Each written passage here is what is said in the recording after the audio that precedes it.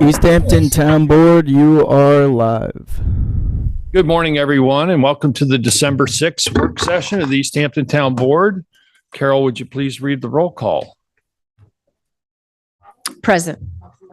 Present. Here. Present. Okay.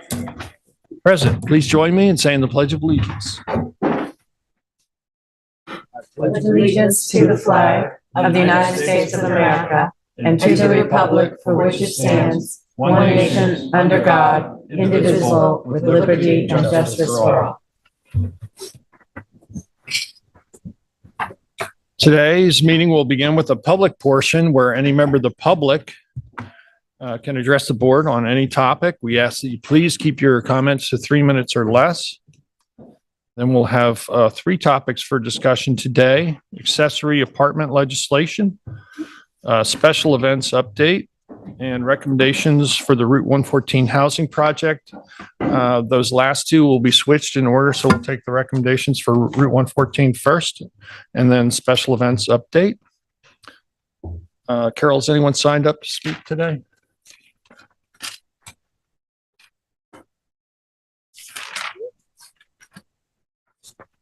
Very much. Only I could read it. Oh, Prudence Carabine. I guess I'm going to have to put my glasses on. Good morning, everybody. I'll print next time, Peter. It's okay. It's really the problem on my end. I'm in denial of needing to wear glasses. First of all, I want to congratulate you and everybody in the room who worked so hard to get this vote accomplished. I am astounded that the numbers turned out as well and as healthy as they did for this wonderful housing idea.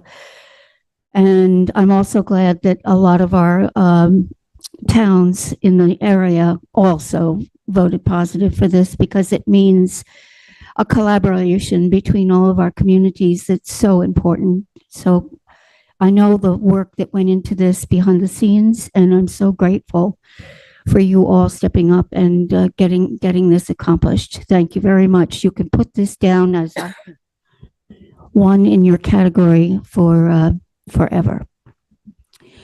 I want to speak about the middle class. I am fortunate to have been born into the middle class, not because of the work that my family did, but because of the land. I come from a farming family, and the land suddenly in the 80s became something to reckon with. I remember my grandfather, Ferris Talmadge, telling Henry Haney in 1954 to buy land. And this was after a couple of incidents that Henry had with a local constabulary, and decided to stop gambling and buy land. And he's very happy that he did, I'm sure, Henry.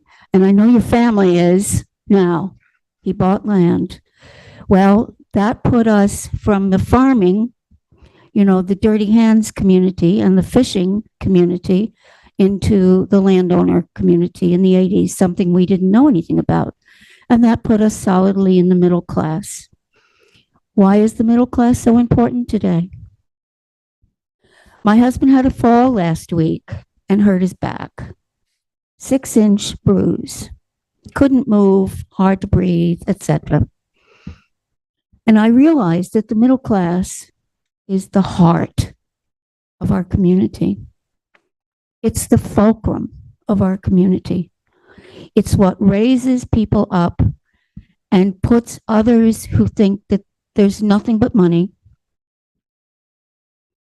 in a comparison with others. The fulcrum of our life here in East Hampton, as it is in most communities, is the middle class. It's the democracy. It's the people who balance our world. And the reality is that the middle class is leaving. So many of us see our homes as an investment rather than a place to die.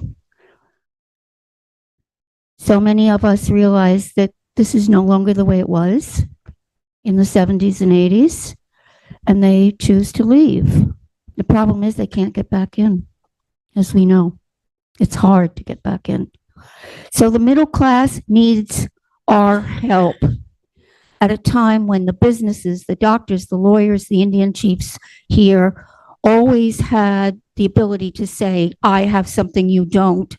I'm winding it down. The middle class needs housing. That means doctors and lawyers and Indian chiefs. Thank you. Thank you so much, Prudence. Is there anyone else here who wishes to address the board? David?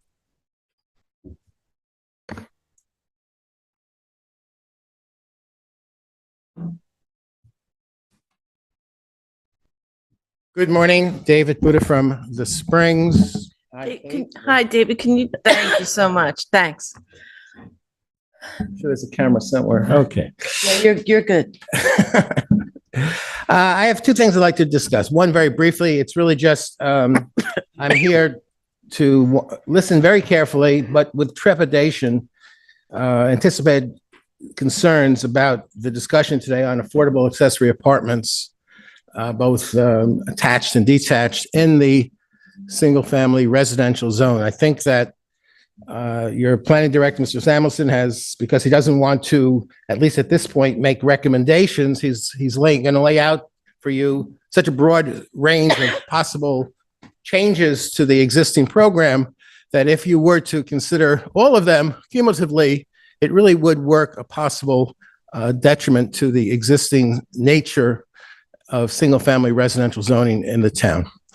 The towns, I applaud you for the effort to improve affordable, the opportunity to obtain affordable housing in the community, but that focus must be efficiently directed to providing opportunities for rental apartments, primarily in those communities that at the present time do not provide a place for affordable housing.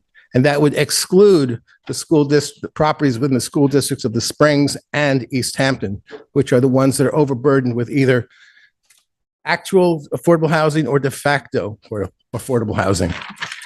Now, the second topic is a relatively minor topic, but I think it's important. I'd like you all to take a look for a moment at proposed ordinance 1439, which council member Overby has proposed. It's a routine resolution concerning accepting a road widening easement in an urban renewal area. The last sentence of the resolution is the standard boilerplate, which says, resolve that the grantor is to return a conformed copy of said easement to the town clerk prior to issuance of a building permit, which is exactly what should happen. In an urban renewal area where there is a road work assignment, or if there is a determination that there's a need for a road widening easement, that should occur prior to the issuance of the building permit. Why is that important?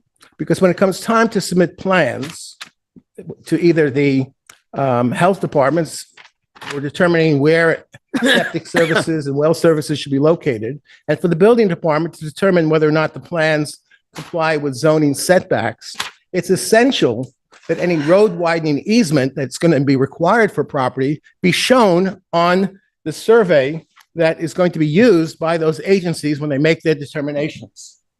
I provide you with a copy of the Suffolk County Department of Health Services survey for this particular property. Thank you, Darren. Thank you.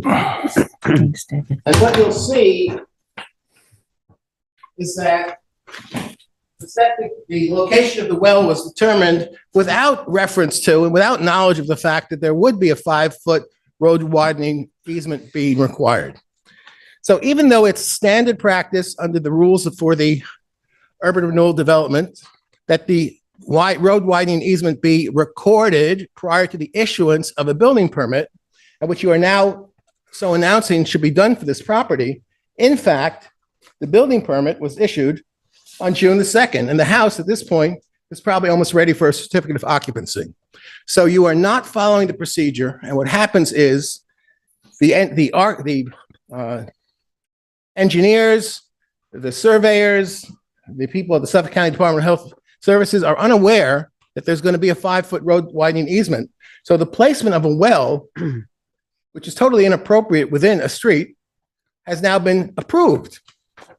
And you can't go back retroactively and change that. So these things need to be done prospectively.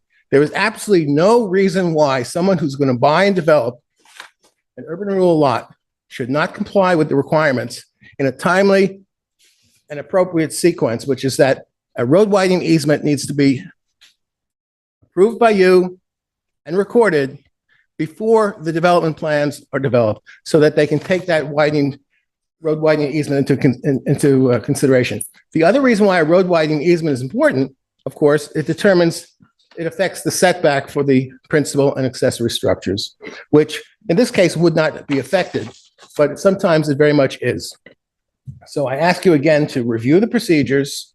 Obviously, you should not adopt a resolution that announces something that's an impossibility. They cannot record this before the building permit's issued because it's already been issued. So you need to change the language in this resolution, but going forward, you need to ensure procedures at the building department that they comply with a rational, logical sequence so that all the relevant facts can be known and taken into account. Thank you. Thank you, David. Is there anyone else here who wishes to address the board on any topic? Matt, do we have any callers on the line? Yeah, we have a few callers. I'm gonna unmute caller 5757. Caller 5757, you are unmuted. Hi, I'm calling about the crackdown on, quote, illegal dancing out in Montauk. Yes, go ahead. Could you please state your name for the record? Are I'm sorry? Would you please state your name for the record? Lee. I'm sorry, Lee? My name is Lee. It's come to my, yes, sir. What's your last name, Lee? Please. Heiser. Kaiser? Heiser, yes, correct. Can you spell that for me? Is this the appropriate Heiser? I have no idea what this person said. Can you just spell your last name for us, please? Heiser. Thank you very much. Lee Heiser, thank you. Please continue. Yes, sir. No, is this the appropriate time for this? Absolutely. This Because is I've been open made public aware comment. that there's been some crackdown on dancing and bars. I've been a resident here for 63 years and been going out to Montauk for 30 years. And there's always been dancing. I don't understand what the issue is now. Yeah, I think I can explain that to you. You're probably referring to an article in the New York Post, which was filled with inaccuracies. This summer, we had a couple of restaurants that decided they would try to become dance hall nightclubs, and they removed tables and chairs from their restaurants at night and then exceeded the allowed fire safety capacity of those structures, in some cases by more than twice the amount allowed, creating a serious public safety issue, which we did in fact crack down on. It had no way had anything to do with dancing. It had to do with exceeding. People are allowed to dance in places that are designated for dancing. 20 years ago? Right. Why wasn't this done 20 years ago when I've been going out I'm not sure there? I'm not sure what you're referring to about something done 20 years ago. We enforce the public safety of our town wherever we see violations of it. Oh, so you just started doing this? No, we've been doing it all along. We just had some recent examples of people trying to, for profit, cram as many people as they physically could into a space, taking cover charges and selling drinks beyond the legal and safe capacity of those structures. So, of course, we were going to respond. Okay. I just wanted to voice my opinion about that. Yeah, I appreciate you taking the time. And again, it's unfortunate that the New York Post decided to try and make hay out of something that there really wasn't anything to make hay about. This was really about public Really? safety. It's nothing to do with dancing. If you go to a club that allows dancing, you can dance all night long, as far as I'm concerned. You might see me there. Okay, thank you very much. Bye-bye. Thank you for calling, Lee. Matt, do we have any other callers on the line? Yeah, I'm unmuting caller 2341. Caller 2341, you are unmuted.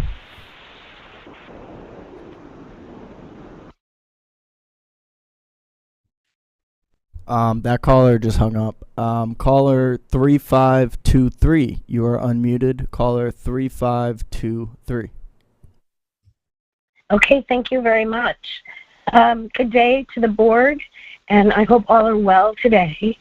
My name is Noelle Parker Haas, and I'm speaking to you today as a current resident of 782 Route 114, also known as the Cottages. I have two reasons to speak today. First, I would like to voice my enthusiastic support for the recommendations presented by the Working Group for Community Housing Development on Route 114. I work as a waitress and a gardener for more than 10 years locally, and many of my coworkers live locally as well. It's beyond past time that all of our local workers be able to find appropriate, affordable housing, especially in and near Sag Harbor. I'm in favor of the green, sustainable building. I do think there is a great need for middle and low income housing, especially for single people like myself. I live with my dog and my cat, and I often volunteer at ARF to foster and bottle feed newborn orphan kittens. So one bedrooms are a necessity. There was a recent article in the New York Times that spoke of how we are in a time where the highest percentage of people over 40 live alone. So one bedrooms, and also I noticed everyone had a bathtub, which was just so important for anyone who does hard labor as a job. Perhaps more importantly, I speak respectfully to the board today for myself and the other residents at 782, the Cottages. We are concerned and worried because no one has contacted us to inform us as to what is proposed to happen to current residents. The Sag Harbor Community Housing Fund, which bought our property a few years back, has made no notice or information available to us as residents. So I have questions. Where will we go? Will we be given an apartment in the new buildings? Where will we be housed during construction? Or will we be housed at all? And what is the actual timeline for all of this? I know that was a lot of questions, and I appreciate the board's time. Thank you. Noelle, thanks so much Is for there anything calling you in. can answer? Yeah. Okay. Thank you Is so there much any for way to calling. answer any of the questions? Yeah, I think the intention at this point is for those who are in the cottages currently to be given an opportunity to move into the new buildings once constructed. That's great. And then my other question, in the interim, what will happen to all of us? So that's part of what we'll be discussing moving forward. At this point, we have some very preliminary plans, and this is really kind of a first blush. And Councilwoman Kathy Burke-Gonzalez, council member, will be leading that particular effort as part of All Hands on Housing. Okay. I just, hope that I would love to be included in some way, in whatever way is appropriate, or whatever meetings I can attend. If that's possible, I'd love to be able to. So where can I get that information for the future? Yeah, again, the point person on this project on the town board is the liaison council member, Kathy Burt Gonzalez. And so please, if you can, Okay, great. If you're able to watch the presentation on that particular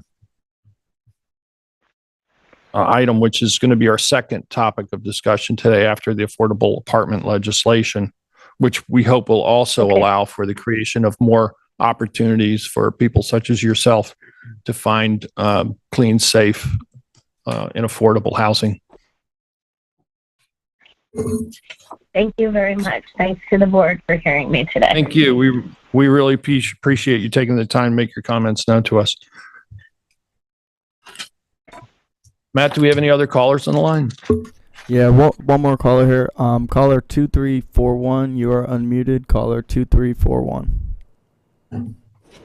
Hi, everyone. It's Bryony Frage from East End DMV. I'm sorry, I was driving. I pulled over, but I kept getting disconnected. So you tried to unmute me a few times. So my apologies.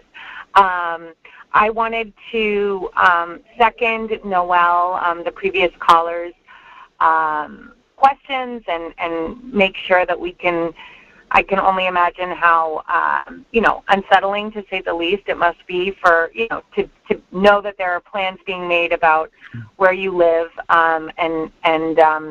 So, I hope that, so that we can improve communication with those current residents about sort of what's going to happen going forward. I did review the presentation, and oh, I'm echoing. Hold on. You sound okay on our end. Oh, I do? Okay. All right. So maybe she needs to mute her YouTube. All right. Anyway, I wanted to just let you know that I reviewed the presentation. I'm so happy to hear that you've changed from only being one bedrooms to having, a wider range of unit sizes.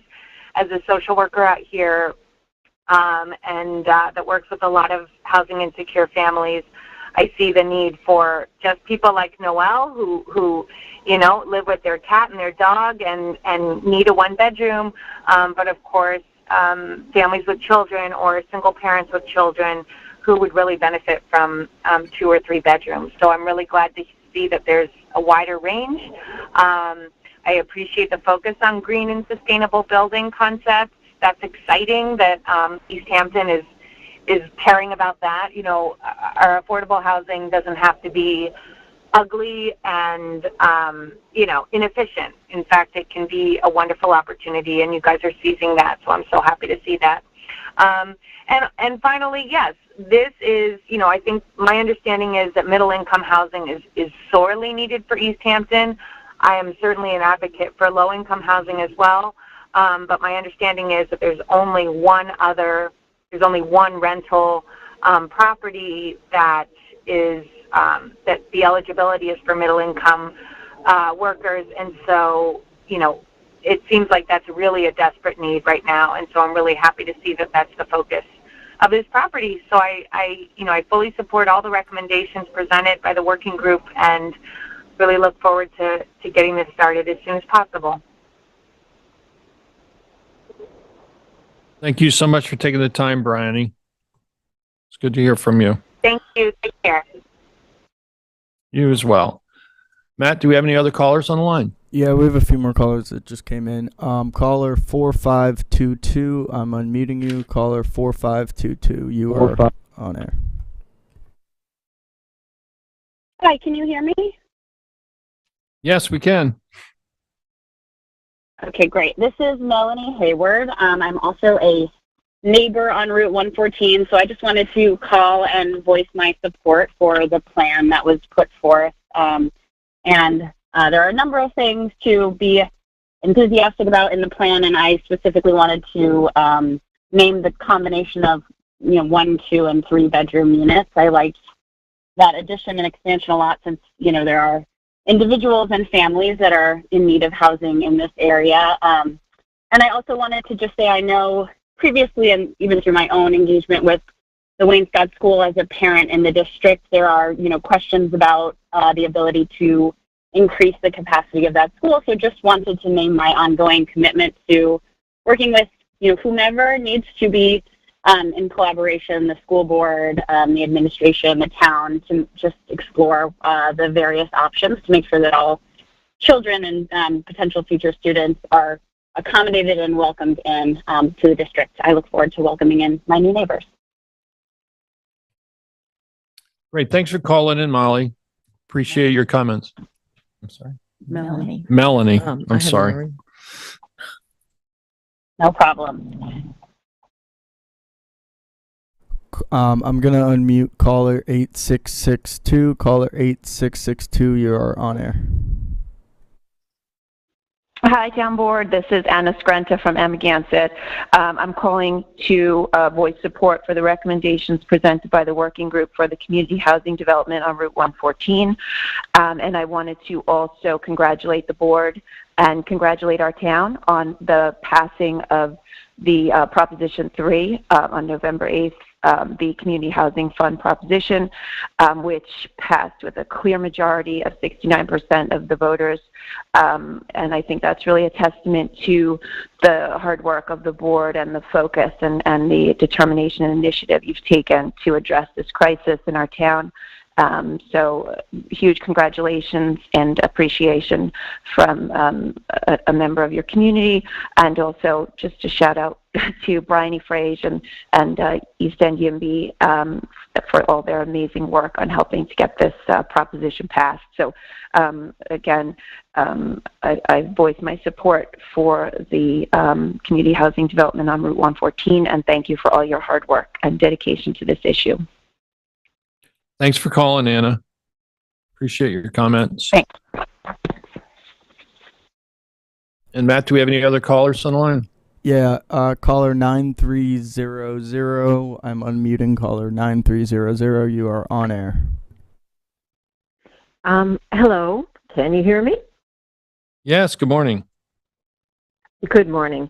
My name is Jerry Maslanka, and I live down the street from where this project will be built, and I'm calling in to say congratulations also for the passing of the proposal for the fund, the housing fund, and all the work that's been done. I really appreciate it. I'm in favor of this wholeheartedly.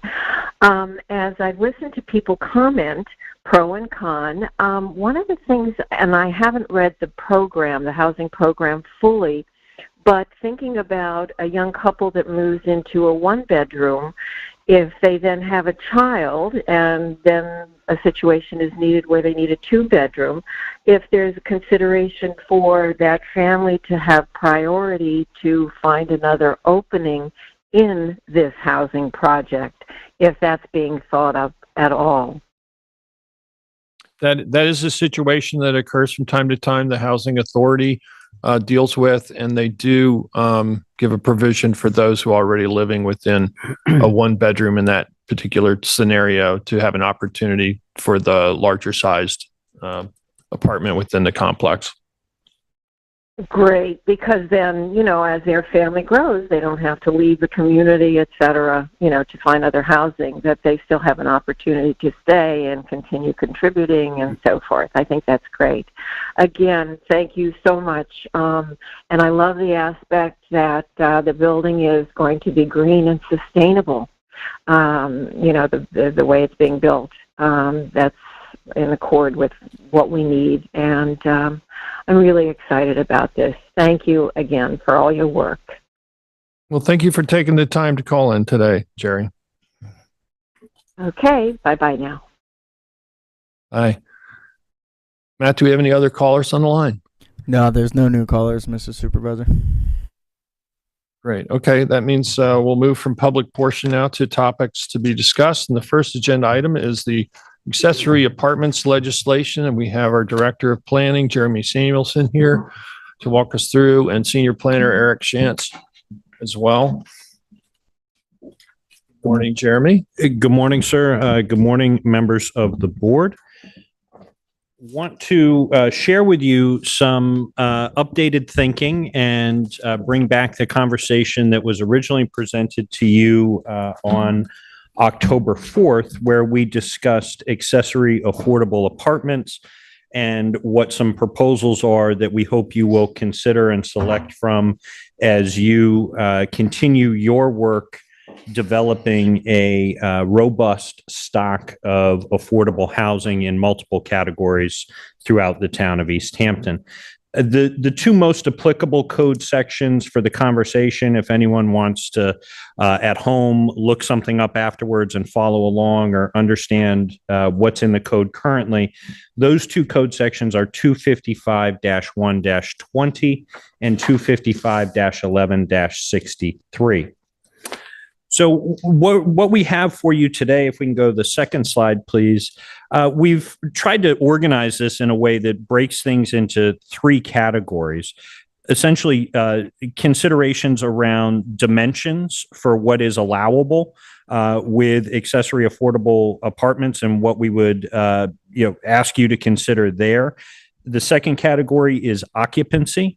And the third category are considerations around the financial aspects of this. So you see on this second slide the specific elements that we'll walk you through on the subsequent slides here. I will kick us off running through the first couple of slides, then I'll hand to my counterpart, Eric Shantz, who will dig a little deeper on particularly some of the implications for number of units. So if we can dive straight in, please, and go to the next slide, you'll notice the dimensional pieces that were flagged in the first slide are carried over and expanded upon here. So these all apply to residential structures. What we're talking about today, I think as the board knows, and I hope as the community knows at this point, since 2016, there has been a provision in the East Hampton Town Code that allows for the construction or the creation or the legalization of up to 20 units for accessory affordable apartments within each hamlet, in this case, as defined by school district. So what that means is throughout the town of East Hampton, there were 100 of these, 5 school districts, 20 per, and you get to 100. And what we have found is that in the intervening years, the East Hampton School District has actually fully achieved its allowance of 20 units. And so anybody in that district who walked in the door of either the building department or the planning department and wanted to begin this journey towards creating a unit today would actually not be allowed under the current code to add a unit, an accessory affordable unit. And that's because the allotment for that hamlet is full at this point. This is one of the reasons we wanted to get in front of you to make sure that you all were having this conversation so that we can look at really two big picture questions. What are the right allowances for us to create as a community that allow a certain number of these units to get created? What are the specific restraints that keep these things from being either too big or in the wrong place, or having too many cars, or all of the typical things that we need to manage for through our planning and zoning code. So one big consideration here is number of units and the constraints around that. The other constraint that we're hoping you will consider here and manage for as you navigate this conversation is actually what do we want the total to look like here going forward? Where do we want them in town? And where in town is appropriate to actually land these units. So you can see on the left-hand side of the slide here, we have a set of specific recommendations that look largely like the recommendations that were made to you on October 4th. And then on the right-hand side of the slide, you have specific observations about those recommendations. So on this first one, as I said, we've gone from 20, or we've gone up to 20 in one district. Other districts, and really the other thing that we need you to think about managing for here is how do we actually incentivize people to want to participate in this program? We have, as I said, in East Hampton School District, we've reached all 20 units. In Wainscott, we have 0. All right. In Montauk, don't quote me on the number off the top of my head. I think the latest report that I looked at was something like 6 of these had been applied for. And so the other big question here is what's keeping people from wanting to participate in this program? And we'll get a little bit more into that analysis, a little deeper into the report. But, there's how many do we have overall and how do we incentivize people to want to participate? Going to the second point here, one of the limitations of the existing code is that these accessory affordable apartments, according to the 2016 legislation that was adopted by the town, are actually rather restricted or prohibited in the Harbor Protection Overlay District, the HPOD, or in the Affordable Housing Overlay District. So sort of ironically, why would we prevent these in the affordable housing overlay? I can't frankly give voice to what the rationale was at the time. All I can say is that I think affordable housing should probably go in the affordable housing overlay district. I mean, I can't describe why a prior board made that determination. Specific to the Harbor Protection Overlay District, as you all know well, this is a zoning tool that was put in place years ago to try to minimize pollution entering our local waterways, our surface waters, but also our drinking waters. So if you look at this district on a map, you'll see that several nearshore areas in town have this designation of harbor protection overlay for the reasons I just described. And we know that the principal source of pollution that we're trying to manage for here is actually our septic systems. And so the world has thankfully moved light years ahead of where we were when we found it necessary to adopt the Harbor Protection Overlay District. That's not to say we need to walk away from it. It is to say that we now have the on-site treatment plants that are for new construction required, and for expansion, if you tip from 4 bedrooms to 5 bedrooms, are also required as an amenity that a property owner is obligated to put in place. So the point here is that I believe it made sense when this original legislation was adopted in 2016 to have a prohibition against putting some of these units in a harbor protection overlay, but we now have better code and better technology that not just allows us to, but actually requires us to do the thing that we were scared about in the past. And that is treat the actual effluent and the septic before it goes into our drinking water and eventually into our surface water. So I would argue or propose for you today that we operated in the past out of an abundance of caution, and we now have a solution for the problem that concerned us previously. And we should allow ourselves to examine whether or not it's appropriate for somebody to put an accessory affordable apartment into the HPOD overlay district. So the third bullet on here is to increase the number of bedrooms per one of these apartments from 1 bedroom to 2 bedroom.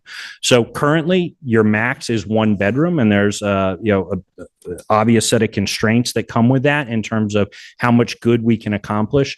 We heard some of the commenters on the call or the calls a few moments ago talking about some of the situations that we've learned are more frequent than we maybe would have realized previously about somebody welcoming an additional family member, whether that is a parent or a grandparent or a new child to the family, or welcoming an aunt or an uncle into your home, and having that really be something that people weren't able to do because that would cause them to basically lose their housing. If you have some of these units that are allowed to be up to 2 bedrooms, that gives you a lot more latitude and flexibility in terms of how much good you can do within the community.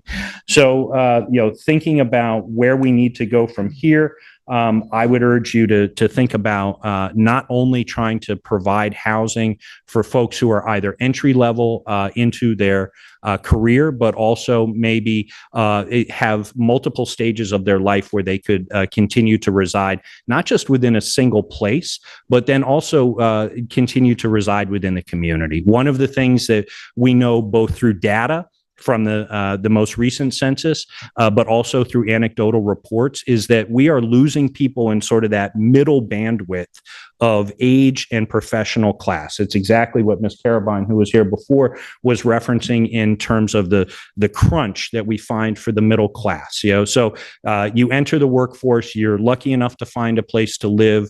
You work hard for several years, you get promoted, maybe you find that special person you want to spend time with, and all of the arrows begin to point towards your best option being to leave town. right? And that's because you simply can't find a place to live. You can't find a place to live that allows you to grow in your personal capacity and your professional capacity, because you're either limited in terms of the rent obligations that are attached to some of these, and we'll get to that in a moment, or just the bedroom count. So we're trying to create opportunities for people to remain in a single location, or more broadly, to remain in town. We have seen, again, through census data, that people are exiting in their late 20s and into their early 50s in particular. And that really puts a hurt on us in terms of trying to find those professional level workers that we need for that middle income band that are really driving our economy and providing professional resources to our community. So we see the bedroom opportunity as one of the tools that can help us address that. We would also ask that you consider increasing the maximum size allowed for detached apartments. So I'll take one step back and say that in general terms, what this code does, the 2016 code that's already on the books, is it creates two categories, basically. It says detached apartments. So that's literally a structure that is detached from the principal dwelling. There's a whole set of provisions around that. And then there's a whole set of provisions around an attached apartment. So something where either you're building something new that literally attaches to, or you're repurposing area within an existing structure. So those are two broad categories here. And one of the big pieces of advice that we got when we were out talking to community members and people who've navigated this program, or importantly, people who've chosen not to navigate this program because of some of the constraints that felt onerous as they attempted to weigh in here. What they found is that some of the space limitations for the detached category were somewhat onerous, and those are currently set at 600 square feet. So that's a relatively modest structure. We had proposed in our presentation to you on October 4th that you may want to consider bringing that number of 600 square feet maximum for a detached up to 900 square feet. Since we put that proposal in front of you, this is actually one of the areas where we've gotten a lot of feedback from members of the community. And I won't say it was 50-50, because it wasn't. It was sort of 2/3 and 1/3. 2/3 of folks said, that feels like a big something in my neighbor's backyard. 900 square feet, feels a little on the large side. I think I was more comfortable with the 600 square feet. So we want to report out to you that we've been listening and soliciting community feedback since our prior presentation. And that was one area where people focused. About 1/3 of people came back to us and said, actually, it would be a benefit to us to go from that 600 to something larger. Maybe not quite the 900, but it would be a benefit to be able to go above the 600. And one of the anecdotes that I shared with you last time that has been reported to us from several different people here is that we find ourselves in this situation where within an existing detached structure, so a two-car garage in somebody's backyard or something that they want to repurpose, what we found is that people are having to literally build false walls and put up space to just block something off to meet the dimensional requirement here, which felt a little silly to us to have something that's literally pre-existing, already built, usable space, but for the code. And let's acknowledge that no code is perfect. Nothing's ever going to get it exactly right. If we picked 700, there would still be some person out there who had an 800 square foot, situation and say, well, that same rule is, still jamming me up here. So I don't want to pretend that perfection is possible here. I want to share with you the general guidance and feedback that we've heard from people.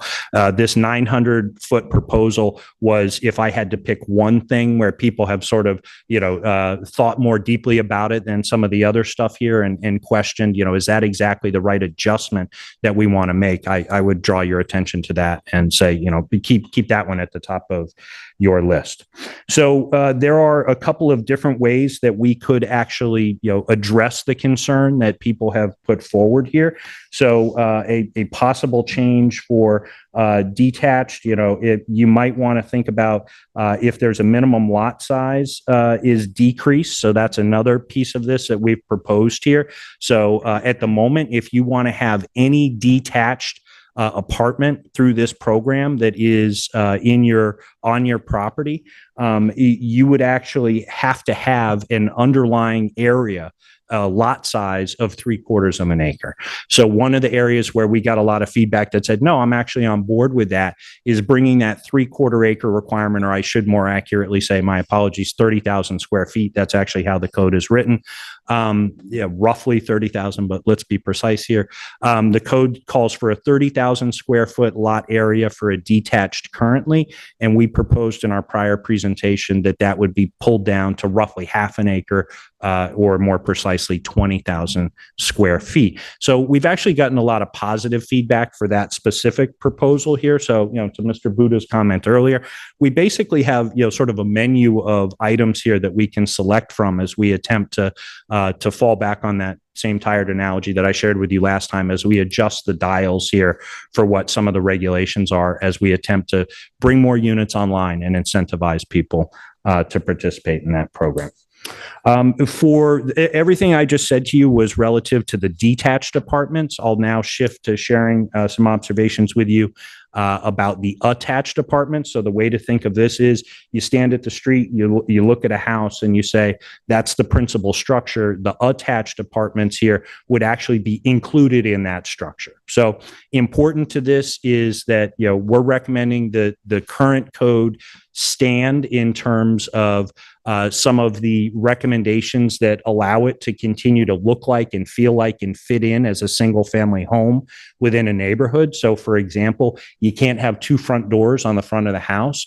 The accessory apartments entrance would need to be either on the backside or on one of the sides of the building. We want to maintain that aesthetic that some people have said, I get it. I think there's room within the community for us to put some of these units an appropriate number in given neighborhoods, but they don't want it to begin to feel like, we're in a neighborhood that's characterized by duplexes. So for example, we would recommend that even with the attached, you would continue to observe those pieces, but you then have a question about what are the dimensions that would be appropriate? And so similar to what I observed for you about the detached structures having false walls need to be built and that type of thing, there's actually a square footage limit that's baked into the current code as well, that we're not sure is actually serving anybody's interest at this point. So we have a couple of recommendations for you there that we would propose.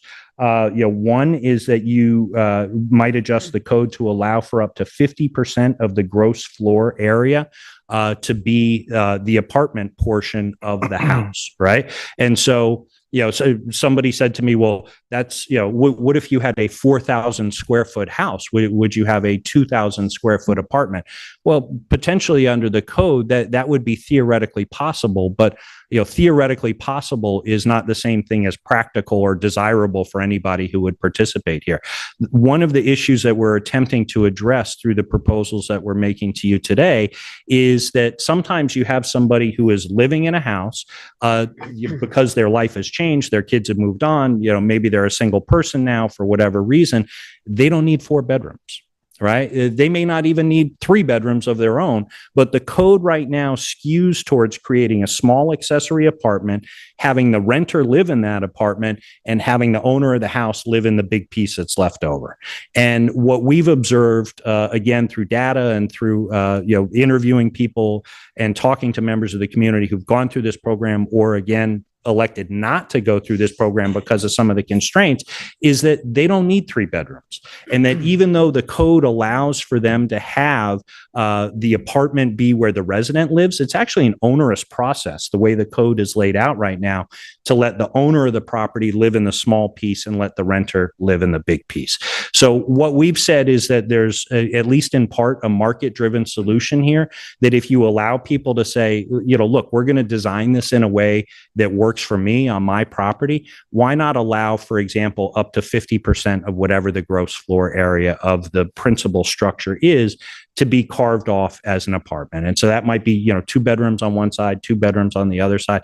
They have that flexibility to meet their needs. And in addition, to allow the owner of the property to more easily, more readily, with a less bureaucratic application process, occupy the smaller portion of the building if that's actually what meets their needs. What we're hoping to avoid here is, again, some of these scenarios where people are having to take built space and wall it off and literally not use it because that meets some dimensional requirement that we've got in the code that could be viewed as potentially arbitrary. An additional piece of this that we'd like to get the code caught up to where we know the world already is and where it's operating at this point is to allow an entire basement to be used as an apartment. So, we have with many constraints, including state fire code and safety code for ingress and all of those types of things, egress. We actually have an ability to allow people to create basement apartments now, but we very regularly find that the space constraints that are associated with that make these small and often unworkable areas where we have the space, but we have a code that doesn't allow us to use the space. So we would propose that we actually have a different take on what some of the basement allowances would be both on the residential side, and my colleague Eric will refer to recommendations that we have on the commercial side in just a moment when he comes to the podium. If you're looking for a tool that may be useful here in terms of how do I wrap my head around what's appropriate within a basement apartment for a residence, I will just reference that in the current code, we have the ability for commercial apartments to be built for between 450 square feet and 1,200 square feet at this point. And so if you're looking for a template that already exists that is proven workable within the town, one of the things that you may want to consider is taking the dimensional regulations that currently apply for commercial and applying those similarly to residential. It's not because they're identical, but it may give us a template from which to draw as we look to expand. Can you just repeat that? I'm sorry. Well, go ahead. I'm sorry. Just repeat that comment about the similar resident and commercial again, please. Right. So Eric will correct me if I've got this wrong here, but my understanding of the commercial code is that currently between 450 square feet and 1,200 square feet, with many provisions that, again, we'll talk about in a moment because I think they're somewhat onerous and prevent many people from wanting to participate. But it is theoretically possible, based in our current code, for a commercial property to have a apartment that is between 450 and 1,200 square feet. And what we're trying to do is not reinvent the wheel. As you all look at what is appropriate, what is safe, what meets people's needs, we're suggesting that taking the dimensional requirements from the commercial side of the conversation and considering those on the residential side may give you a template that you're comfortable with as you navigate that conversation about creating, in particular, basement apartments and residences. So I don't know if I answered your question. You did. Thank you. Yep. Okay. So the additional point that I would share for you is that allowing detached apartments on properties of 20,000 square feet or more, and I reference this somewhat, it has the potential to make the lot area requirement for attached and detached apartments the same. And so as I referenced before, you have these two broad categories. You have detached and you have attached. In order for somebody to qualify to put an accessory affordable apartment on their property now in the attached category, they need to be a minimum lot size of 20,000 square feet. So I'm simply observing for you that it would simplify the program if you had a similar area requirement for the detached. So making both of those 20,000 square feet bring some simplicity to the program in terms of us understanding and creating parallel structures between these two parts of the code. Just sharing that with you as an observation about what we've proposed here today. So the final point I will make for you, and then I'll turn it over to Mr. Shantz, is currently, the way the code is written in East Hampton Town, the basements, even if they're finished, do not contribute towards gross floor area. And for folks at home, gross floor area is meant to describe the finished portions of the built structures on the property. It's not stuff outside. It's not your driveway. It's none of that. It's literally within the four walls, above grade, finished space. Right. And so when we're talking about gross floor area as something that, modifies or gets adjusted here. I just want people to understand that based on our current code and how it is written, if we talk about using finished space or creating finished space in people's basements to use as apartments or expanding the provisions that allow that, that actually does not contribute towards gross floor area. And there are people who will argue that it should, and there are people who argue that, there's good reasons why it doesn't. I just want to clarify for you as you navigate a conversation about that impacts gross floor area, that the way our current code is written, that any development or finishing of a basement actually does not impact that number at this point. So just a point of information, really, as you consider that. I'll get out of the way and let Mr. Shantz join you here. Thank you, Jeremy. Yeah. Hello, everyone. Eric Shantz from the Planning Department.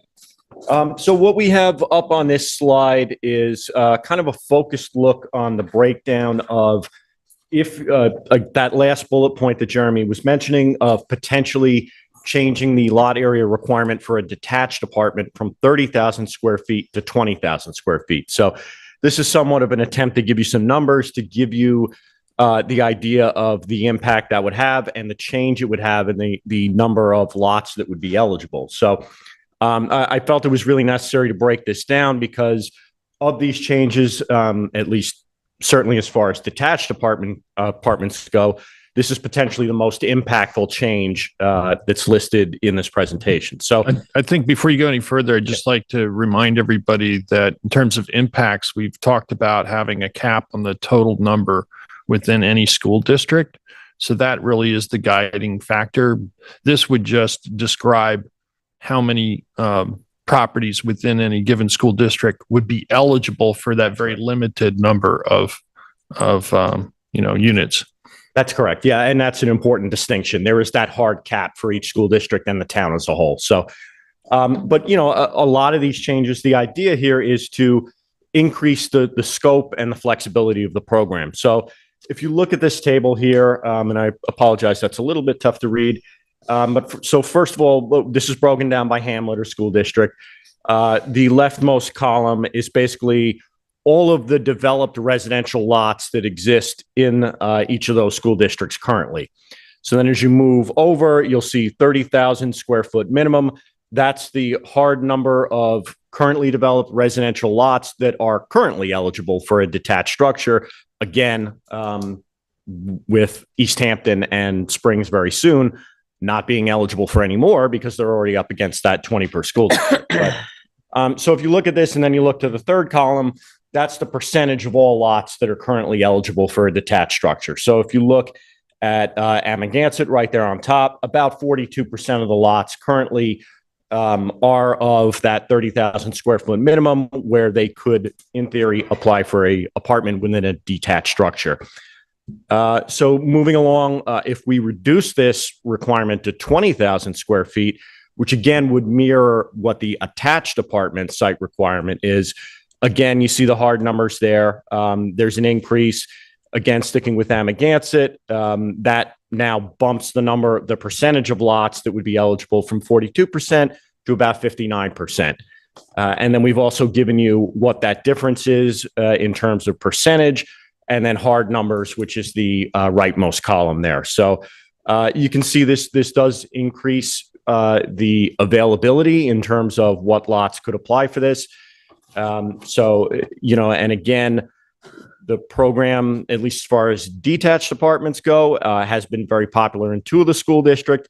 It has not been as much in the others. But basically, by doing this, you would increase the reach and the availability of members of the community to provide detached affordable housing. And this would also make the code then mesh as far as what the site requirement is for the detached and attached apartments. What year was detached allowed? Was that in 2016? I think so. I think it was. Thereabouts. Thank you. I would have to double check to give you an exact answer, though. I apologize. It's okay.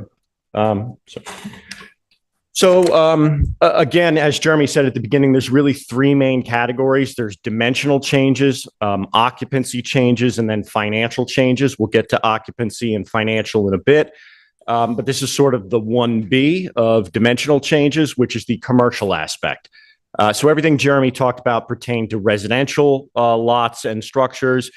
This is just an overview of a recommended change, one that we certainly recommend, which is allowing basement apartments in commercial structures. Right now, they are prohibited. The special permit standards of the town code specifically prohibit use of basement apartments. They are permitted, as Jeremy said, in residential structures. So, really in the end here, again, a lot of times when you look back at code, there's a question of intent. I don't know exactly what the intent was in prohibiting them. I would think that perhaps it was more an issue of, trying to make sure that you don't have illegal apartments cropping up. But this is the town code requirement. So you're already dealing with a situation where a property owner is coming to the town and asking for approval for this. So we don't see really any issue with permitting basement apartments in commercial structures. Again, the obvious kind of answers or questions when you're allowing an area to be used in a certain way, at least on commercial property, are really issues of parking requirement and sanitary requirements. If a property can meet those requirements, then we don't really see any reason to prohibit those. Again, we're not proposing any change under the town code, which is the size limitation of between 450 and 1,200 square feet. And one point that perhaps I omitted from the slide that should be in there, because it's really the main point here, is that this would still need site plan and special permit approval from the planning board. So it's not as though a property owner could just go and change their basement and turn it into an apartment. They would need to go through the same procedure as if they were putting an apartment on the second story of their commercial building. So the safeguard is already in there in terms of that process. So that's a change that we would recommend that you make.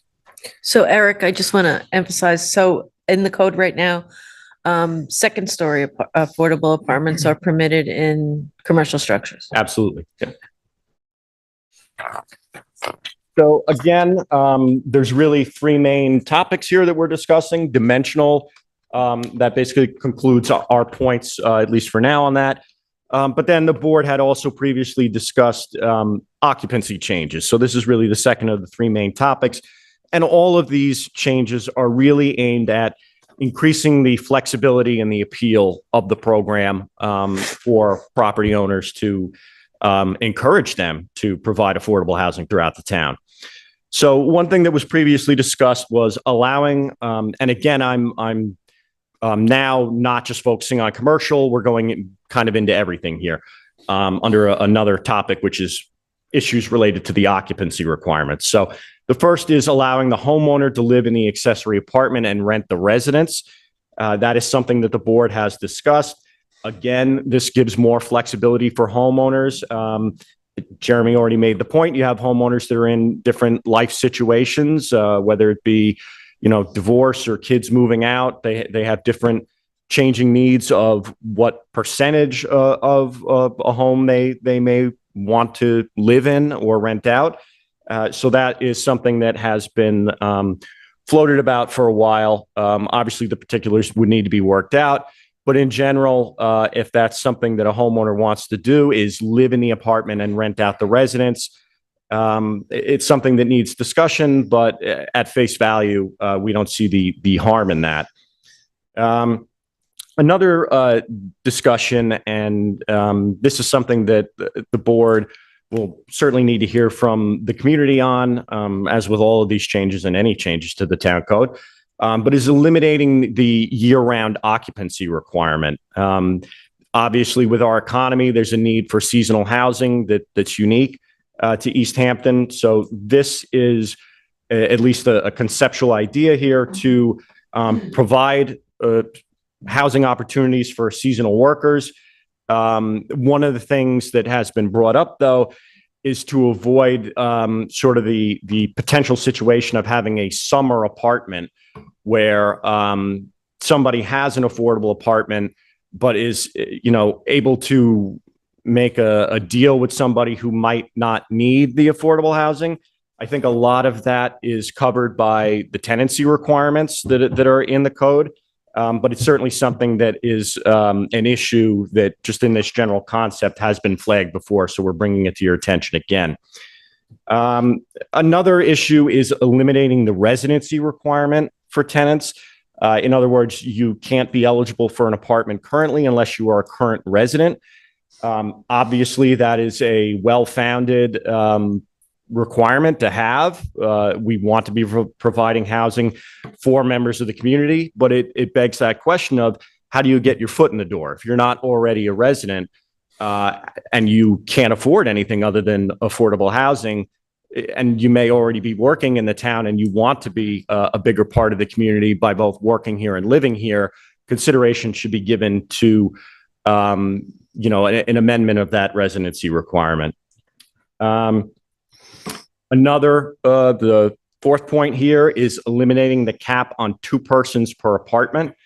Again, this goes to the issue of the fact that, you have people in very different situations that have that common factor of needing affordable housing. They may be single parents, they may be young families, there may be more than 2 people in their family. So by amending that, we could provide additional opportunities for those people who, it's kind of a common sense thing, but even if you look at census figures, they're amongst the most in need of affordable housing of, any, cohort, if you will, of our community. So, and then the last point, a lot of this is stuff that I know the Office of Housing and Community Development has ideas on, but it's basically just simplifying the annual renewal process.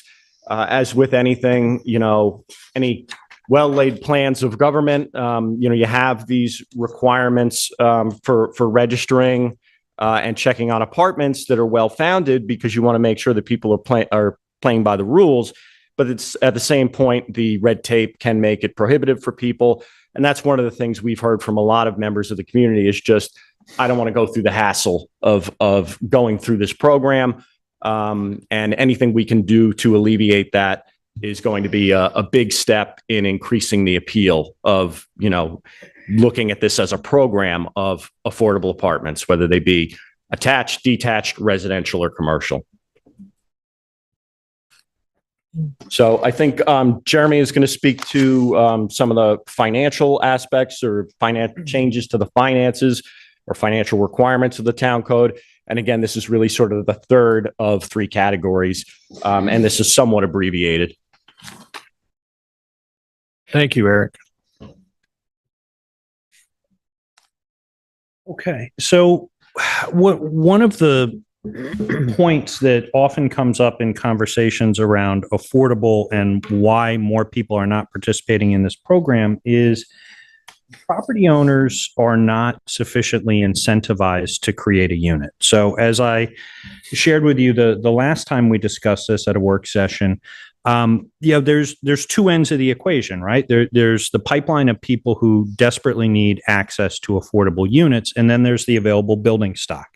And that available building stock gets created by individual, at least for this particular program, the accessory affordable program, gets created by people who want to go through this program, create a unit, and have somebody living on their property. What we have found since 2016 is that the people who are willing to do that are people who are providing accommodation for a family member. As we all know, we will do things for family members we would not do for, just your average person walking down the street. That's the danger and benefit of family rolled into one, right?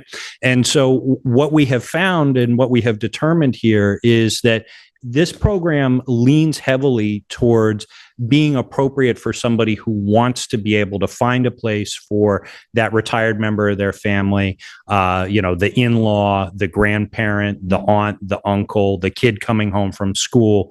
That all makes sense. For that, you are willing to go borrow money and build a thing on the side of your house or carve up your house or change that room over the garage or do any of those things, right?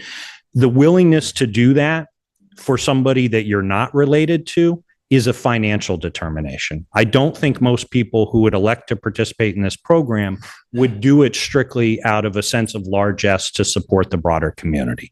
Most people who are going to consider this program for something other than a family member have to have the numbers work.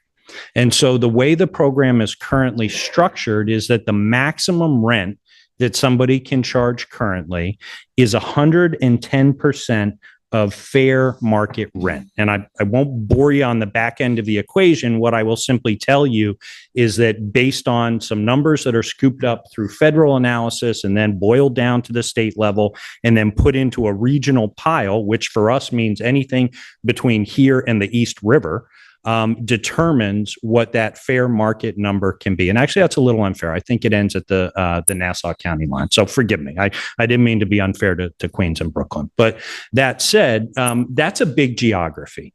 And that geography, as we all know, has a big spread in terms of what the cost of living is, what the cost of land is, what construction cost is, what taxes are.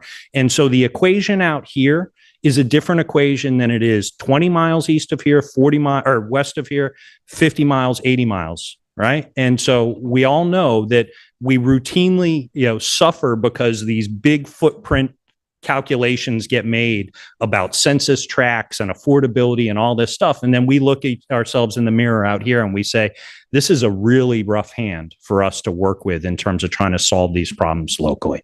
So part of this is a matter that we have local control over. And what I mean by that is the way our current 2016 code is written, we determine what the maximum rent is that we can charge by saying it's 110% of this fair market rent. That's the equation I just described for you. That number, 110%, is a number that we assign to ourselves. If we choose to adjust that number, and what we're recommending here is that we go to something like 130%, what that means is, yes, that the people who will be coming into this apartment as renters will pay more. Yes, and I'll get to that in a moment and who that affects and what the effects are. But the other thing that it means, the other half of the equation that comes into play here is that we start to get closer, we hope and believe, to actually making this program appealing and therefore incentivizing people who wouldn't be doing this for a relative, but rather would be doing it because it's something that helps them. So in addition to creating affordable housing, we think there's an opportunity here to make housing affordable.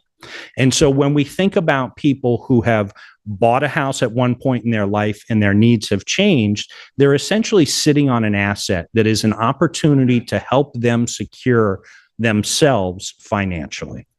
My kids have moved off. They're out in the world. One lives in California, the other one's in Texas. Again, why do I need 4 bedrooms? I don't want to sell my home. I don't want to move. I don't want to leave the community. I don't want to try to find, some senior housing. I don't want to do any of that. I want to use what I already own to help provide financial security for myself and address a pressing need within the community. But if the numbers don't work, you're not going to go there. So our calculations, and you can see a couple of charts at the bottom of the page here, lay out what the current rate is, that's 110%, and the maximum rent that you can charge under that, which at the moment, and this, gets adjusted periodically, when that back end equation gets adjusted and goes up a little bit, but 110% will, if we keep our code the same, be a little bit higher, but not significantly different in the future. So the point is, at present, $1,865 is the maximum that somebody could charge for people participating in this program. So if you're talking about 2 people splitting a rent check, $1,865, or for a 2-parent household with 1 kid, because if you do 2 bedrooms, that's possible here. That is a really reasonable rent to come in at $1,865 in this community. Open, the pages of one of the local papers and look at, what it costs to rent an apartment for the off season, let alone on a year-round basis. And we'll all pretty quickly, I think, come to the conclusion that $1,865 is very reasonable. And in fact, what the numbers below that point out is you simply multiply it by 12, you get to this $22,380 number. That would be the rent max currently, and then you take this federal standard that's out there. It's more of a I won't say it. I won't say the rule of. I will say, Kathy's trying to trade me on a couple of things here. Don't use the term rule of thumb as one of them, and I'll give you the background later. But the point is, if we're looking for this federal standard that people point to all the time, saying roughly 1/3 of a household's income is what should be applied to rent here or for your housing costs, then you get to a household income of $67,000. So think about who in this community is bringing home $67,000, and is that where we want to put the ceiling on who we're providing affordable housing to?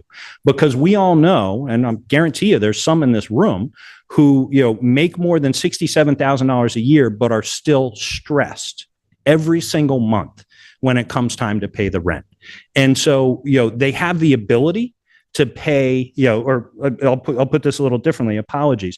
If you have two income earner household, you very quickly, in almost all circumstances, get to and through that $67,000 number very quickly. But the ability to charge a corresponding rent that levels out at that 1/3 of household income doesn't rise as well. And so again, we're back to disincentivizing people from wanting to create these units, because their maximum income that they can charge there, not that it's anything to shake a stick at, but is $22,000 on an annual basis. Our contention here is that if you look at the chart on the right-hand side of the page, the 130% rate, which you all have the ability to change in our code, the town picked that 110% number years ago. We could adjust our code to go to a higher number at this point. We picked 130 after, sort of staring at it, noodling the numbers a little bit. You all could land above that. You could land below it. I just want you to, be fully aware of the discretion you have. But for the sake of conversation, we proposed a rate of 130%. And what you find is that would jump the monthly rent to $2,200, right? And so I would say to you, again, think of that scenario. It doesn't mean everybody has to charge $2,200. It means when appropriate and when the facility is appropriate for it, they could charge up to $2,200. So again, think of that two-income household where you have two people. One works for the town and the other one works for a pool company. One's waiting tables and the other one's working in a boatyard. Think of all the people that we know and hang out with around town, and think about what that household income number of $79,000 would be. A lot of folks who are in desperate need of housing here have an income that exceeds that $79,000 number, whether it's as an individual, and there's plenty of those folks around there too, or whether it's as a couple, or whether it's, a two-parent household or a two-adult household with somebody else that's in it. So, you can see now that annual rent, that middle number on the 130% side, would go up to $26,449.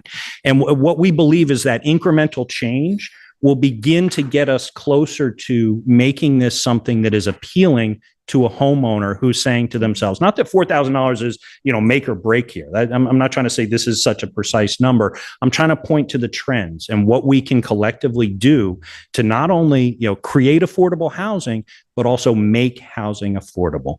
So, think of what has happened with interest rates. Think of the extraordinary price of buying a home out here. Somebody who needs to refinance to help pay for their kids to go to college or whatever, right? These are the kinds of folks that if you're moving towards a slightly larger number can really have a meaningful impact in their lives. Thank you, Jeremy. Yeah. So, this is, in my opinion, one of the most important aspects of solving our affordable housing crisis here in town. We have lost, as you just mentioned,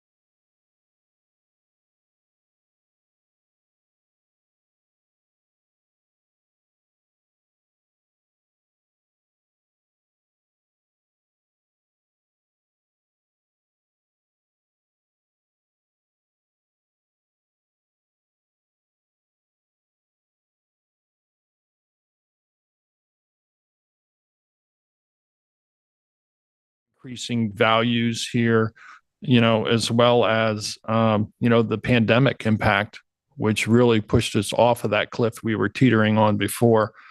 And, there's, I think, an opportunity for us to solve this problem with existing housing to the greatest extent possible, because I don't believe we're going to build our way out of this problem. So ways that we can, and without significantly changing the character of the town. So to be able to utilize existing housing to the greatest extent means incentivizing it and taking away some of the barriers that we see in our code, many of which that you mentioned. And I think it's also important to, again, re-emphasize the fact that we're talking about a capped number of accessory or attached or detached structures. And in many of our hamlets, we have not yet reached those capped numbers, but in a couple we have. So I think, we'll go through these point by point and try and get a consensus from the board on these various topics, with the idea that we could have another musical interlude.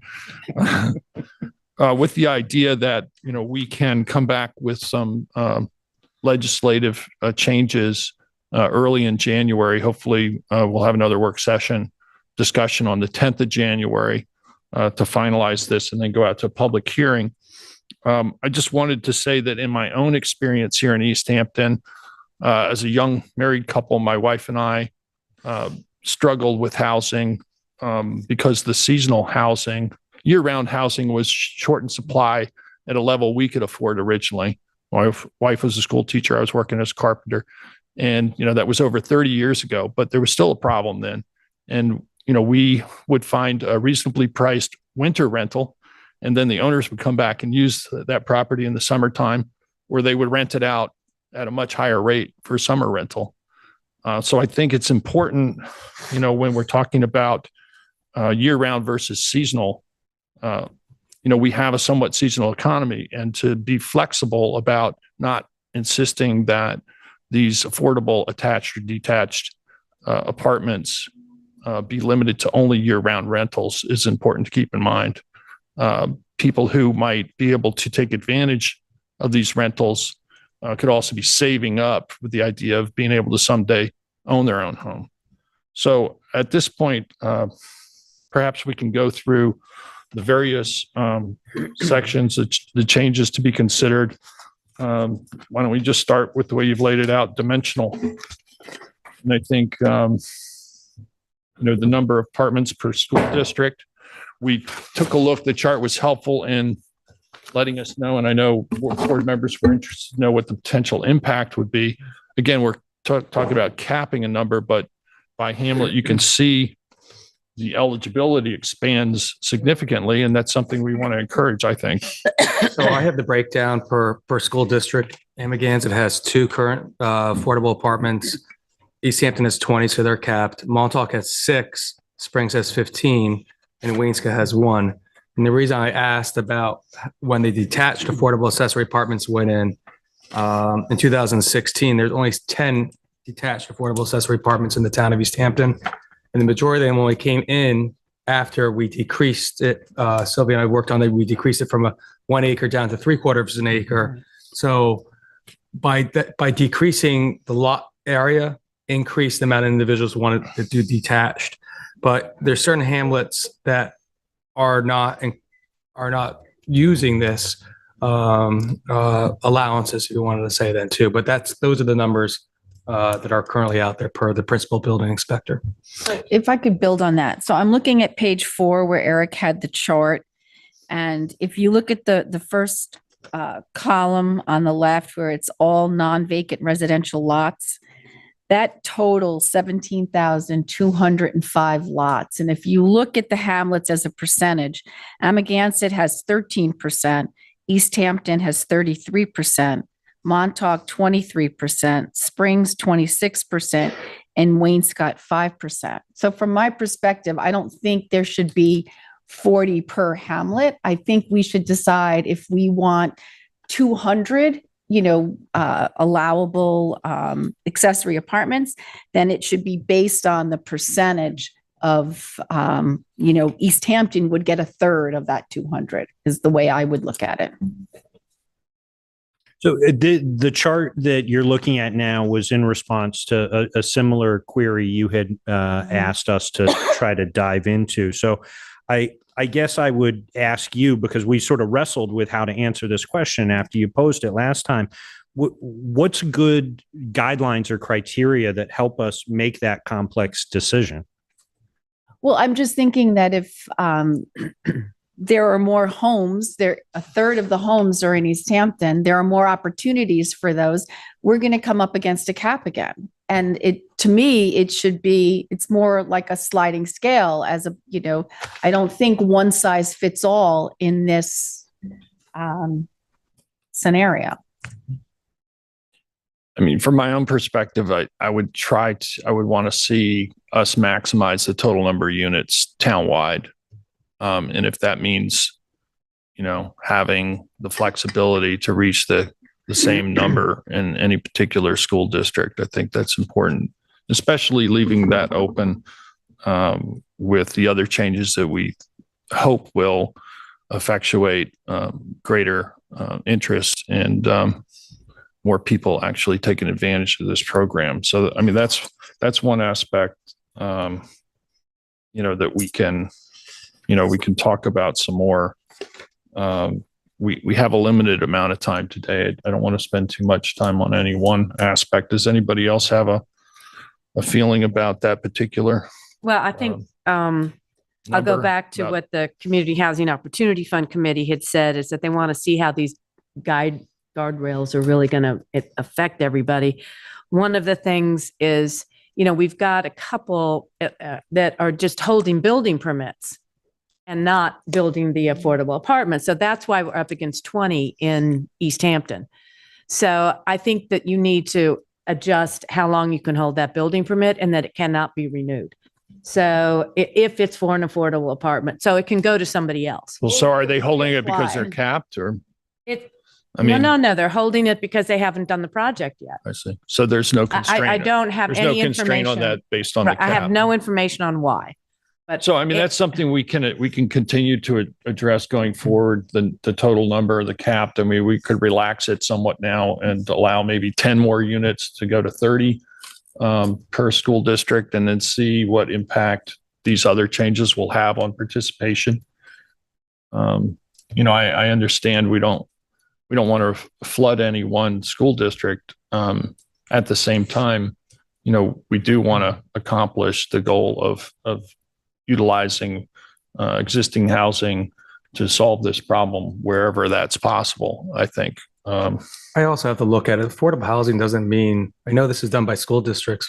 I know individuals that are friends of mine that they have affordable apartments and that their mother lives in, or the others. Doesn't mean that just because you have affordable housing, the mix means that you're producing more students into a school system than two. There are a lot of other individuals out here that don't have children or are past having children than two that just want to stay in the area. So I think we have to think about that as affordable housing, even though the initial code says this by school district, it doesn't necessarily mean that affordable housing, increasing these allowances, these numbers will tax the school district. It could, but it doesn't mean so. I think that's an important point because I know of a number of folks that have reached out to me about the specific issue. They have a garage they'd like to convert. It's a multi-generational home now. Their adult kids now are still living at home. They now have children. They love each other, but it'd be nice to have a little bit more separation between the generations. I think we could all relate to that. Yep. So, they're already there. They're already in the community, and it's just a way to really help alleviate some of that stress and burden on folks. Do you have a percentage on the affordable apartments that are already built in residences? How many are family members? What percentage? Off the top of my head, no, but we did ask that question and it was a surprisingly high percentage. So I would make up a number that I would ask to be able to verify, but it's north of 50% and I think somewhere closer to 2/3. Okay. And again, some of that may go back to that, the other issue, which is the financial aspect. Are you really going to go through the motions to, create those apartments for someone else if it's going to take you 10 or 15 years to recoup, your investment in that. So, raising those thresholds, I think, is important as well. I really think all of these aspects, it's a multi-pronged approach to get a result. So are people comfortable with, say, compromising and raising the cap to, say, 30 for now across the board? And then, we can always revisit going forward. Yeah, I'm for, I just would need to understand why would we be changing from a consistent number to a percentage number? Like, what is the basis for doing it one way or the other? Right now, I would support the change to 30 across the board. And then maybe, because we're going to have to look at all the changes in more of a totality or a higher view, as you kind of said, Peter, because when we look at this chart again, that everyone's referring to, the changes between if we allow 20,000 square foot minimum versus 30,000 square foot minimum significantly skews everything in all kinds of directions.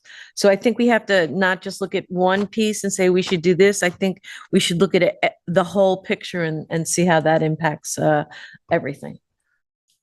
So yeah, 30. Yeah, I mean, that increases the eligibility in some areas more than it is now, significantly based on lot sizes, but it doesn't, again, affect the total number. It's really the cap that would address that. I'll just share the math with you. I added up the numbers that Councilmember Lee shared, and they jive with what I have down as well. There's currently 48 units that have been created through this program, so we're actually a hair under 50% of allowable.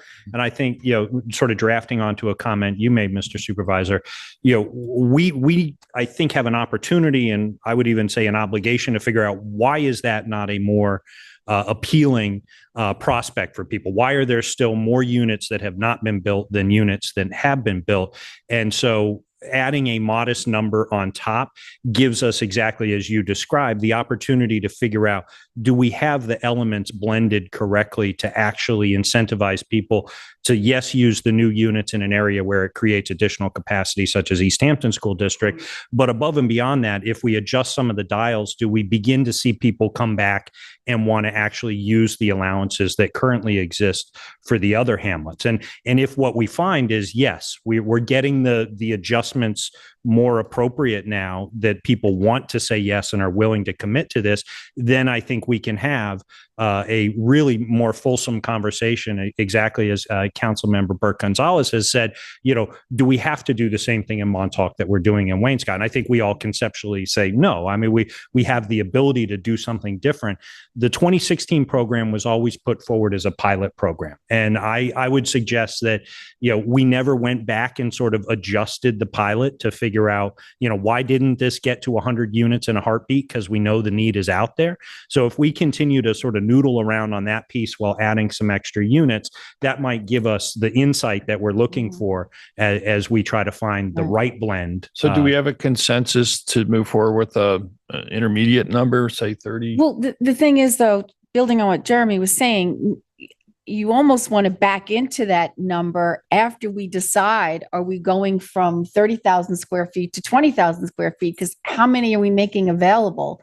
Because we could make it 30, and East Hampton in a year could be at 30, and we could be back here again, going through this process and going through public hearing. And well, it may be something we want to address based on seeing what the impacts are from the other changes we make. I mean, because if we make all these other changes and we see a new trend evolving, then we can address the cap at that point to adjust for it. But I think it's Especially hard. in hamlets where the commercial changes would be more impactful.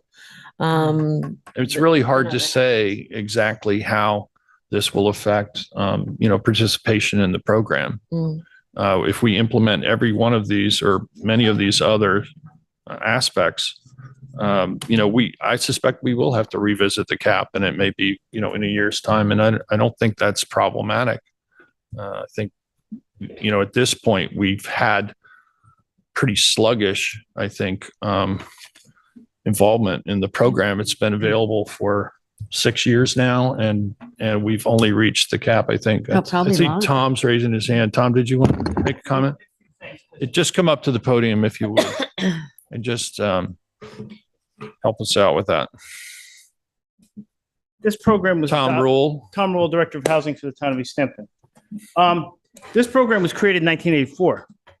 Now, when it was created in 1984, it required site plan approval on a special permit. That really was unpopular. So in the early 2000s, the board stripped that down to an administrative procedure handled by the building inspector's office. The 2016 recommendations, which came partially out of CHOP, were to liberalize that. So this has been an experiment since 1984. Okay. We found out not to require site plan approval. A couple of things, just to make this clear, because sometimes it's confusing. If you live in Whalebone Woods, Green Hollow, Kingstown Heights, or Camp Hero, you can have an apartment in your single-family residence because you're not in an affordable housing overlay. The affordable housing overlays are Acabonic, St. Michael's, Springs Fireplace Road Apartments, the Manor House condo. So that's why the prohibition is on the apartment complexes, not on the single-family homes created under affordable housing. And in fact, this board and predecessors have allowed apartments even in the properties that have 99-year land leases as part of the, your efforts to encourage affordable housing. HUD does have, and we've never referenced this in the code, but HUD does have zip code specific payment standards that they've developed. And Tom, I want to try and stay on the cap issue. Okay, well, I'm just trying to get a couple of things I in there. appreciate some of the background, but we have a pretty long list. Well, the of cap things was to designed because some people, and this was one of them, were concerned about a lot of units, and some people were concerned about, and I think this board had already agreed earlier this year to go to 40 units. We did. And we actually wrote the resolution, but then the town attorney left and it kind of went by the wayside. So and it's written already. So the only other thing I wanted to add is you currently can live in the apartment, rent the house, but it has to be for affordable housing purposes. It can't be on the open market. And our last prosecution that the town had was somebody who tried to rent it out as an Airbnb and live in the apartment. And the town took legislative, and that one's no longer in the program. And to what Councilwoman Overby raised is an important issue. If you get a building permit, you are now taking a cap space. You can just sit on that permit, or you can build the apartment, and we've had a couple of these, and abandon them, and they're still in that cap equation too. Yeah. Unless they functionally require them to be ripped out. So to make it looser, people should have, it's like, if you get one, build it. You don't get one, turn it over, let somebody else do it. Because you now have people with building permits who aren't pursuing them per se. And on the other side, you have people waiting for those permits. So that's another aspect that we'll have to And from a consider. cap point of view, nobody's built one in Wayne. The one in Wayne's we got rid of because that was the Airbnb. So, and there is no income limit for the tenant. So if you raise the rents, you make it more unaffordable for more people. That's one way of looking at it. Okay. Thank you, Tom. I just want to add that in there so it informs the board's discussion. Appreciate that. Thank you. And I can give you all the demographics you want on the cap. I mean, on the people that we currently have. So having been reminded that we all agreed to 40, are we ready to go forward with that? I've always been still comfortable with the 40 right now. I do think that you're, looking at it globally. I also support decreasing the GFA down to 20,000 square feet. The guardrail at 40, I believe, will if it's obtained, God bless East Hampton for getting there right now. I don't think it's going to be obtained in every district on there, but I'm okay moving forward with it, and let's see how it works. Just to aid your discussion, I just want to point out that this slide is everything that we presented here. It's a summary list. Thank you. I'm looking at that now and checking them off as we go. Do we have a consensus on that? Yes. 40? Okay. Detached apartments on properties. Does the board agree that we should reduce that to 20,000 square feet from 30,000 square feet? I think it depends on if you're going to increase the size of the detached. Okay, well, apartment, let's take them one at a time. Generally, if I can't. So I if can't we said, decrease the lot size and then go understand. back. So and increase I agree with you, and I've been thinking about this a while.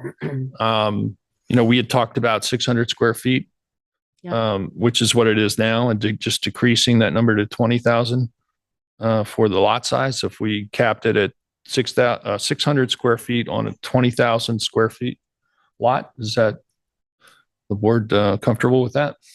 What about going to 800 on a 30,000 square? Well, let's just start with the 20,000 first. I mean, because I agree. I think you could graduate that on a larger property and have it somewhat larger. I think the problem I have with detached is that they're there forever, and that having to police that forever is a really hard problem, because we know houses turn over. We know people sell stuff, and what was working for one family isn't going to work for another. Well, we have a similar situation with artists. We do, and we've had problems with that. With some of them we have, but again, this is already in the law currently. I understand. So we have 600 square foot cap on 30,000 square feet. I'm comfortable with that. You're comfortable the way it is, so you would not want to see the square footage reduced to 20,000 square feet for a 600 square foot. I'm comfortable with what it is right now. And that reason is that in neighborhoods, they're the biggest investment I'm ever going to make is in my home. And I think putting something that's, either 900 square feet and I don't know what the setbacks are going to be either. If they're, a garage is, I think, dimensionally is much closer than if it's a detached apartment. We need to look at that as well, because that also affects the neighborhood. So, I really want to make sure that people that make the largest investment in their life, in their home, it's not going to affect that investment for the future. So I have a harder problem with the detached, although I'm, voted for it and there, I just don't want to So you don't support reducing the lot size for that? I don't. Okay. So I support reducing the lot size to 20,000 for detached. Right now, if you're on a 20,000 square foot lot, the side yard, rear yard is going to be 10 feet for an accessory structure. You can have multiple accessory structures of 600 square feet on your property if you don't go over your lot coverage.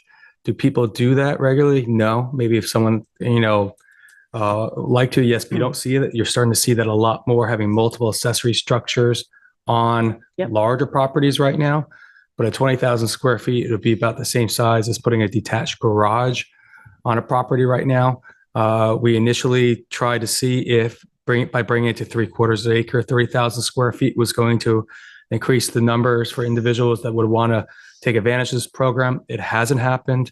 At that meeting, we said we would look at it potentially in the future. This is where we are in the future. I think we would like to in doing so, we can do that. If it comes to it, we can potentially put guardrails on capping the amount of detached accessory structures potentially per hamlet. I'm okay with decreasing it to 20,000 square feet. Kathy? I'm not ready to do that yet. Okay. I agree with David, particularly when you can do an attached garage of the same size. I think total lot coverage can be a guardrail. I don't think that should be changed. So you either have a choice now of what you're putting on there, but you can't put more than you are currently allowed. Okay. But you add a garage, nobody's living in it. Yeah. You know what I mean? You've got, where are the cars parking? It's a 600 square foot. How many people are living in that space? 2. Yeah. So I don't think that's. So, and that's. But with the cars also is that even if you had an attached accessory structure, you would have to provide for the parking of the cars. Yeah. So if it's either attached or detached, you still have to provide for the cars. So I don't see that. Yeah, we haven't gotten to cars yet. Well, no, it's in the code. It's in the code. Yeah. The code is already set. I also support reducing the detached to 20,000 square feet, but I think the idea of increasing for lot sizes of 20,000 square feet, the total square footage of the detached accessory apartment that it should be capped on those size properties at 600 square feet. Yes, I I agree. think that's appropriate. I don't want to see those detached units becoming more than 600 square feet. So I think we have consensus on that. I would support that also, and then we can revisit it depending on who actually tries to jump into the program. So That's sort of why we're here again.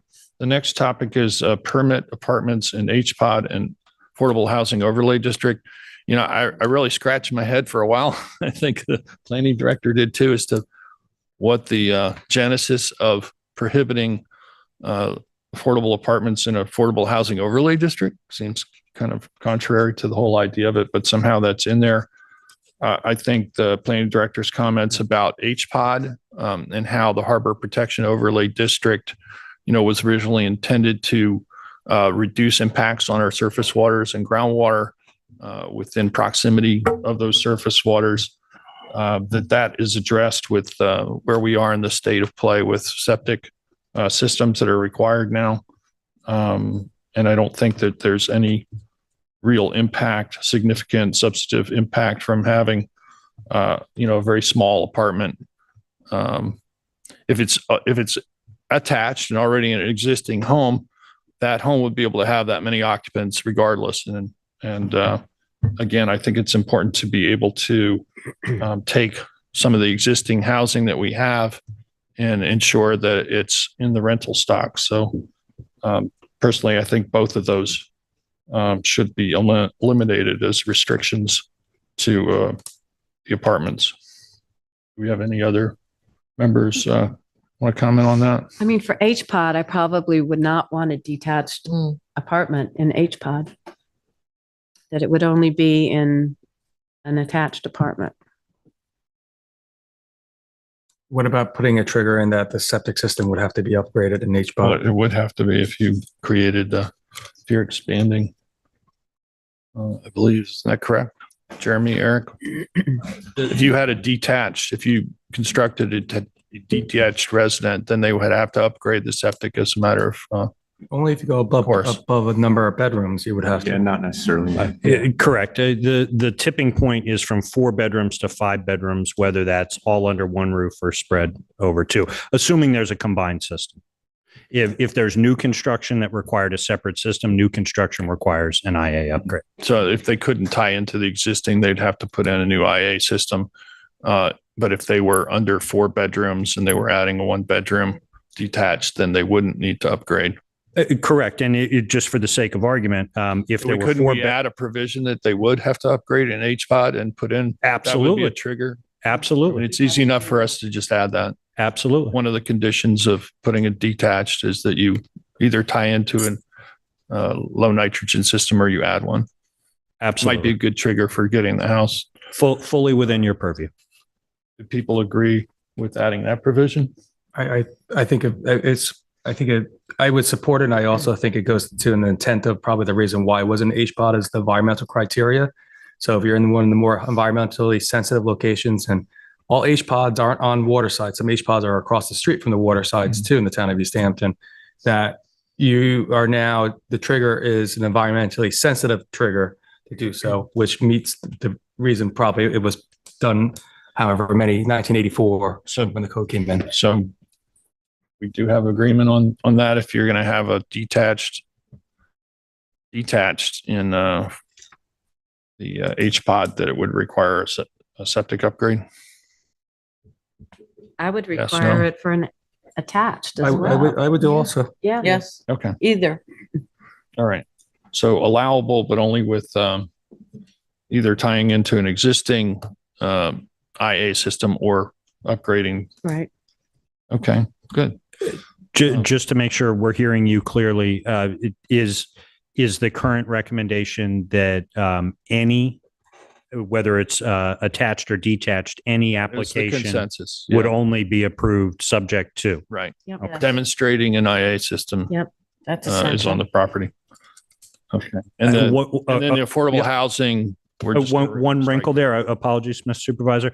One wrinkle there is, apologies not to be too Clintonian about this, but what the definition of is here, because we we will need guidance on whether or not that is a requirement. And if it is a requirement, then that would, as I understand it now, make people ineligible for funding through the town's IA upgrade program. So what you will likely find is people who are intent on making an application, unless you create an exemption, will first present an application for an IA, and maybe that's great. Maybe that's as it should be. And then subsequent to that, there would be an apartment application.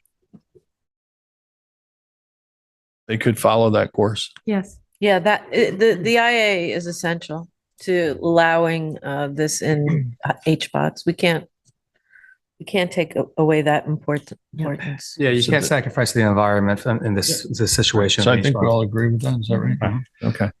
The next item, increase the number of bedrooms per apartment from 1 to 2. Again, you could have an affordable apartment where you have, a single person becoming a young family, having a child and needing a second bedroom, and that capped at 1 bedroom, you've now eliminated their ability to utilize this affordable housing. I support that town code, as it said before, town code is 100 square feet per bedroom is the minimum size, small bedroom. But it's allowed, you can get that into a 600 square foot as long as the septic system meets the aggregate of the bedrooms. Yep. Right. I'm okay with that.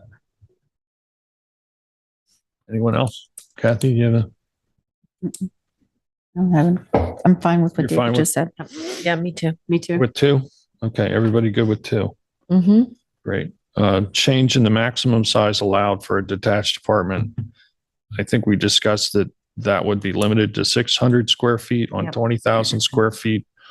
Is there any interest on larger properties to go upwards of 800 or 900? And if so, what size property would that be? Well, going back to the setbacks on there, I could see 30,000 at 800 square feet, but it would have to also be of the principal setback, principal structure setback, which I think is 20 or 30. Depending on 30,000. the zone, zoning on the lot. I mean, obviously the setback is much higher on a A2 or A3. I'm sorry, are we on detached or attached? We're detached. Talking about the maximum size for detached. I just want to just keep it at 600 for now. I think it's consistent with the code on accessory buildings and it should stay consistent. Just want to clarify one thing. It's already in the code that the detached apartments need to meet principal structure setbacks. Okay, that's helpful. Yeah, thanks. Even better. Yep. As it should be, right? So, what do folks want to do on that? Leave the maximum size as is, or do you want to make it graduated based on lot size up to a certain cap? I would leave it as is and not graduate it. Kate, do you have a opinion on that? Well, I'm just thinking about how to be consistent for the property owners across the board and the opportunities. If you're talking about an 800 square foot apartment, now you're talking about a different rent structure, or are we still at the 130 or 110 and you can't do any change? They're decoupled. An observation, in other words, you could adjust one and not have it impact the other. The point that I would share with you is if you all are contemplating additional changes over time beyond number of allowable units, I would urge you to think about creating a circumstance where somebody who applied to the program in one moment may have a different set of standards than somebody who applied to the program in a different moment. So that, for example, let's say that you decided to go to a larger footprint or a detached above the 600 if you met a certain dimensional requirement for the lot. If you didn't like that decision in the future, you've created a donut hole where somebody's legally pre-existing, which, good for them. They sort of beat the rap in a way, but then we as a municipality and an enforcement agency have to track that and note that that is different and distinct from whatever gets created in the future. So I'm just making a case for simplicity going forward. If you get deep enough into this where you say, I think this is our final version, at least for this board at this moment, then maybe that gives you some more ability to say yes to some things that if you're still adjusting the dials, you may not want to create allowances that are then hard to dial back at a future moment. Yeah, and the other issue with that is when if a new owner purchases and they extinguish the affordable housing, now you have this larger structure sitting there that, what do you do with it? Do you make people chop it down? Or is it grandfathered at that point? No, because that's the same as the artist studios that you have to Exactly. remove. And that's been somewhat problematic over time. It has been. That's an important component So because not everybody. I'm wants- comfortable leaving it as it is now, detached at 600. And others, Agreed. we have consensus on that. Yes. I like 800, but there's so many things going positive here right now. I don't mind in the minority on this one. Win some, you lose some. Right? Exactly right, sir. Welcome to my household around dinner.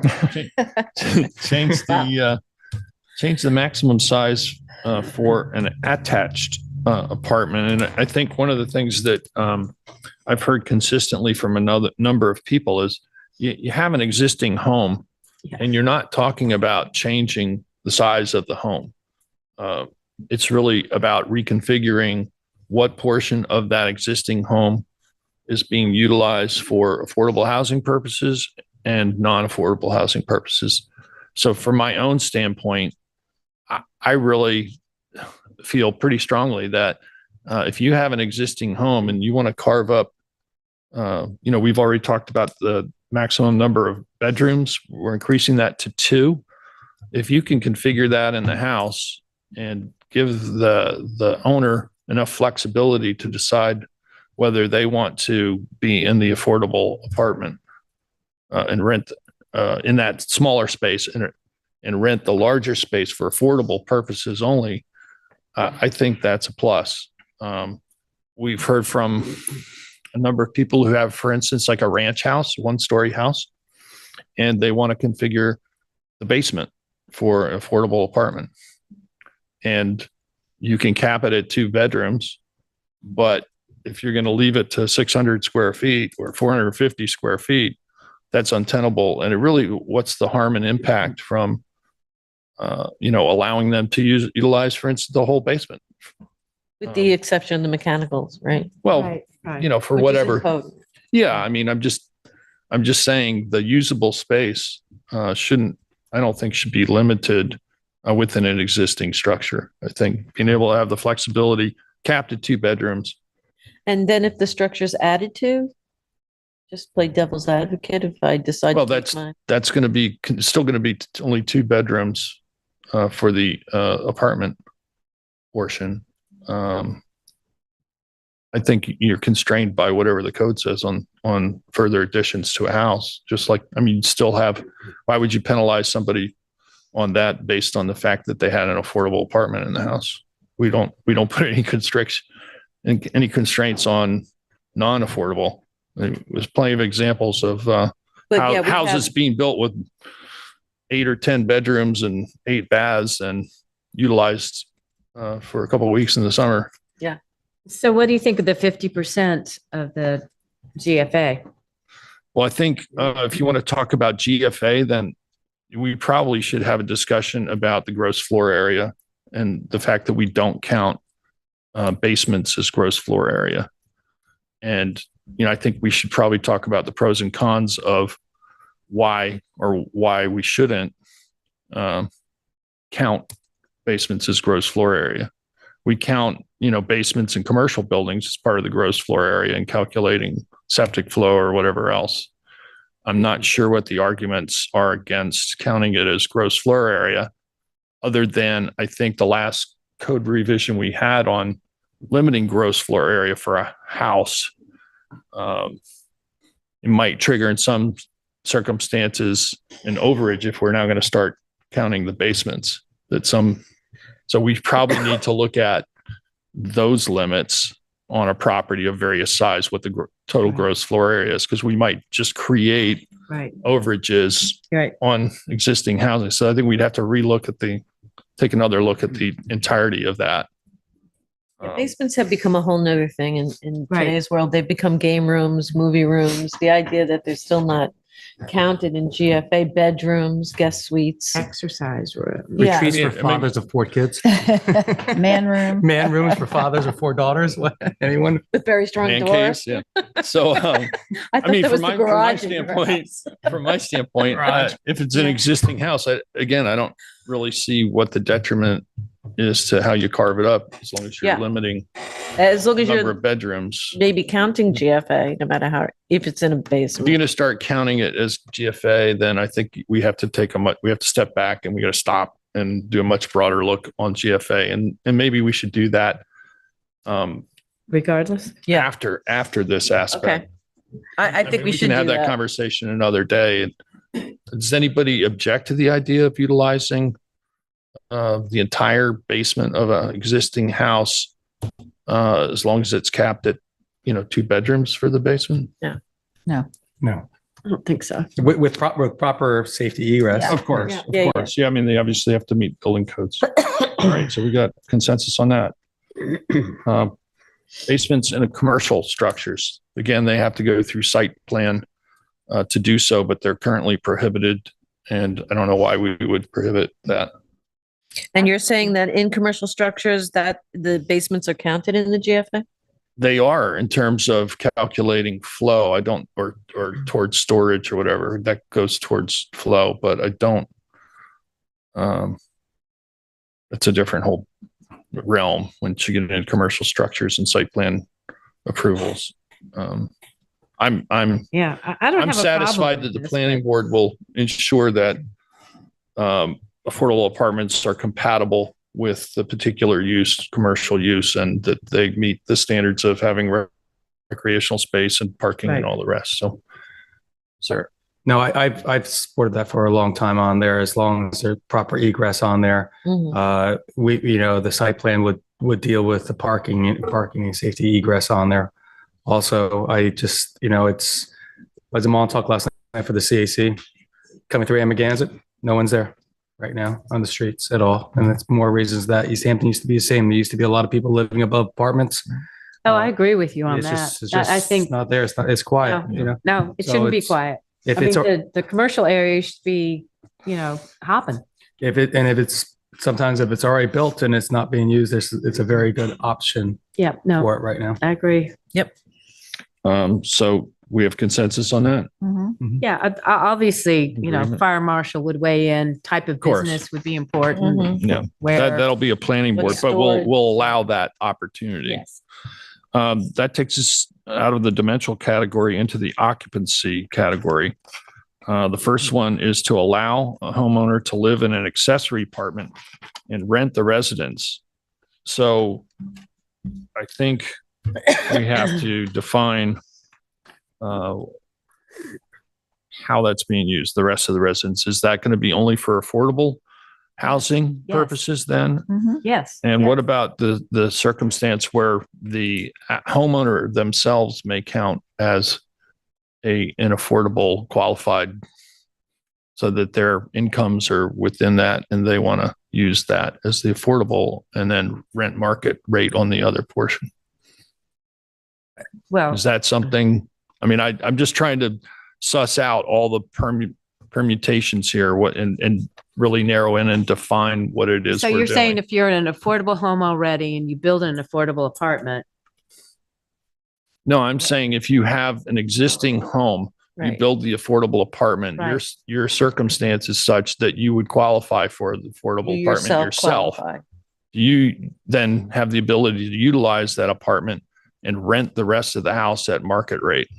I No. apologies. I just want to jump I in just want because to clarify that because Yeah. it's not spelled out in I the discussion. I want to be clear that the current code for accessory affordable apartments allows the owner of the principal structure to occupy the apartment.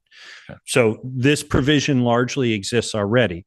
However, if you read that section of the code, it's cumbersome and it's a complicated process. So I think without getting too deeply into the weeds, the reason we're flagging this for you here is we think that there's probably a clearer path to make that easier and more readily accessible for people, both in terms of the initial application to have that be the way this is handled, but then also the annual renewal process that's in place. So really the reason we're flagging it for you here is to say, it's possible, but we think it could be more readily achieved. So do I understand correctly that the owner would be able to occupy the smaller portion and then rent the rest of the house as an affordable rental? Mm-hmm. We're only talking about affordable here in that scenario, correct? Correct. I just wanted to be sure we're clear. So, but if And- we're capping the affordable on 1 to 2 bedrooms, then the larger section could have more than 1 or 2 bedrooms, correct? So I think there's the opportunity, and I mean, this is where I think Tom can help us here, is my understanding would be in a scenario like you just described, where let's say, for example, there's a 4-bedroom house. The 1 bedroom gets peeled off as an apartment and the 3 remaining bedrooms, get bundled as a rental. That would need to be done according with the town's affordability guidelines. Mm-hmm. If the owner of the property went into the single room apartment and the balance of the house were to be Basically, rented. we're allowing for the entire house to be rented as an affordable house Was there a number? with 2 separate. limited It's number? basically a duplex. Would become like a duplex affordable house. There's a limited number that we were allowing to happen out of the 20. Yeah, in fact, 10. that's actually not to confuse things, but this Okay, is no, what the go code ahead. says, and it's and exactly what you're getting at here. Next time. So the rule is basically right now that the principal dwelling, well, I'll read it to you verbatim. The principal dwelling is owner occupied, except the owner shall be permitted to occupy an affordable apartment within a residence and rent the principal dwelling under, provisions as determined by Housing and Community Development. But then there's 2 caveats to that. It says exactly what Sylvia is getting at. This exception shall be limited to up to 4 affordable accessory apartments within residences within each school district. Yeah. So you can only do 4 of the 20 as it stands right now. And then this does not apply to detached apartments. Right. This is only within the residence. So that's the way the code is worded now, just for clarification. So I guess the question is, would we want to limit it to just 4 in that scenario, or just consider that part of the 40? Are we up against that 4 anywhere that we know of, I don't Tom? know that. I don't think we I don't think so. I'm comfortable with a 4 Yeah. right now. I think when we did the resolution the last time that we didn't actually adopt, we changed it from 40 and then to 8. Was that correct, Tom? Some of these things I've lost track of, because there's so many caps. I think there was a lot of discussion about different numbers in that scenario.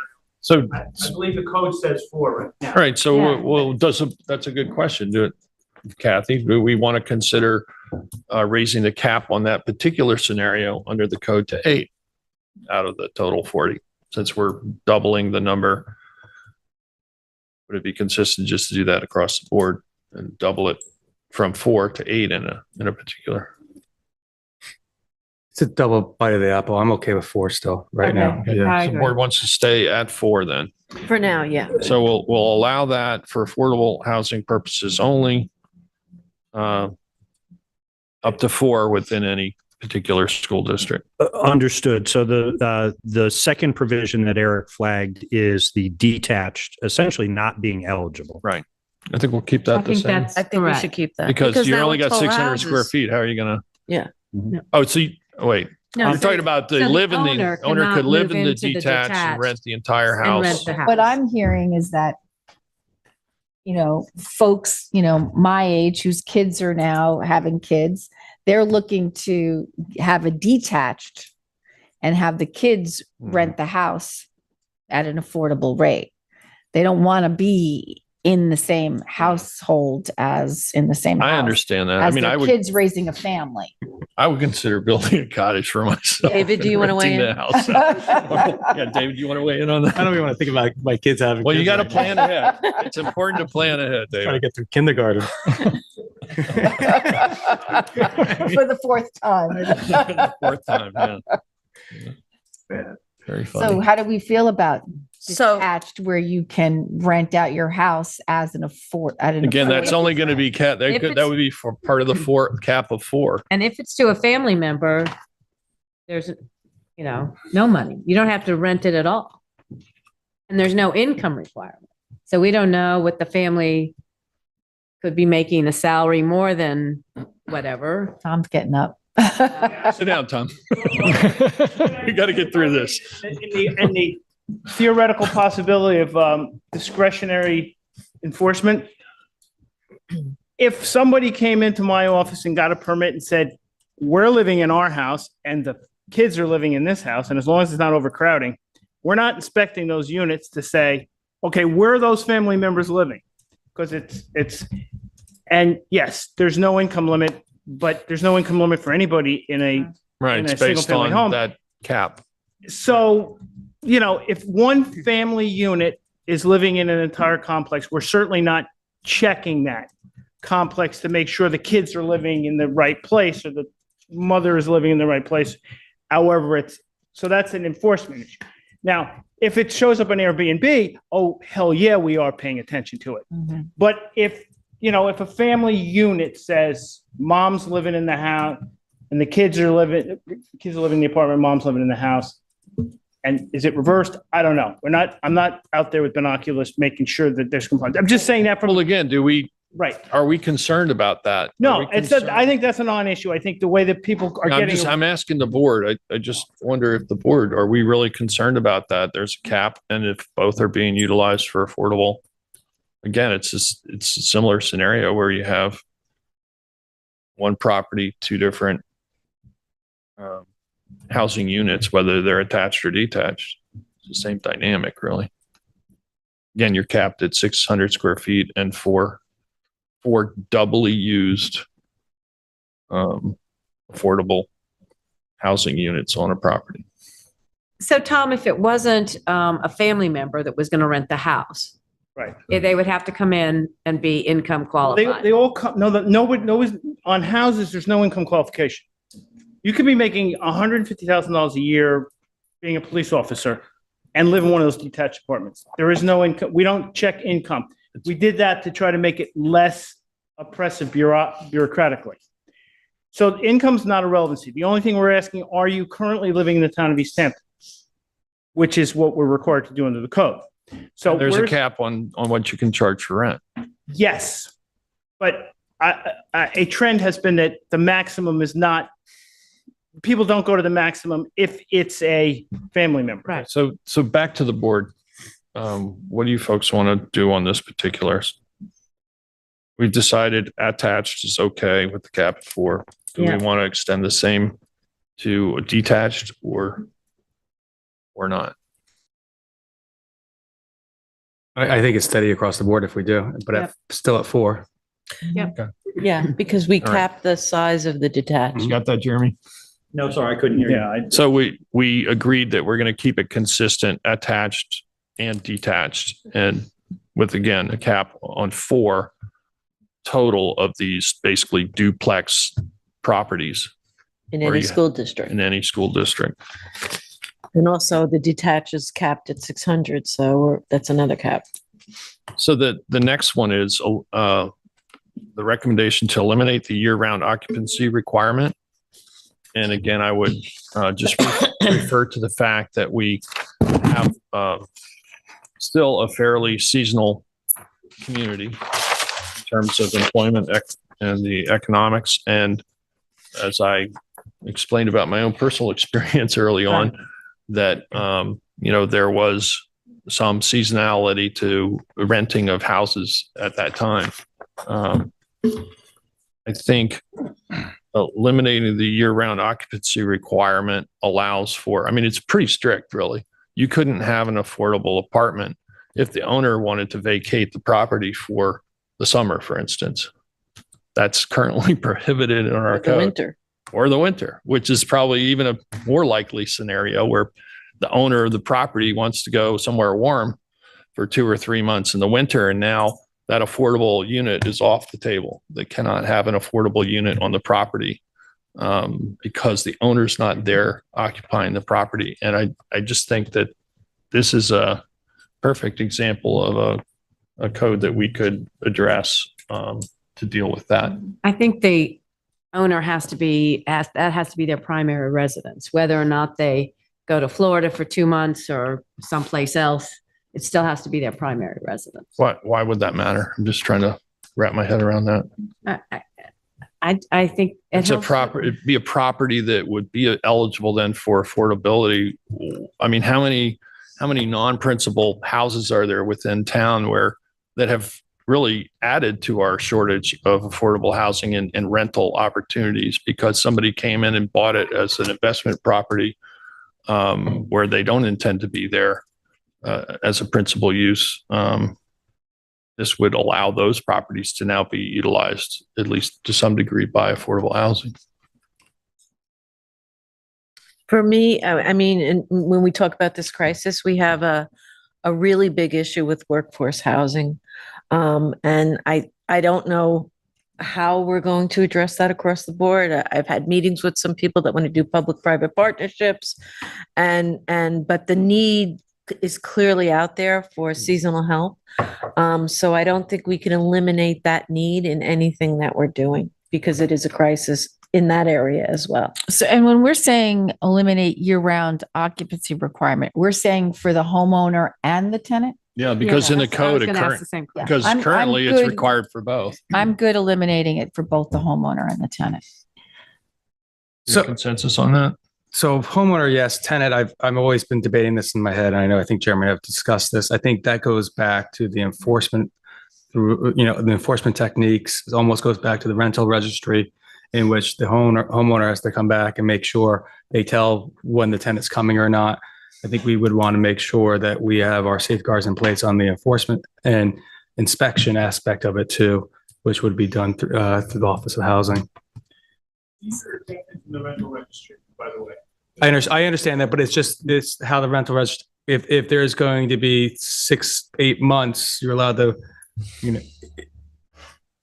what the rental registry does, it gives us safeguards and inspection or verifications either by the homeowner or also by our departments.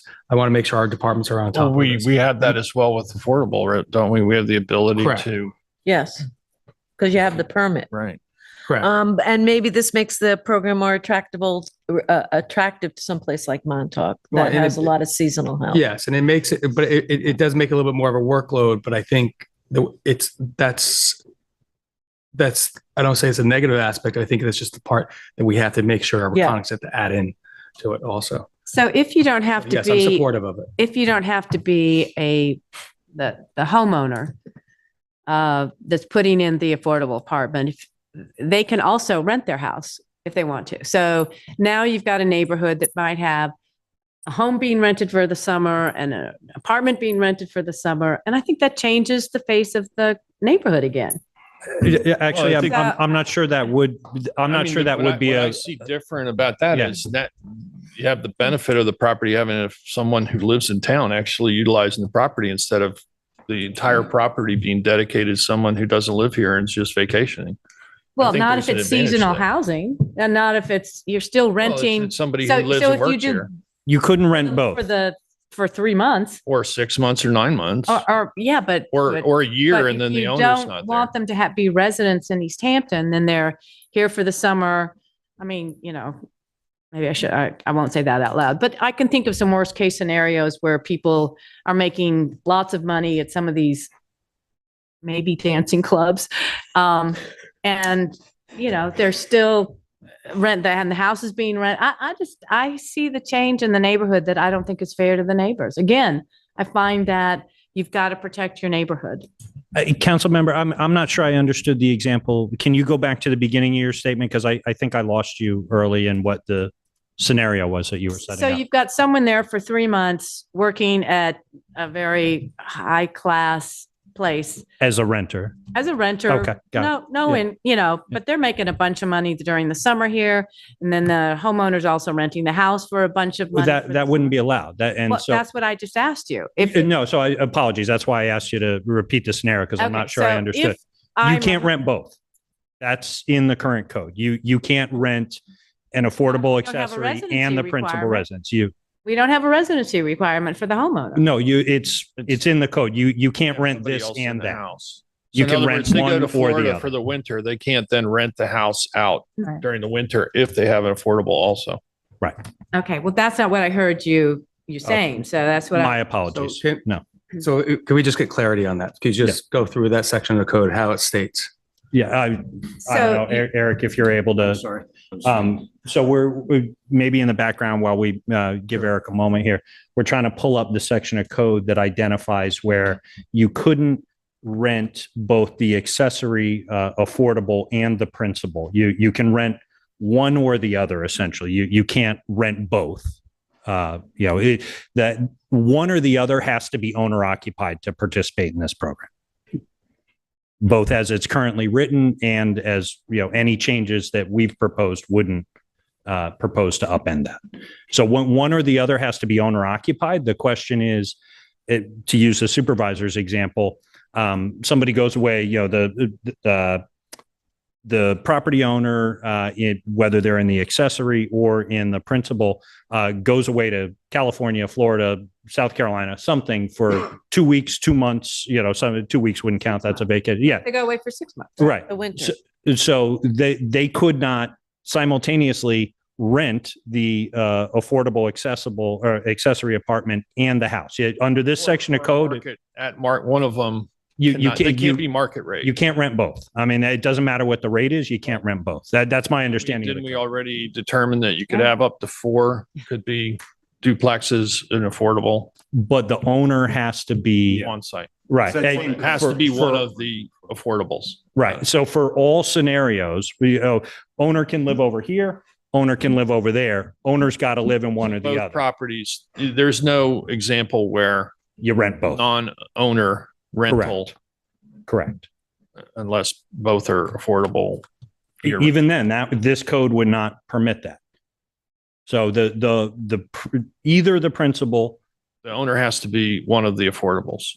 It has to be in one side or the other. There's no scenario here. Otherwise, the other structure has to be unoccupied. Right. If the owner's not there. I mean, so if the owner is in the principal and they get a sabbatical to go study something in Timbuktu, that's fine, but they can't rent the principal if they're renting. What's the definition of year-round residency? Do you have to live in the house year-round, or you own? I'm a year-round. I mean, I own my house, right? But if I do decide to go away for the winter, I think am it's I still a year-round resident? The question is year-round versus principal structure, owner of, principal residency. Our definition is you don't own something somewhere else. Yeah, and I think we decided. Driver's license says Upper East Side of Manhattan, we don't count you as a resident if it says, 15 and 267 Westlake Drive. Yeah. And we've decided already, Tom, that the board wants to be able to have the flexibility to allow for a non-principal property owner to be able to have an affordable apartment on the property. No, I was answering the question about what's a resident versus a non-resident. Yeah, but I think. But they can't rent the house once it's not their primary Correct. residence. No, it doesn't deal with primary residence, right? Because you could own the property. It's just ownership. The owner must utilize one of the two affordable structures. It can't be a third party unless.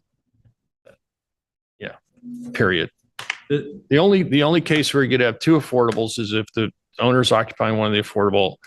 The other scenario is the owner is in the other non-affordable unit. You can't have somebody who's market rate renting one of those two properties if you have an affordable unit. I think I can make this real easy. Right. You get to rent one thing. That's it. That's it. Yeah, right. There's two things you That can is- rent that- one. Thank you, Right. Jeremy. Yeah, right. Thank you. Thanks. But my neighbor who's a second homeowner and only comes out, 3 months out of the year can have an affordable accessory apartment if they Right. want to have their basement. you're as- saying. Correct. So look, I was driving around Northwest last weekend and thinking of the travesty of all of the unoccupied houses that are serving nobody's needs for, a great majority of the year, and contrasting that with the crushing need that we have for housing for people. This is an attempt to It's address not that. just Northwest either. It's I don't mean to beat up on anywhere in town, pretty much. I think the law is going to have to somehow craft the following to prevent it from being abused. Mm. You can't lend your house to your friends, let other relatives stay in the house. I think we say owner occupied. I think that covers it. Right, but when the owner owns this unit and rents the apartment in this unit, and the owner's not here, but he lets his cousin's brother's uncle. So no Owner one has to else- be, well, it's just like when you rent out, an owner can rent up to 2 rooms within their house. Right, But to other parties, but No. they have to be present. But we just said though, that if they want to go away for the winter, they Yeah, but can. that unit can't be used by anybody else. By anybody else. So But they, no family members, but no family brothers, no members could cousins. use. Suppose I go, but my son stays home and he doesn't Yeah. own the no. house. We've had Immediate instances where family members. if anyone comes knocking at the door, tell them you're my cousin, tell them you're my aunt, tell them you're my uncle, My son. tell them, daughter. and so it really doesn't work. So how Well, do you can, when they come knocking, Enforcement you'd have to prove who you are. enforcement is that an you're issue immediate- that I think, we're asking for a bigger staff, and I think we need a bigger staff when we start changing the codes like this. When we adjust those dials, as Jeremy has said, we need to adjust the staffing in order to make sure all of those leases are correct. So I think it's important to be what able to we're doing- address those concerns. Yeah. And, perhaps you could write into the law that immediate family members only, and designate who the immediate family members are. That gets dicey. Mother, father, It's daughter. dicey. What's dicey about it? I mean, it's something I'm you an can actually. in-law, but so I'm not related, Well, we then can you're not write all these eligible. things. I mean, you No, can we- no. constrain. We do it for beach constrain. permits. You want to get a Absolutely. family beach permit, you have to show marriage certificates, birth certificates. You want to really do it? You want to try it?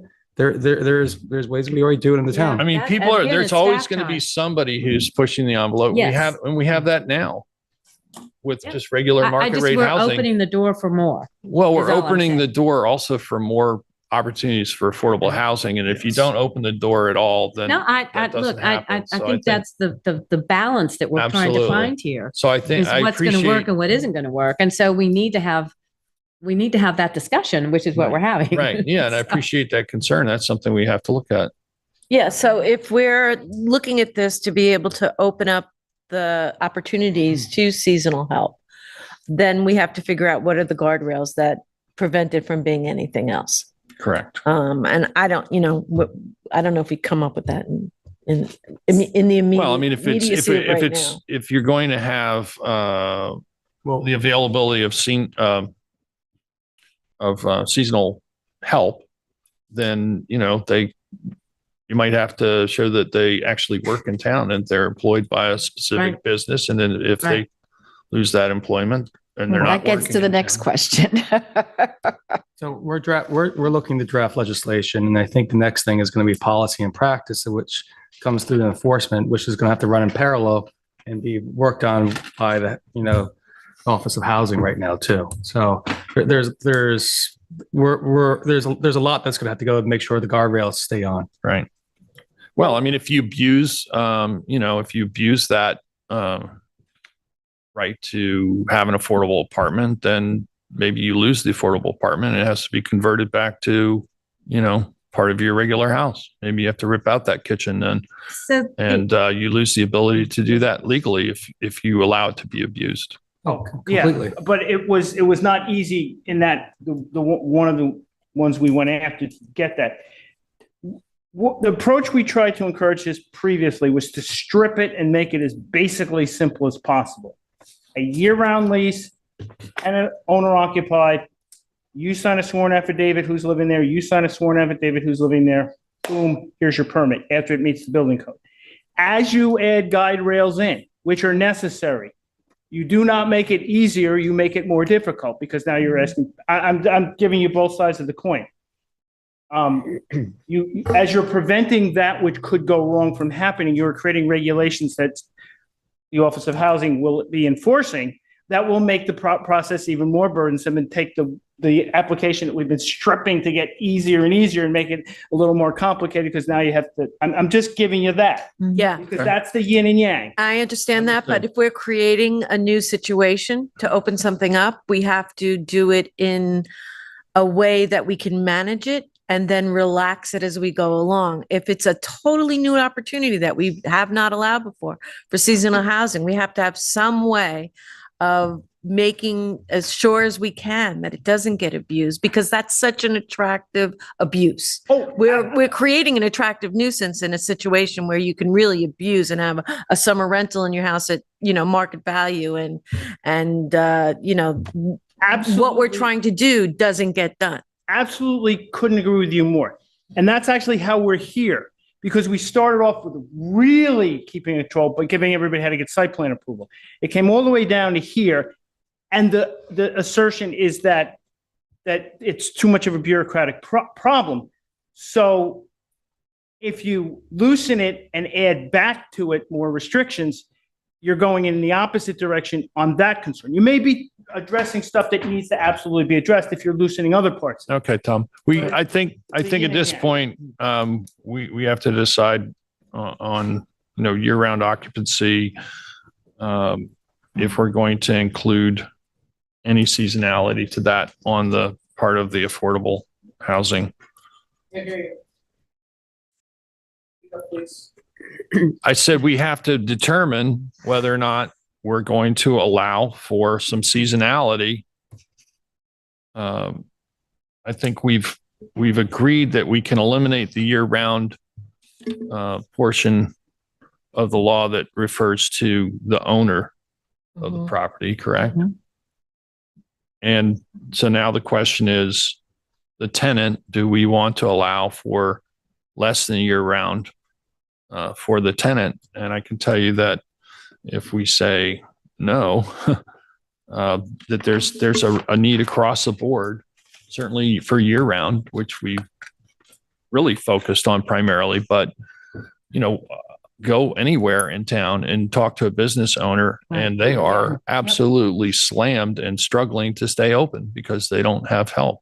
Right. And, it doesn't matter what it is. I was talking to Prudence Carabine earlier, a local business person who was going to provide some of the refreshments or whatever for the Farm Museum's holiday extravaganza, if you will, backed out because they simply just don't have the help to provide that service. And this is a long-time business in town that has, been very supportive and donated a lot of time services and contributed to community events and whatnot. And they simply can't do it because they don't have staff. So, and that's a seasonal issue for many of our businesses. So I think this is an opportunity, in my opinion, to deal with this problem. We certainly won't solve it, but, I'll go back to the seasonality of that, is that I also don't want people that are employees that are caught in the situation you and Marilyn were caught in, where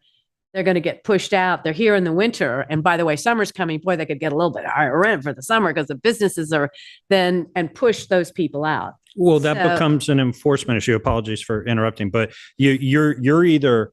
you either own and rent based on the affordable guidelines, or you don't. There's no, I'm in and now I'm out and now I'm back in. Well, we don't know what the landlord's going to say to the tenant. The tenant's going to say, hey, you're here, and I read the ads and see where, I have an apartment and you can stay from here to here.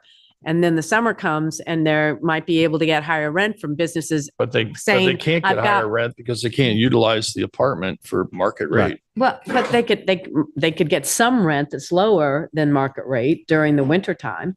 It's the difference. So I don't want to be pushing people out of where they're living in the winter time.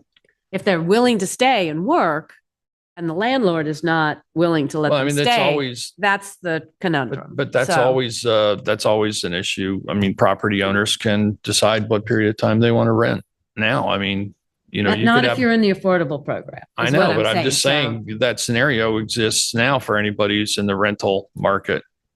Yeah, I mean, I don't know why. the difference is a sink and a stove is what it is. It's not appliances. They're already building these wet bars that look like a kitchen. So sink and a stove, the definitions of a kitchen, I still think the practice would have to be, and to the enforcement, is that you still have to get your tenancy lease, and that the enforcement agency is going to have to go in and contact that person when that lease, the seasonal lease, is expired, and confirm and ask for a viewing. If you're not renting it, it's got to come out in a certain amount of time frame on there, so that doesn't happen. My cynicism hat is on also, but I really didn't like this portion of it a couple months ago. Jeremy came out and we talked to the Montauk CAC. We heard loud and clearly seasonal help is what they needed, and I bid it, but I learned from them. And I understand what they were asking for, the need of it. I understand the need. I'm looking at it from the tenant's point of view. Yes, I can understand. Yeah, that. I just don't want to see tenants put into a situation Well, then where they get. Well, they know that going in, don't they? They ask for a longer lease. They get a then. lease, right? And the lease is through a certain period of time. And if the lease terminates and they're non-renewal, that's the landlord's right now. I know that's tough. Well, I know. Firsthand, I know. I mean, 31 years ago, I had a winter rental and my wife was 7 months pregnant, and the landlord had told us that, oh yeah, we're going to renew you. And 2 weeks before the lease was up, they said, no, we decided we're going to use the house for the summer. Yeah. And so we had to scramble to find an apartment in the summertime. You know, the birth of our baby came, and at the end of the summer rental, which was a stretch for us, finding a room in someone's house that they kindly rented to us last minute, and for something above what we would want to pay. So just And we found throwing a out winter rental ideas, that we started in September. I mean, that's just throwing out you're not going to ideas. eliminate that possibility, but you are going to give people an opportunity to at least have some sort of housing and, build their ability to stay in the community over time. So since David said the Montauk CAC was really in favor of this provision and it's something new that we're creating, do we do a pilot program in Montauk for a season and see how it works? Or do we? Would you limit it to Montauk? I mean, because the need is townwide. So do you do like the number 8 or the number 4 out of so many you can do this just to see how, what the problems are? Well, it is. It's 40. No, I know it's 40 now, but like we're doing in HPODs. I mean, for seasonal? I don't mind the seasonality of it. I just want to see protections for the Right. tenants. That's Yeah, it. I got you. I'll vote for Well, seasonality. it should be also Just- protection for the neighborhood and whatever, Yeah. that it's really being used for the purposes that we're designating. Exactly. And, there have to be, consequences that are significant for those who, basically flaunt the intention here. I mean, I think that's the case, across the board, whether it's, just regular rentals. And that's why we put in, a rental registry to start to try and deal with the, short-term rental issues. And that's always been a case. Share houses were a problem back in the 70s and 80s. I mean, and the codes changed to adapt to that.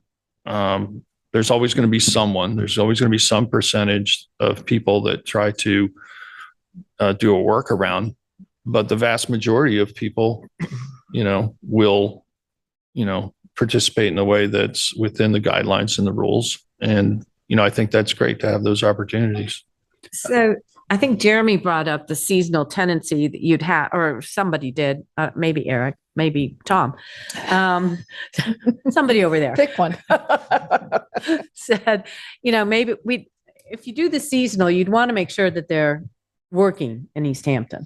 Right. You wouldn't want someone to say, I'm a writer, and not that I'm picking on writers, and I'd like to come out and write my book during the summer in this great seasonal rental that we have. That could be affidavit of the business employer. So I'm going to make a suggestion that we move on to the other items, that we keep this item for further Okay. discussion Okay. at our next work session, and move on. So at this point, we're eliminating the year-round occupancy requirement for the owner. Mhm. The tenant, we haven't addressed that yet. We'll get back to that. Eliminate the residency requirement for the tenants. So our current proposed projects would be for, under the community housing fund, would be for those, eligibility is those who live or work in East Hampton.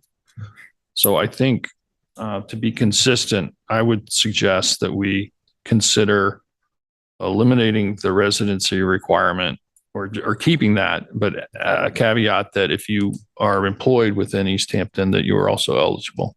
Agreed. So work or live here. Yes. Sure. Okay. All right.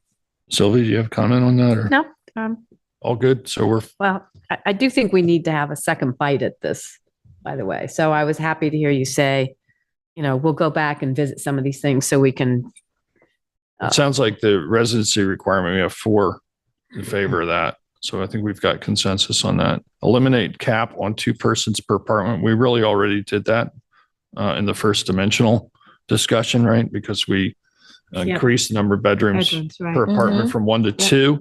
So 2 persons would now become, is it 3 under the code or is it 4? What is the, It's there's there's a limit per bedroom.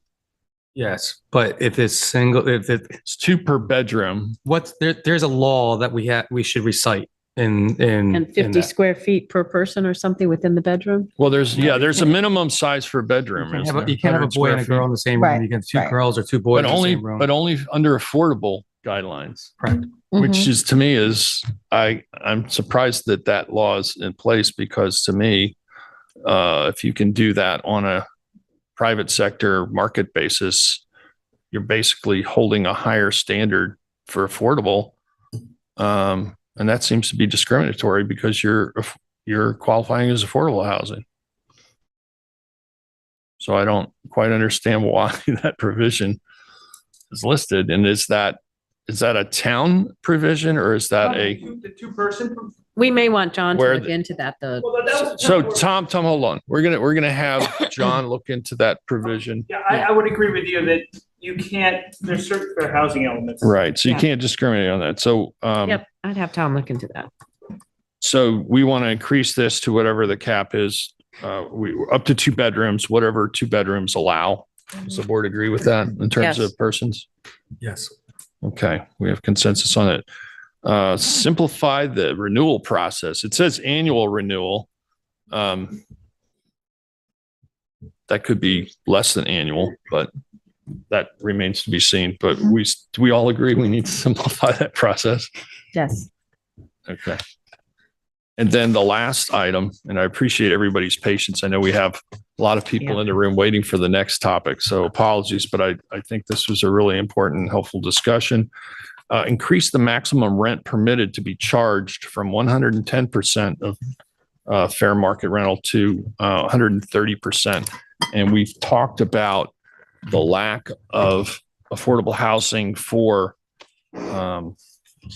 people within the township, and it's gone from being really a lower income issue now to affecting moderate and even higher income people within that spectrum. So I don't have a problem with it. I board think members that's agree easy. with that? I think it's appropriate.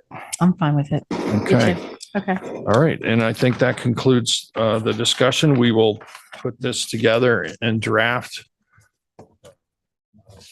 amendments to the law and have another discussion we'll tentatively schedule for January 10th and revisit the other seasonal issue as well, and give board members some time to think about that and hear from constituents on that topic as well. So again, thank you, Jeremy, and thank you, Eric. And thank you everyone for your patience in working through this rather long agenda item. Mr. Supervisor, a parting shot at my colleague, Mr. Shantz, who noted this morning that this was our second time before you, so this should go pretty quickly. Thanks, Eric. But thank you for your time. All right. I think it did go quickly. But thank you both. Appreciate that. And Eric, next time, don't jinx it. Jinx it, okay? Yeah.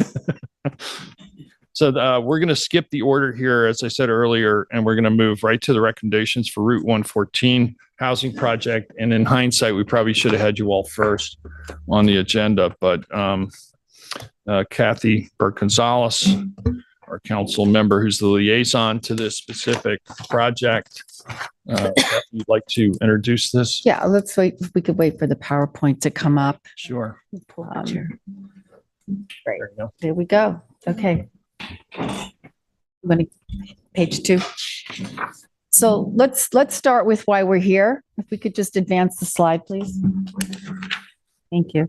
So, and I believe this statement came out of the abstract for the Community Housing Fund referendum. The East Hampton Town Board finds the provision of a variety of housing opportunities for community members across the economic spectrum to be the key to maintaining a healthy, sustainable community. Next slide, please.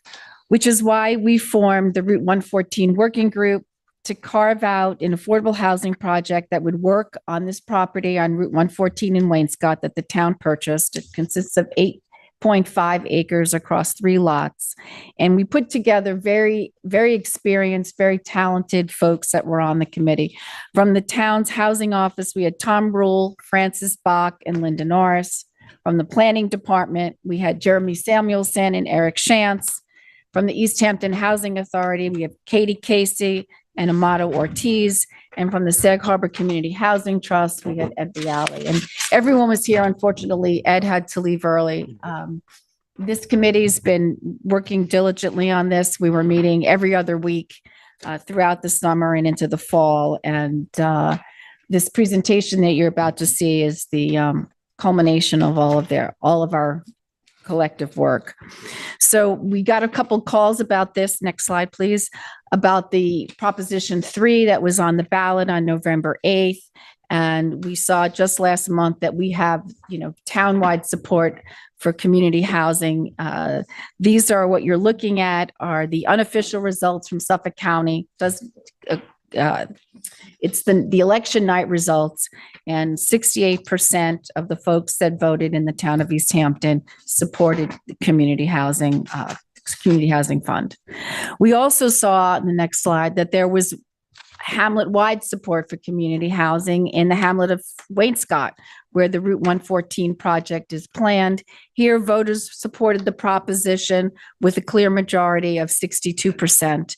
And we're looking here at the numbers from ED7, Election District 7, which is the south of Long Island Railroad in the hamlet of Wainscott. Now let's go to the next slide and let's remind everybody where exactly this property is, what we know about the property. Next slide. So, and if Gabrielle, if you go to the map, the following slide, the town owns the property at 776 and 780 Route 114 in Wainscott. It consists of 2 lots and it totals approximately 6.5 acres. That's the property outlined in red.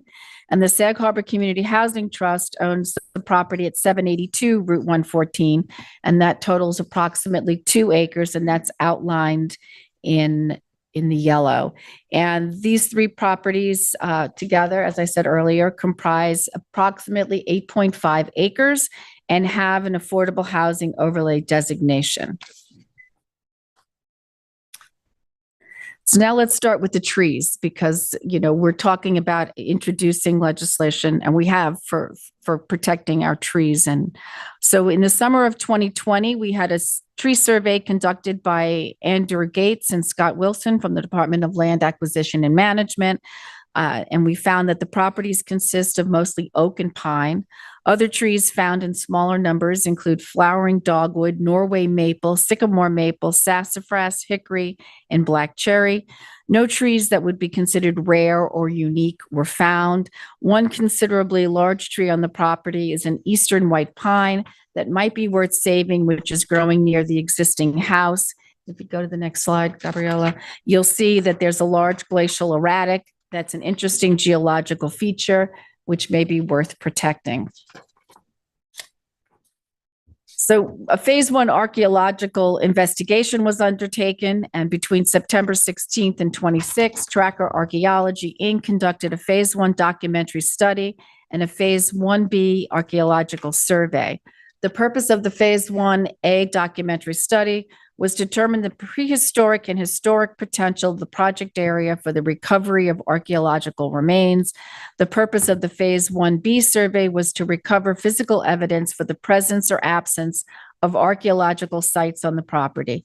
This was accomplished through subsurface testing and ground surface reconnaissance. Now, the field testing included the excavation of 130 shovel tests on the project area, and no historic artifacts or features were encountered, no prehistoric artifacts or features were encountered, and no further work is recommended. Now I'd like to focus everyone's attention on the working group's recommendations, which includes the financial structure, who would be eligible, what the project should look like, some recommendations for the programs, what we would expect from the architect and from the construction perspective, and when we go out for RFP, what the grading system would be. So the financial structure recommendations haven't changed since it was proposed back in May when we had the all hands on housing presentation. The town and the Sag Harbor Community Housing Trust will contribute the land. The town will finance the construction of the units, the roads, utility installation, drainage, and wastewater treatment, and will sell the complex to the East Hampton Housing Authority while retaining ownership of the land. The purchase price will be based on the total cost of construction, and the rents will be set at a rate that supports an operating budget and the bond service. The Housing Authority will bond for the purchase price to buy the facility, and the town will guarantee the bond with the full faith and credit of the town, which is a practice we've used in the past. So now who will be eligible? For this project, the recommendation is to provide new rental housing opportunities for moderate income residents who live or work in the town of East Hampton. This means people at or below 130% of median income is considered moderate income housing. And that's a number we just discussed in the earlier presentation. Tenants at the will be selected by lottery, conducted by the town and qualified by the town and the housing authority. It should be noted that the town has no existing rental lists. The last non-Section 8 rental housing lottery the town held was for the Springs Fireplace Apartments, and that was conducted back in September of 2007. And just to be clear, the town conducted that lottery, got folks settled in their homes, and then sold the project to the housing authority. So we placed the focus on moderate income housing because there's only one moderate income apartment project in the town, and that's the Springs Fireplace Apartments. The project was completed in 2008 and consists of 13 one-bedroom and 13 two-bedroom apartments. There are currently 436 people and families on the Housing Authority's waiting list as of November 23rd, 2002. So it demonstrates that there is a great need for folks with moderate income for, community housing. And there a question came up because this presentation got posted on Friday, and there will be a separate application process. While the Springs Fireplace Apartments has a waiting list, there will be a new application process for the Route 114 project. So this is got a lot of information, a lot of critical information on it, but it may be difficult for folks to read. So this chart details all of the affordable rental apartments in the town of East Hampton. So there are 3 different developer managers within the town. In the dark blue, we have the Windmill Group, and they manage Windmill Village 1, 2, and St. Michael's. The Whalebone HDFC manages Whalebone Village, and the Housing Authority is in purple, and they manage Avalon and Montauk, Accabonac and East Hampton, the Springs Fireplace Apartments, and Gansett Meadow and Amagansett. And as you can see, there are a total of 303 affordable apartment units throughout the town. And you can, and that's the bottom right corner. You can also see that the way it breaks out by unit size, there's 10 studios, 177 one bedrooms, 85 two bedrooms, 33 bedrooms, and 1 4 bedroom. And when you look at the Springs Fireplace apartment and you look at the income restriction, you can see that the only moderate income project in town is the Springs Fireplace apartments with 26 units. That's less than 10% of all the affordable apartments in the town are for moderate income folks. Great. So now if we want to just look at the income levels, down on this chart is the income levels, 80%. That's considered low moderate income. 130% is considered high moderate income. Across the top is the household size, goes from family of 1 to 8. And basically what we're talking about targeting is the middle class. That's what this apartment project would be built for. So to give folks an idea of where folks who, are on moderate income levels, where they work, we looked at where the tenants at the Springs Fireplace apartments are employed. And we see that they're employed across a number of, different fields, and critical fields to the operation and the running and the fabric of our community. We've got folks, for instance, in the medical field that work at, our doctor's offices, in education at 3 local school districts, for the town of East Hampton, our police department, in our retail stores, in our restaurants, and, and in the service field, they're, working for, heating and cooling and plumbing and folks that, service people's pools. Now we're going to shift gears to what the project recommendations are. So we're recommending that we hire a qualified firm for inclusive design build services for the creation of approximately 50 residential rental units of affordable housing. Modular construction is preferred. The East Hampton Housing Authority has had a lot of success with going that route. The design will encompass green, sustainable building concepts. They've been doing that with the last 2 projects that they've worked on and built. And the successful respondent will be required to design the proposals for a complete site plan development, including grading, utilities, lighting, sustainable landscaping, and other requirements, and then build the same once it's gotten all the approvals through the planning board, Department of Health Services, and whatnot. So with design build, the town enters into a contract with a single entity. The design builder is then obligated to both design and construct the project. The design builder may be a developer or a single purpose entity, an architect-led organization, or a contractor-led organization, which is most often the case. This project would be a mixture of buildings and housing units of varying dimension and design. It would require a sewage treatment plant, which due to topography is envisioned to be situated along with an associated leaching field in the northern portion of the property adjacent to Route 114. And the project would also require that public water be brought to the site, as the closest existing water lines from Suffolk County Water Authority is approximately 1,500 feet to the northwest along Route 114.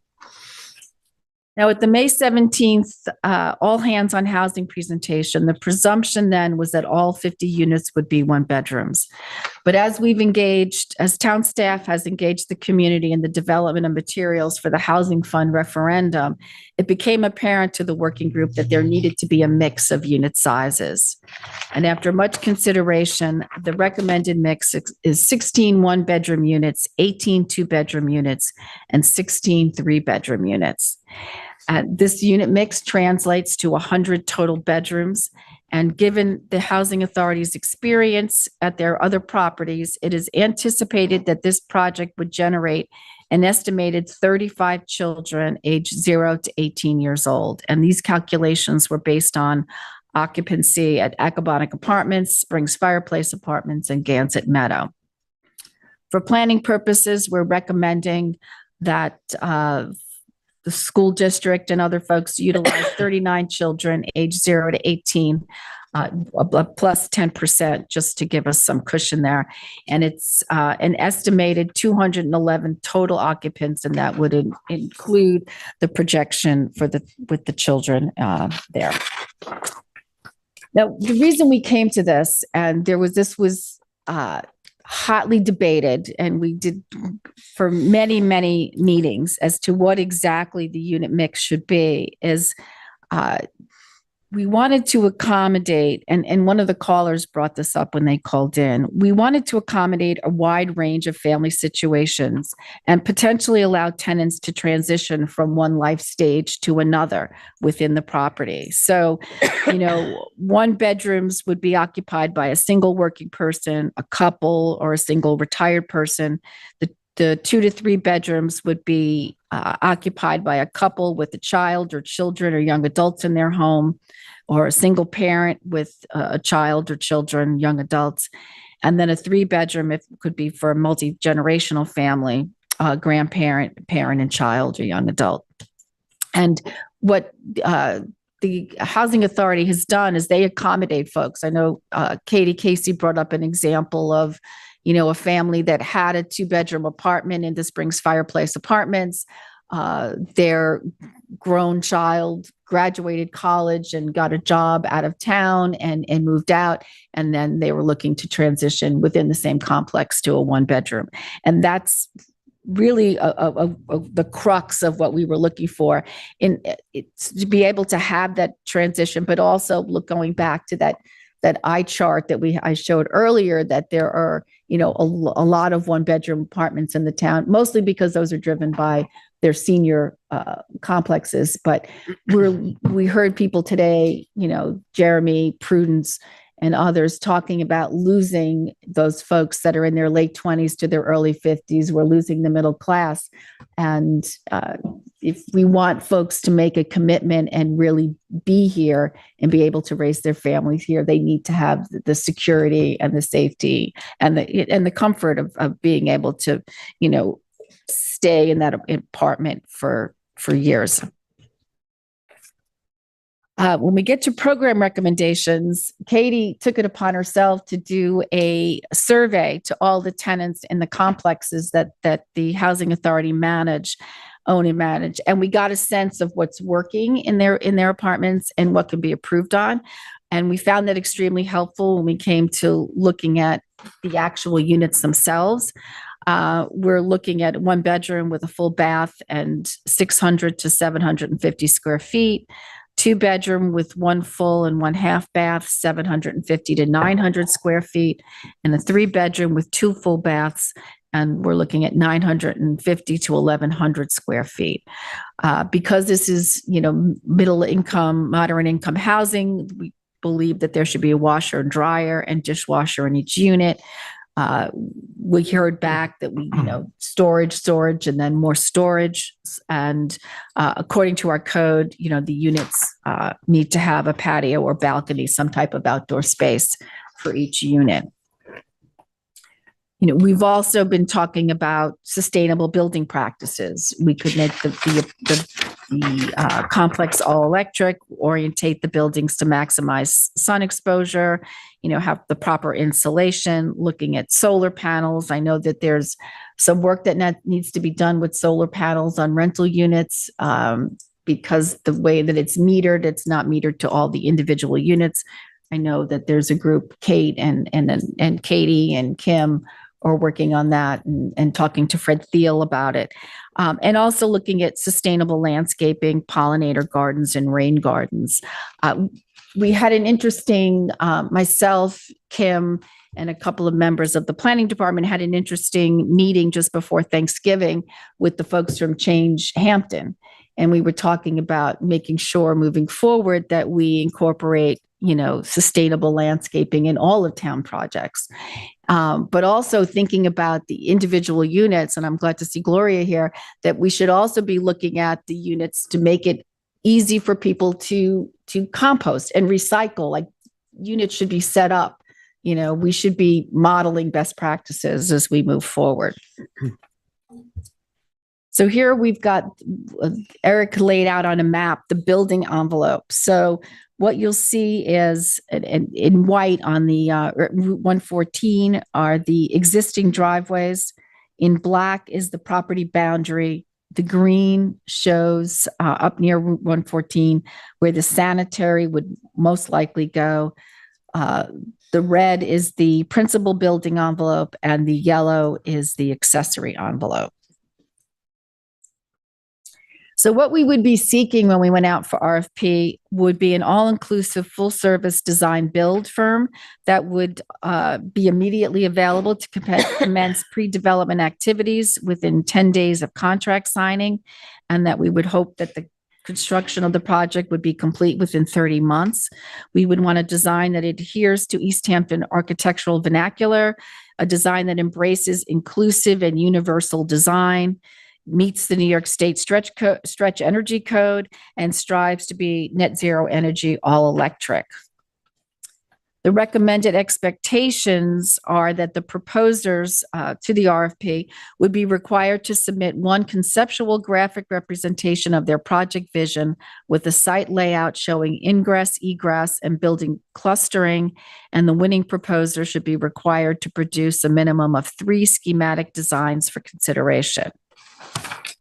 The working group has also given thought to the grading system for the RFP, and we went back and forth on this as well as how, each point should be weighted.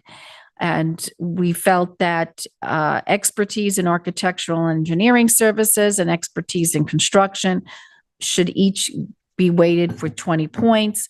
Cost and cost management was a major point, that major consideration at 15 points. And then we got into the project and felt that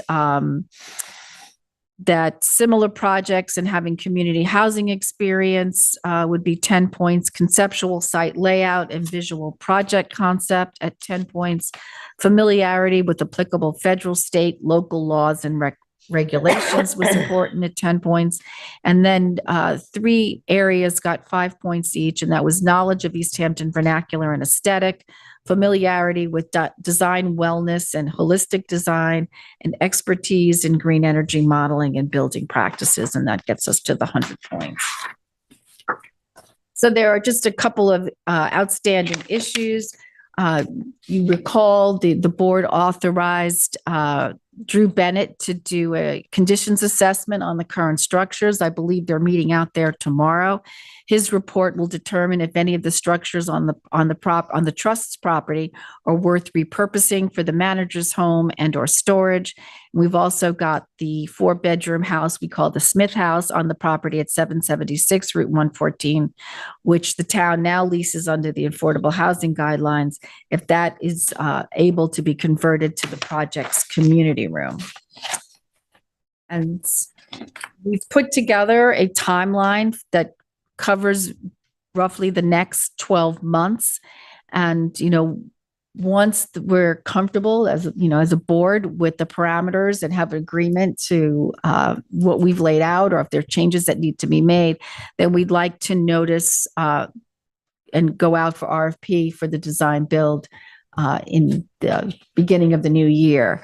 One of the things that, we have to be cognizant of, because it's a new wrinkle, is the fact that the DEC has the ruling that because of the long-eared bat, we can only clear in a 3-month window, and that's December 1st through February 28th, which can put a burden on all of us to, make the timing on this project work. So I don't know if anybody has questions. Everybody's here with the exception of Ed. So if we want to get into it now, we can, or if we want to schedule a follow-up work session to address any questions, thoughts, concerns, we can certainly do that. Well, Kathy, I'd just say it's really evident that you and the committee have worked really hard on this and put together a great presentation and considered so many of the aspects that, need to be considered. The only thing that really pops out to me in terms of outstanding issues is the disposition of the 4-bedroom house on the property. And while I wouldn't oppose the idea of converting it to a community space, it might be more efficient to keep it as affordable housing in 4 bedrooms, because you don't offer 4 bedrooms in any of the other rental. And if that could be retained just as housing, it might be more efficient and less expensive to build in the community room as part of the new construction, orienting it so it makes the most sense to be accessible to the rest of the housing units. So that's the only thing I would say. Aside from that, there's obviously a great deal of work that still needs to be done, but in terms of process and timeline, I think it's pretty much dead on. Other members have any comments? So I do know a caller who lives at the cottages, and unfortunately Ed's not here to address that, but we will. You want to address that, Katie? Yeah. Thank you. Thank you for Katie Casey from the East Hampton Housing Authority. Thank you for having this discussion.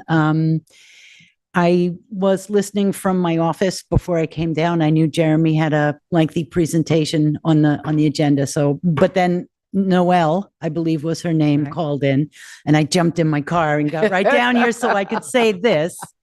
Anyone who is currently living at the cottages would absolutely have preferential treatment. We're not in the business of dehoming people. It might mean relocation in the sense that those cottages would be coming down and the residents thereof would be moved to a new unit. But they would absolutely be, if they wanted to, they would be considered for tenancy. They would go right to the top of the pile. Thank you for that. Yeah, I thought that was the consideration here. So I thought they would have that opportunity. So thank you, Katie, for driving down here so you can say that.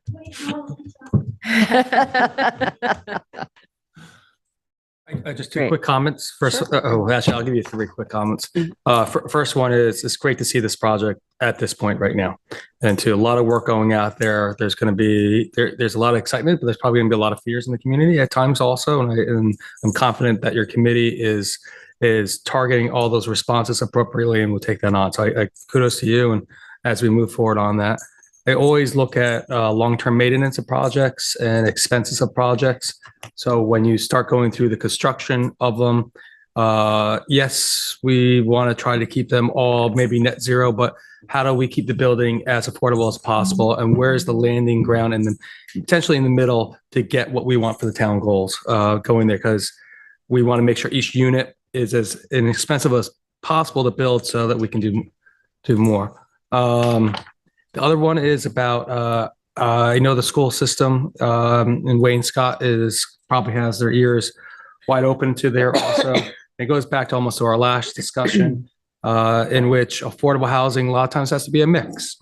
And I would just say to the committee as you go, just maybe some of the units might want to be for senior housing or however that's designed and defined as senior housing, where they might not put stresses onto the school systems, just to keep that into the discussion points and as you go forward. But besides that, I look forward to the timeline actually.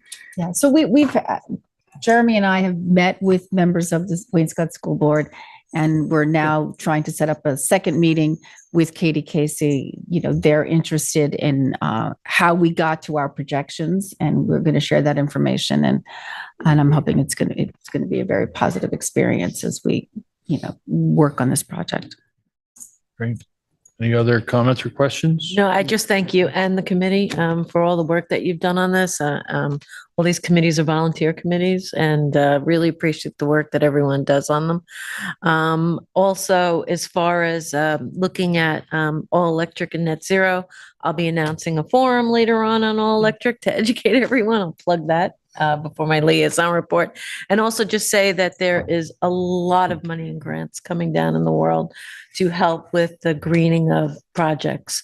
So hopefully people who live in housing affordable communities will be able to have the same benefits as everyone else across the board. Just very thorough. Thank you, Kathy. Thanks, Heather. All right. Well, without any further ado, we can move on to our last agenda item for this afternoon now. And that would be the special events update. Right. So this one, Kate and I are gonna tag team. Great. Gabriella, could you get the? Oh, Anne Marie. Beautiful, thank you. So we were here, I guess, last February, we came in and made a presentation where we needed to make some changes to the code.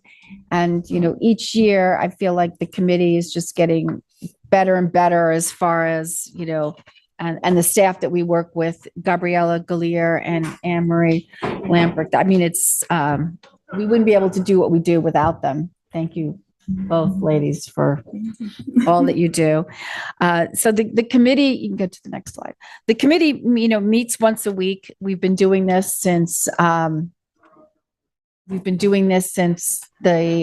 2014 when we started this process, and we codified. Go to the next slide too.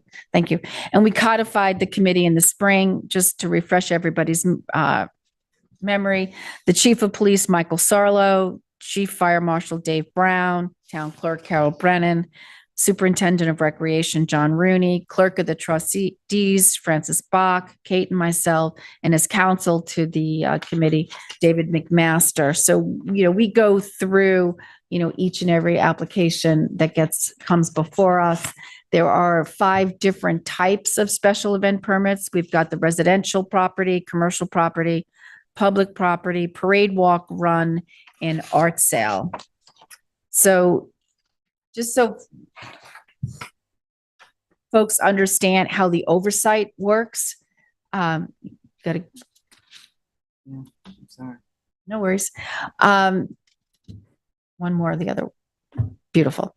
What we review the applications. Sometimes we bring in the applicants if we've got questions and it's a big event. Or using public property, or we're worried about neighborhoods and making sure folks aren't getting disturbed in the neighborhoods.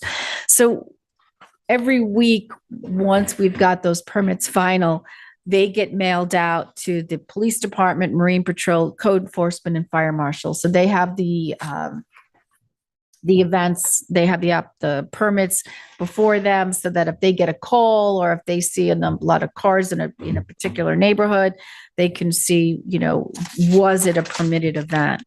In the event that an application has been denied by the committee, the specifics of the denied application also get routed to the enforcement agencies. So everyone is aware and is on the lookout for that.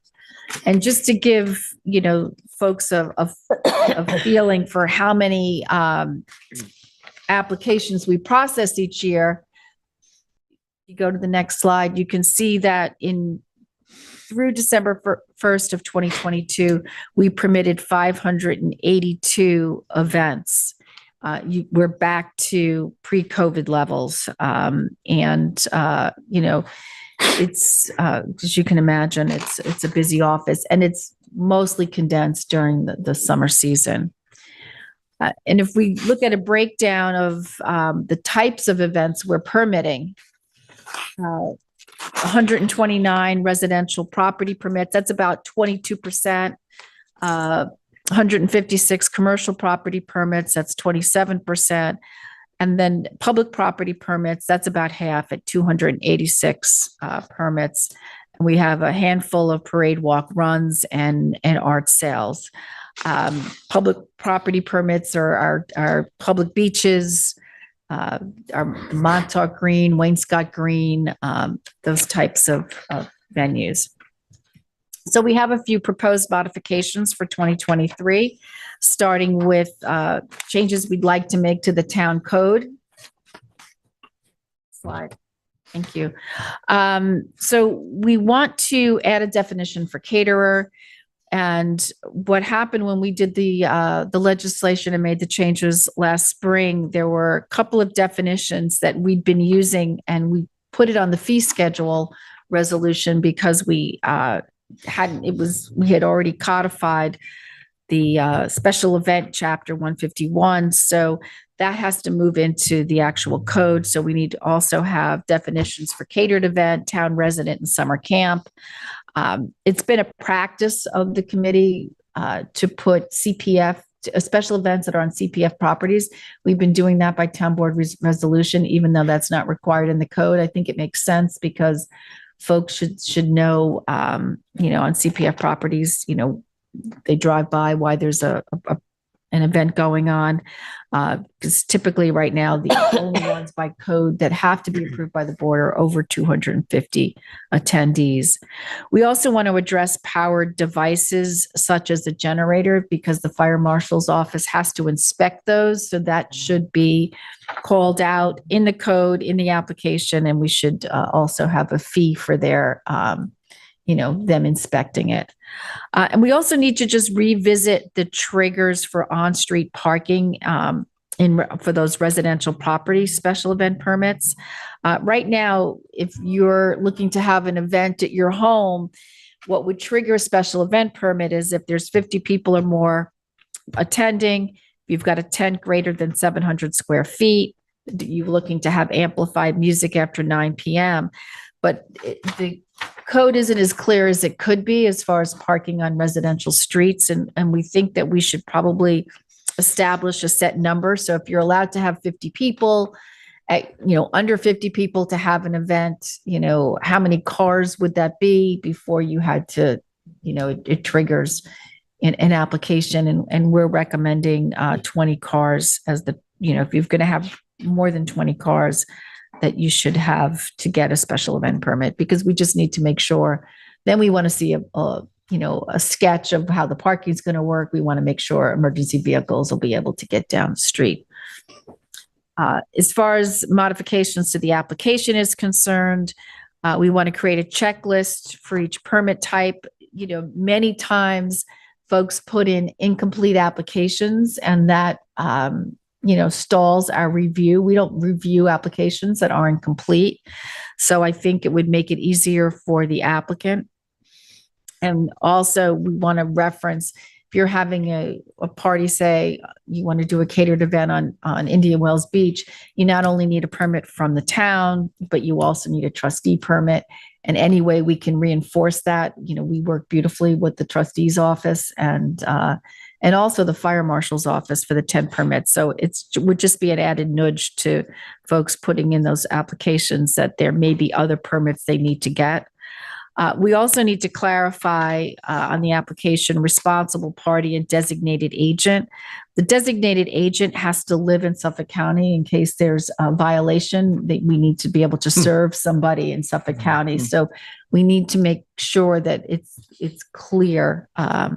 Is there consideration for having responsible party or designated agent actually on site during? Well, typically what we've been putting on the permit is, and we've been putting the responsible party, but because they're on site, but at the same time, if we need to cite them, they may not, they may live in New York City, right. So one of the two has to be on site and whoever. we're gonna work it out with, that's why we've got David McMaster Right. here. We're gonna figure out to make sure that we're getting what we need as far as. I think that's a discussion we could probably have. Again, I mentioned that we wanted to, address the power devices such as generators. We also need to get contingency plans for parade walk runs. We had an event this fall in Montauk that the weather was horrific, and they wound up with a contingency plan that had never been vetted by the committee, and it should have. So that's going to be a requirement moving forward. And again, I talked about getting, having a fee, since the fire marshal's office does have to inspect generators. Would there be a consideration if, I mean, obviously if you're having staff, fire marshal has to go to do the inspection, if he's already there for tent inspection, that one fee would cover both, or if he's there for a generator, obviously alone, then that would be a fee. Seems like the time to inspect both tent and generator. Yeah, I mean, I think significantly different. Yeah, I know that, that they've got to look at engineering drawings. And I think even sometimes with generators, we ask them to send us the specs. There's research that's done before they even get on site. So I don't know if if the one fee would cover both. Yeah, I'm just thinking that, whatever, if there is a fee, that should just be commensurate with. Yeah, it can't be onerous, right? It has to be used for revenue generation. Right, absolutely.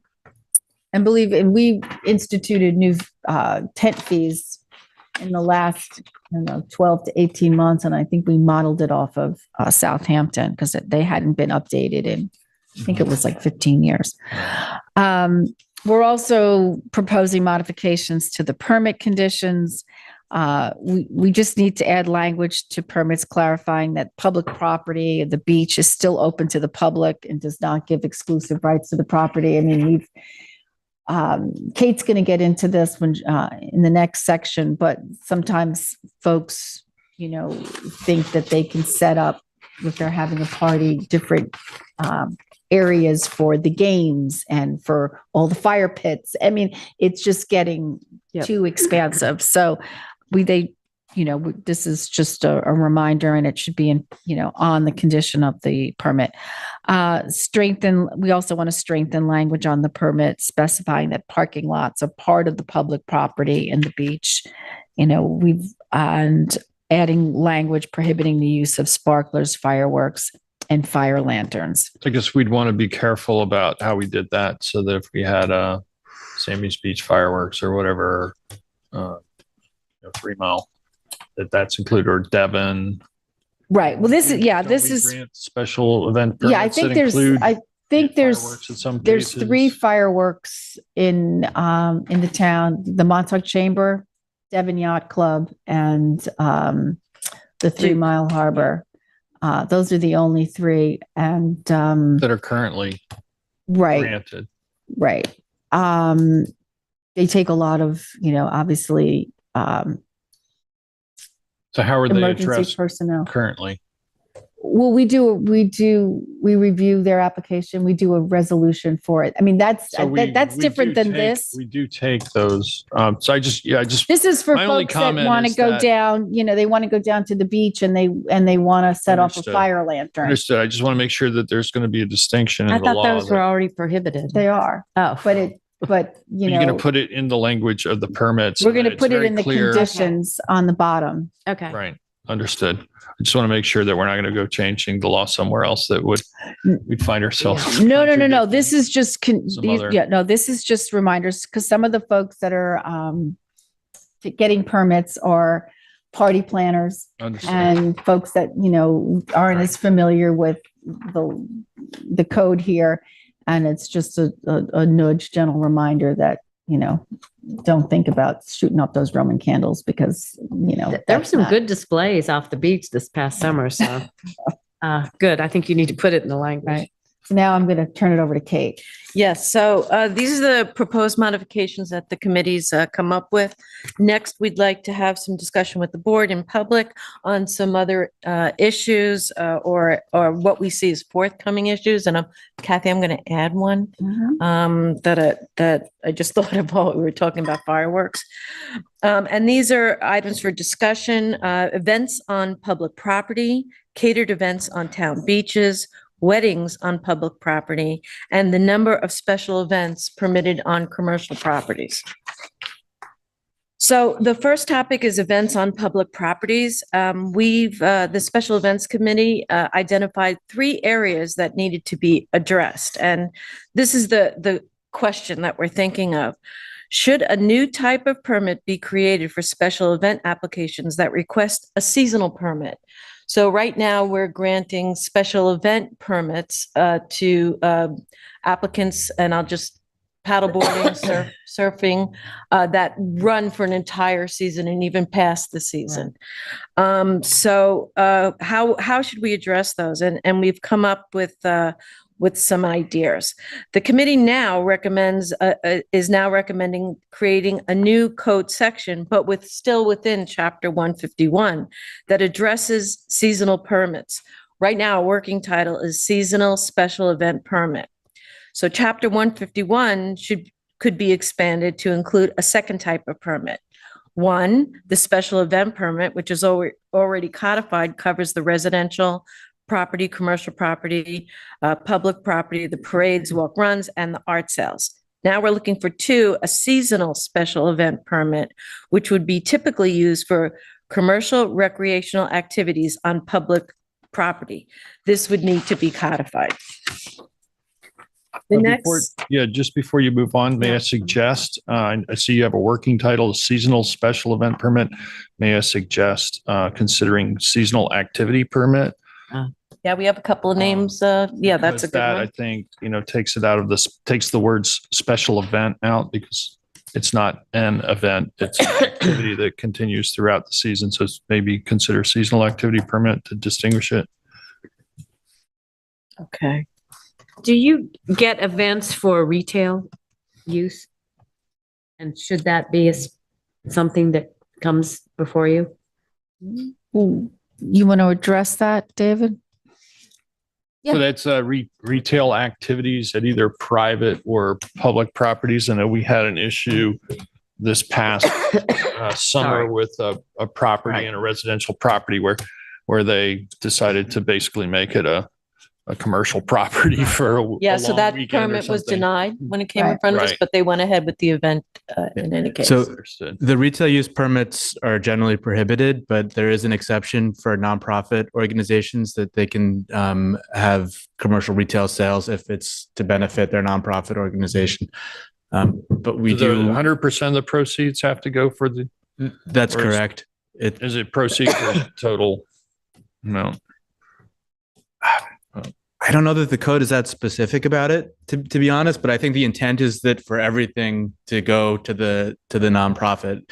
It's not, I pay you to run the event for me and I take 20% of it as a share of it. It's the intent is for the nonprofit to see everything.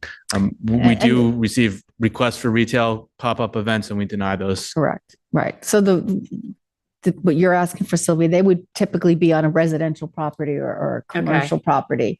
We wouldn't allow that. I don't even think for. So it'll only be in the case of a not-for-profit and only after, review and vetting, obviously, of all the different parameters that you look at. Got it. Thank you. Any other questions? Nope. Okay.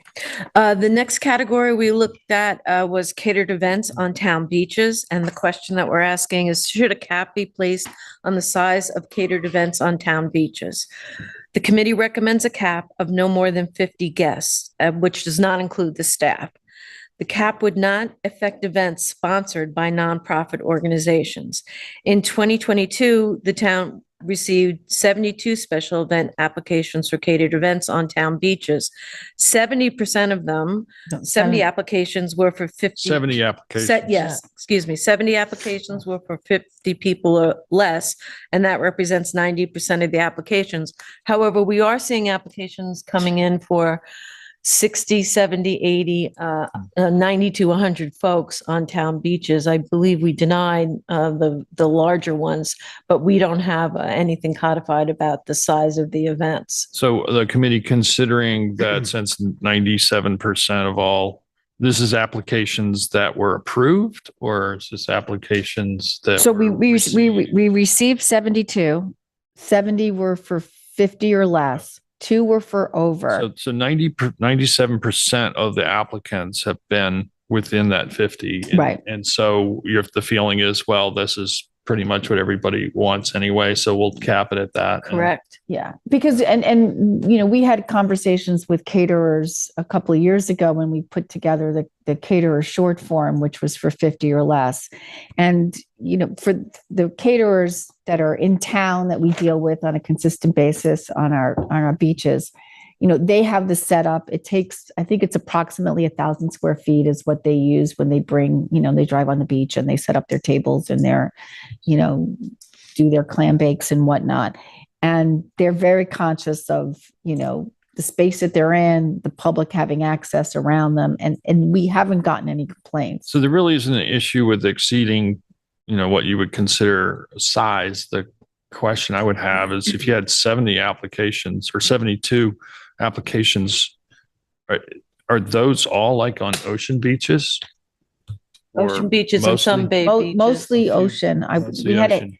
maybe we had one or two at Sammy's Beach, but I think the majority were on Atlantic, Indian Wells, Beach Lane. Beach Lane. We had to deny Town Line because of So, the I big mean- drop off.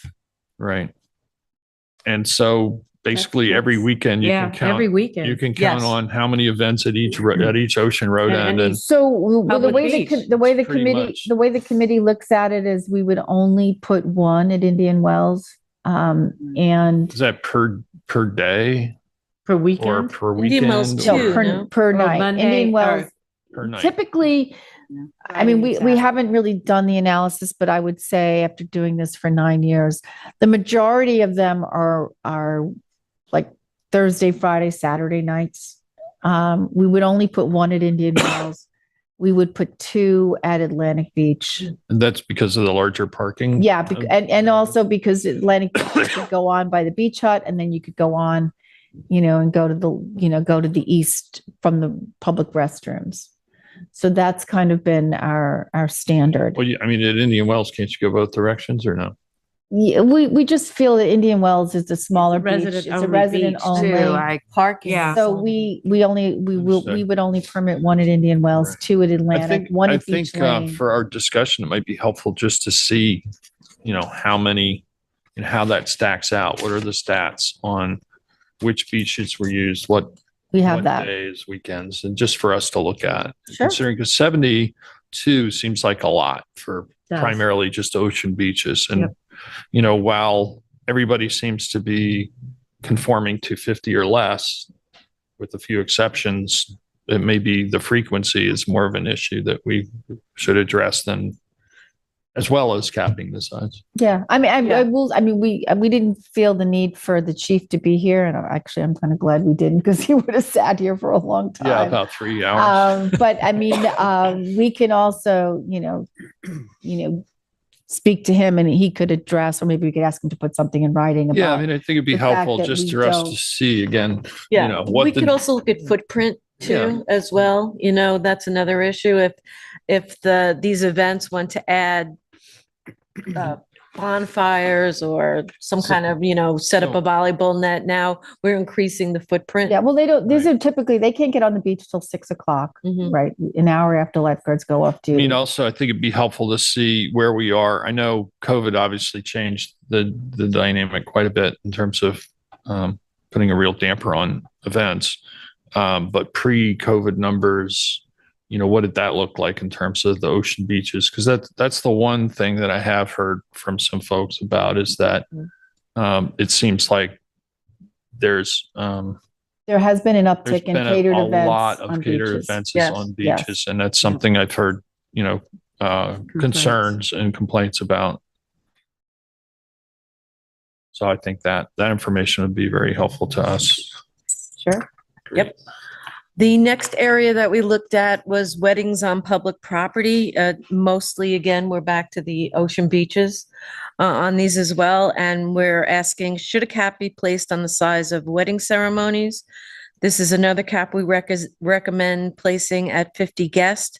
Under the current code, a wedding ceremony of up to 20 people does not even require a permit. And in 2022, permits were issued for 7 weddings. And they went from sizes to, and this is the amount of guests, 32, 44, 48, 65, 60 to 70, 120, and 150 guests. Now, wedding ceremonies, and we're not talking about receptions, we're specifically talking about wedding ceremonies. They have two components, the actual ceremony and then the setup and then the breakdown. So in terms of time, I just wanted to point out that they're not just for an hour. So setups typically are occurring between 3 and 6 p.m. And then the events are in that same time frame, 6 to 7. And then we have the breakdown. Weddings include setup benches for guests, and we're only permitting benches for elderly and disabled and for an arch or a hapa. The ceremonies last from anywhere from 30 minutes to an hour. I've looked through the permits. They do have music. It's acoustic for the most part, but some have also asked for a hat, and one was granted PA for the vows. So just to give you an idea of what the whole event looks like. In many instances for these events, applications come in very late, and we felt pressured to try and accommodate, and therefore we believe it would be helpful to have a policy on this. So we did, I think, have like an expedited fee. Do we charge like when they come in? Yes, we do. Like that, they have to pay an extra amount? Yeah, because I know it's a lot of stress and burden. Yeah. For some people though, having to pay $100 or. Right, I understand. It's, but a wedding seems like you would plan that. Well, in that's the advance. point for, To come in. especially some of the bigger ones. And, so there's just Do been, you have any background like on how that happens? Are the people just unaware that they need the permit and they find out like last minute, like, oh no, we need a permit. We got this whole wedding planned. Nobody thought of it. Yeah, the caterers would know. Yeah, most of the weddings have event They planners have? or Yeah. their receptions are on ocean facing hotel properties. So they're walking out for the wedding ceremony and of course they're aware of the special event conditions Or as do well. they think that by waiting till last minute, they'll get a more favorable review? Can't speak to why they're doing it, but it is. Call puts a- off the wedding. We're not. Yeah. And at this moment, I just want to thank, and point out that Anne Marie Lamprecht and Gabriella Gallier, our legislative secretaries, process all of these applications, have communications with the applicants and go back and forth trying to get everything in that they need before they bring it to the committee. So I just wanted to I know point you've that gone out of staff the way. time. The committee and the legislative secretaries have gone out of their way to try and accommodate where possible. But yeah, how can we alleviate or reduce the frequency that's happening? I'm not sure. I can understand that. but it would be really helpful if we had a cap and that's something that we could, let folks know. Cap in because terms Yes. the number of guests. Right. So if you're under 20 by the code, you can just go on the beach Right. and have an exchange of vows. But So you want to cap at the other end? we want to cap at the other end because, some of these are Well, if you're proposing pretty a cap, elaborate what what they first initially come in with, the runners down the sand, They grow. it makes sense that seats if you're for everyone. if you're making a cap for the other activities, then why not include weddings in that as well? Yes. Again, because we're talking footprint on public beaches as well. Is there a time limit that you give? No, most of them are an hour, it's Typically- 30 minutes to an hour. We're not finding. Typically they're 3 to 4 p.m. is That's when setup? That's the typically setup. setting up. So that's a lot earlier, right? Well, Right. yeah. that's and my you have- point. People don't leave the beach until 5 often. Yeah, so that was my Right. point, Yeah, and and some of pointing out them- the setup and breakdown. So it's much longer than an hour. in Yeah. reality. Right. Yeah. And some of them are, September is a very popular time for these, weddings on the beach. Well, obviously, once you get to September, things are a little bit calmer, but there's often still, a lot of activity on Right. weekends. And we want to, Yeah, especially Saturdays and Sundays when the weddings occur. I'm sure there aren't that many applications to have them in December and January, Right, and- February on the beach. And, we also want to make sure too that, emergency vehicles can access the beach, like our caterers that are using the beach, they're very experienced and, limiting it to 50 people. What you have a wedding for 120 people on the beach and, there's a complication and somebody's in the water and, in distress, and you've got cars going to, it's just, it's too much. Understood. We feel it. The committee feels So it's when too do the much. ceremonies take place? Basically at 5? Basically between 6 and 7-ish. Okay, but And they it have 3 range to between 4. Yeah, that they're setting up. So whatever they. Pretty early to. So they're up. setting up Set up. 3 to 4 hours before the actual ceremony. Some of the ceremonies ceremonies are are- 5. Yeah. So we could also look at times, availabilities that you're allowed to actually have a ceremony on the Right, beach to I would. alleviate some of that. I mean, it's hot at 5. It could be. You need to serve water. You need to have, I guess. Is that what they're doing? Yep. Okay. Or champagne. Got it. The next topic we wanted to discuss was the number of special event permit applications that come in for commercial properties. And in some instances, commercial properties, a few of them come to mind, a number of them come to mind, have submitted a significant number of special event applications for their establishment in a given season. So we're asking how you, the town board, wishes to manage commercial properties that apply for a significant number of special event permits in a given season. Should the town establish a seasonal limit on commercial properties special event permits in the event that applicants may be using commercial special event permits to circumvent the planning board site plan approvals process? And in some instances, what we're finding in doing some research, the properties are pre-existing and actually don't have any site plan approvals. Yeah, and I think at a certain level, you have enough events and it's really not special anymore, Right. if you will. And, It's their business. it becomes a major part of the business and regular practice. When it starts becoming a regular practice, I think it goes beyond the purpose and intent of special events. So I could see, and, I know there are a couple situations where we've had some complaints about the regular and repeated use of properties under that category of special events. At the same time, I also know that, I think a balance needs to be struck. Yeah. I mean, there's, and I know that you have steered or prohibited or not granted permits during the 2 busiest months, July and August in many cases, because of just the general volume in town is so high, and the impacts to reduce the impact footprint, you're pushing those to the shoulder seasons, before the summer and after the summer and the fall. But even so, And a lot of these, they're in residential neighborhoods. They can really start to impact in a negative way if there's too much frequency. a number of these events or weddings, they're in like shoulder, they're, May, June, September, October. And generally, the events would allow for expansion of some of the parameters that the code would otherwise restrict, correct? Like in terms of amplified music.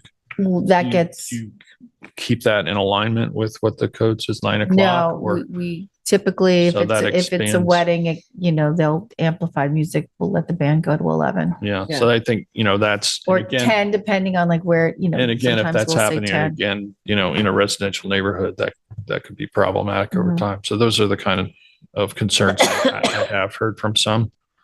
So I do think there's balance to be struck there. And the thing is with this one, like I just ran into a friend who her daughter got engaged and they just signed the contract for the reception in October of 2024. Like while we're talking about this, Happening. people have already have contracts signed and wedding invitations are being printed and And that's for special events. That's risky. The other thing I just wanted to bring to the board's attention is an application that we had this year that's not on the presentation before we move to surf instruction, and that's for drone shows.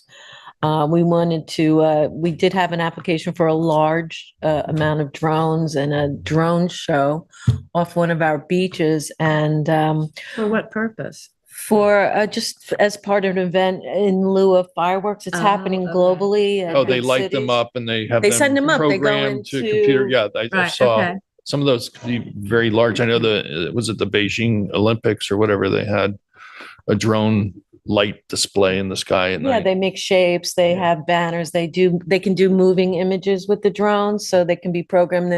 You're talking about 100, maybe 200 drones going up. We looked at this as the chief pointed it out, the sky, when an event happens up in the sky, it's kind of an attractive nuisance. People pull over, there's no real regulating Like a fireworks show. how you do this. So I just wanted to bring that to the board's attention. Yeah, I mean, I think we something should to look think at of. those the same way we look at fireworks shows for the same reasons. Like you said, Yeah. they're attractive. Well, the way the committee approaches fireworks shows, we've kind of grandfathered in those three. Right. And we're not really looking to add any others because it takes so much emergency personnel resource, which is the same with like triathlons and road races. I think we've added one or two that I can remember in the 9 years that we've been doing this and they're very low maintenance ones, but we're not looking to add any more big events because in fact, we may want to start having conversations. We've got a couple of weekends in the summer where our emergency personnel and TCOs and police are so stretched where I think it's the middle of July where the Wounded Warrior starts in the morning and then they've got their their race and whatnot. And then that's the same night as the fireworks show. And then there's also an event for the Wounded Warrior, typically in Amagansett Square. And then early Sunday morning, we've got, I think it's the Montauk Lighthouse Triathlon. So the way the hours work with like TCOs and things, one starts Saturday morning at 8:00 in the morning and goes till 10 or 11 at night. And then the next morning starts at 6 or 7. And it's really challenging to balance.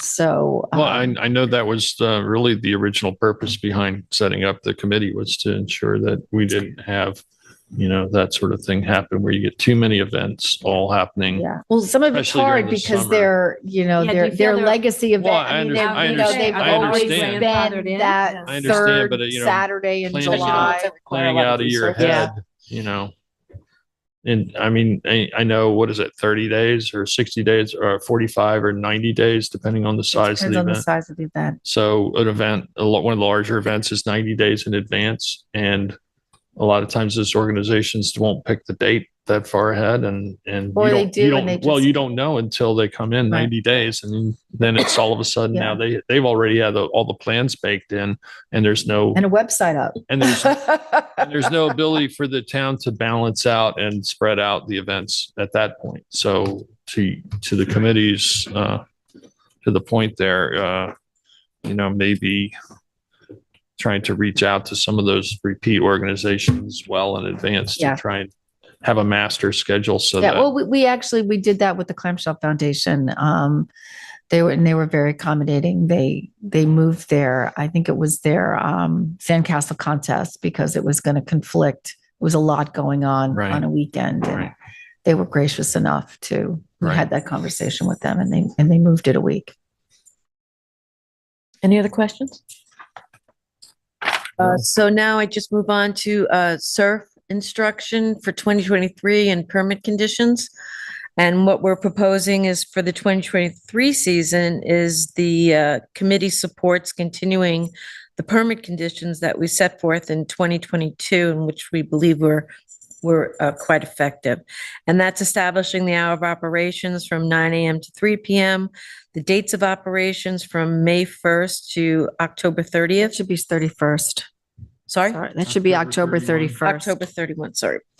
Then we do one-to-one instruction only. And again, this happens on our ocean beaches. There will be no camps. For example, at Ditch Plains, we have 10 people total at any one time at Ditch, and that breaks down to 5 students and 5 instructors. We've been using discretion regarding the number of people at the other town-owned beaches. We give a permit out for a specific beach. It's not a blanket permit on all of our beaches. All instructors must be CPR and first aid certified and provide documentation. As well, one person on site must be lifeguard certified and provide the appropriate documentation. A sign-in sheet must be available on request by Marine Patrol and/or PD. And student instructors must wear identifiable bright colored rash guards so they can be seen out in the water. So we wish to go forward, keep those permitting conditions in place for 2023. The next step, just before you move on, was there last year, I had some vague recollection of there being an extension of the hours during the school year? we did early in the May season. So that early, yeah. So up until the time school let out, it was 5 p.m., I believe. Yes. But not after the season because correct. Once the summer came Once the along. kids got out of school, that was the cutoff. Right. Yes, we need to go back and revisit that. So is the intention to, if you just come to the podium. 10 people total at any one time at Ditch Plains. Is that per permit T or I know there's multiple surf schools that operate at Ditch Plains. So is per that 10, permit. Okay, it's 10 people per permit, right? Yes. Okay. That's just. And how many permits do you issue at Ditch? I think there were 3. Yes. So you could have 30 instructors and students in the mix. Wow. So moving on to next steps, upon consensus of the board of the proposed modifications for the 2023 seasons, we have a timeline outlining our next steps. Town Attorney's Office will be drafting legislation and present at a work session on December 20th and January 10th. That's December 20th, 2022, obviously, and January 10th, 2023. A notice of public hearing will be offered on January 19th, 2023, and a public hearing could be held on February 16th, 2023. It's important for us. The reason why we have this timeline is that we have things in place before the applications begin to come in for the season. So we would like the legislation adopted on or about and no later than March 2nd, 2023, because we start receiving applications at that time. And the amended town code go into effect on or about April 3rd, 2023. So my only question is about fines. If there's something we should be looking at for fines, if increased fines if people go ahead with things that were not permitted, or if they say, I want 50 people at my wedding and they show up at 100. Is there anything that, David, do you need to talk to us about that?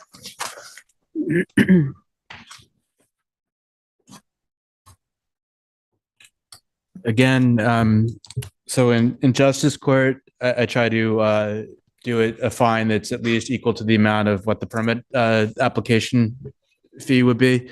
So, if it's try to do between $250 and $500 for these people, it's difficult. It's who is I guess the designated agent, and the person that appears in court might not always be even though they're the responsible party. There is some semblance of, well, you don't want to be overly punitive for a first-time offender for some of these people, but I do hear what you're saying, and I would just if you mind, don't mind me interrupting. I would say that would depend on the circumstance, because I think really blatant,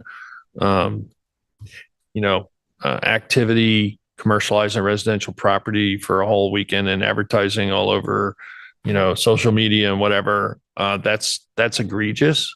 Absolutely, and that is egregious. Should be looking at ways to address that. That's not what I was talking to. Yeah, so the violation should be commensurate the penalty should be commensurate with the violation. I agree with that. Yeah, absolutely it is. And in that instance that you just described, I would, throw the proverbial book at that person as opposed to somebody that had a clam bake and didn't, necessarily. I just want to make sure we have a book to throw. We do. We have a pretty good range of fines, and I think it maxes out around $1,000, which we could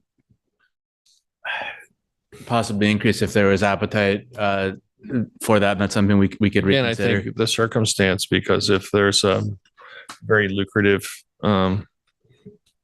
use of a property, that could be just baked in as cost of doing business, $1,000. That's nothing. Unfortunately, I think that you're right. I mean, a lot of our town code violations, people just consider it the cost of doing Are business. we restrained in raising those fees? I mean, those fines?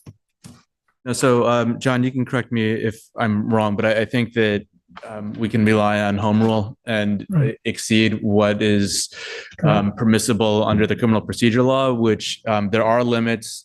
So it caps if you were to have a felony, that's, I think, $1,000. Misdemeanor is up to 500, but the town board can rely on home rule and can go above those penalties. So. Well, that's something we should look at for those extreme cases. I think as long as there's a rational nexus between the fine and the offense, that we'd be on solid legal footing. So my comments here, listening, I agree with Sylvia saying about the fine schedule. The fine schedule, I think it's going to be a cornerstone to deterrent of not going within the code. The proposed modifications and applications, I support that all. The stronger the language, I think the more clarity will be there also then too. I think that's all good to have. Let's see here. I'm a little bit more lenient on the cater events as far as the cap. I think a cap is a good idea. I'd be looking for more like 75 guests. It's not a big thing to me. I understand where you're going to, where you're seeing now, but it's 75. A cap that you can see if we move forward. I understand where it might not go. I would like to see the special events and commercial properties, if you don't mind, just if you could send over where they're happening in the application numbers, the pre-existing non-conforming, the workaround to the circumventing the planning board site plan process. I gotta kind of understand that. I just like to see those numbers if you can. No problem. We can address that. Surf instruction to be consistent last time. I like longer hours, period. But I'm fine being in minority on that then too.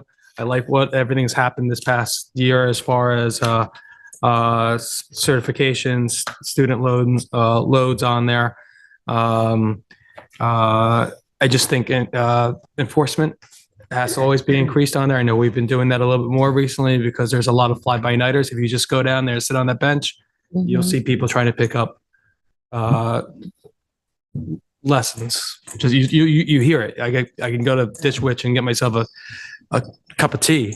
You'll hear you see it all the time. So it's very difficult, but at least it's in the code. My last one is something I'm also consistent with. I know certain board members are on here for years in the past. I've done it before these board members. Rossetti Perchek, who was here, bless his heart, years ago. I have a real issue, and I always have had, with organizations trying to glom onto local not-for-profits, take the burden goes to the municipality, and the not-for-profit gets left with barely a percentage of what the other not-for-profit from California or from outside the affected area deserves. I've seen that a lot there. I don't know if it's a registry. I don't know if this is part of this conversation or a longer conversation because we've been having it for a decade. It's something I don't mind working on a little bit, but it upsets me sometimes seeing so much money being raised out here when our non-for-profits locally are in dire need of help also. Now, there's a lot of great help to our not-for-profits, but there's also some organizations that take more than they give back to our local community. I'm very cognizant of that. Or our local not-for-profits are fighting against other not-for-profits from other areas. That's my soapbox. So it's been the David, same, I've and worked I'm with not gonna non, change on it. You're consistent on that. in my other topic, life, David, working I with a agree. lot of local nonprofits in my business as part of, a community payback stuff, working with Lions clubs and stuff like that. There are organizations that unfortunately take advantage of the charity or the nonprofit, and they'll give them, 2,000 for what they call a name buyout. And then they just put their name on the application, but don't receive anything else from anywhere. And it is an abuse for those groups. And if there was a way that we could do something about that, I'm also in full support. Yeah, I'm not sure if we're seeing that yet, but we did ask David if it was possible, because it was my understanding Southampton has it in their code where it had to be a local organization that was, the recipient of the. I think the one example we charity. have seen is where there was a commercial property that claimed that the event would be donating to not-for-profit, and it was a very small portion of the Right. proceeds that actually went Of this in order huge. to get. Huge.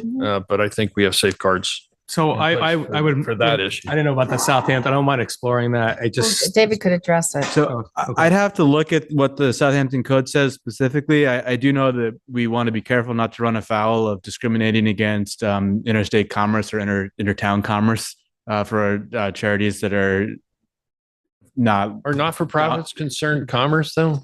Do they fall into the category of I don't- commerce, interstate commerce? So one would be like Wounded Warrior, right? Yeah. Or the American Heart Association or, cancer or whatever, right? Yeah. Gosh, I don't know. I think that they'd almost be similar to a corporation in that sense, where you could say, even though I'm a Delaware corporation, I'm physically present in New York because I'm doing business here. So you have a presence here and you're subject to the law. Like you have a large charity like Wounded Warriors or the American Heart Association that might be incorporated or subject to the laws of wherever they're established, but they're a national organization. Soldier Ride started here, right? No, I understand that, but they are they have a large presence. Thankfully, Understood. I have more concerns with an organization coming saying we're partnering up with the Clamshell Foundation or another foundation, and in the end, They don't get any money. $100 compared to Close the the presentation. gain of that event could have been tens of thousands. Pennies on the dollar. Yes, so that's. We try to guard Change it against now. I that, don't know if David. I'll change it ever, but Right, I will let everyone know that's my feelings. And excuse me if you don't like it, but that's just my feelings. No, I think everybody is in agreement with you that we don't want that to happen. Sorry, Dave, but I like it. Yeah, all right. There you go, man.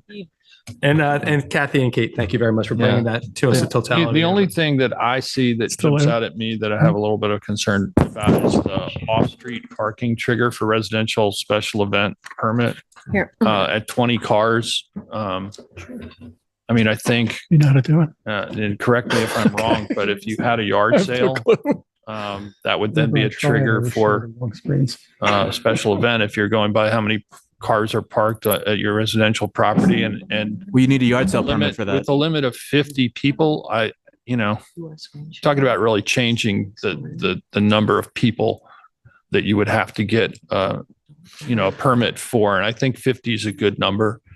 And I haven't honestly heard that much in terms of complaints about special, parties at people's houses. I mean, think about the number of people that have private parties where they have more than 20 cars, but they have under 50 people. I mean, that's a big change, I think, in our code, and I'd be a little reluctant to. The deal with concern that. is that, we've got some neighborhoods in Springs where they, folks put in for a party and they've got, think about like Gardner's Avenue and the numbered streets. I mean, if folks don't have to, if it doesn't trigger a special event and they're going to be parking, they've got 50 people and they've only got 20 cars, but emergency vehicles can't get down that street because they've parked on both sides of the road and they're in the road. Well, That's- there's a prohibition against parking in the road. So, But- right. I mean, it triggers I mean, you could have that with 10 cars depending on how they're parked. yeah, that you could, but And you go to any yard sale, like I said, so or estate So sale. right now, the way the code is written, it's confusing. And what we've been telling people is that if they're having, they're having a party at a residence and they're going to be using the street for parking, that triggers a special event if they're 'Cause going to.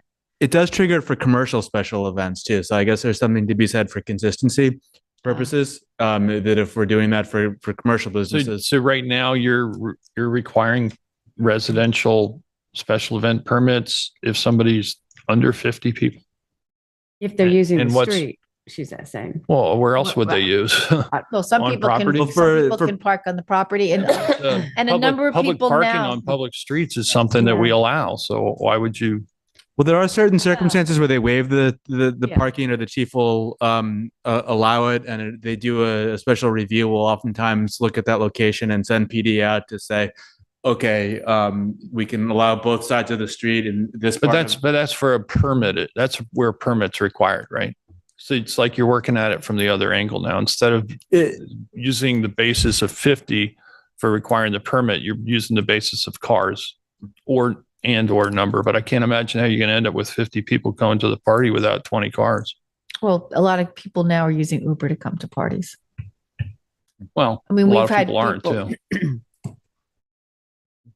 put in, there's a lot of our weddings and things like that, when they put in and they're putting in for 5 cars for 150 people. And we're like, where are the cars? But again, that's a permit. You're looking Right. at a permit. I think once you get over that number, then you have to look at the parking. But you see what I'm saying? It's like you're going at the permit based on the number of cars now instead of a threshold of number of people.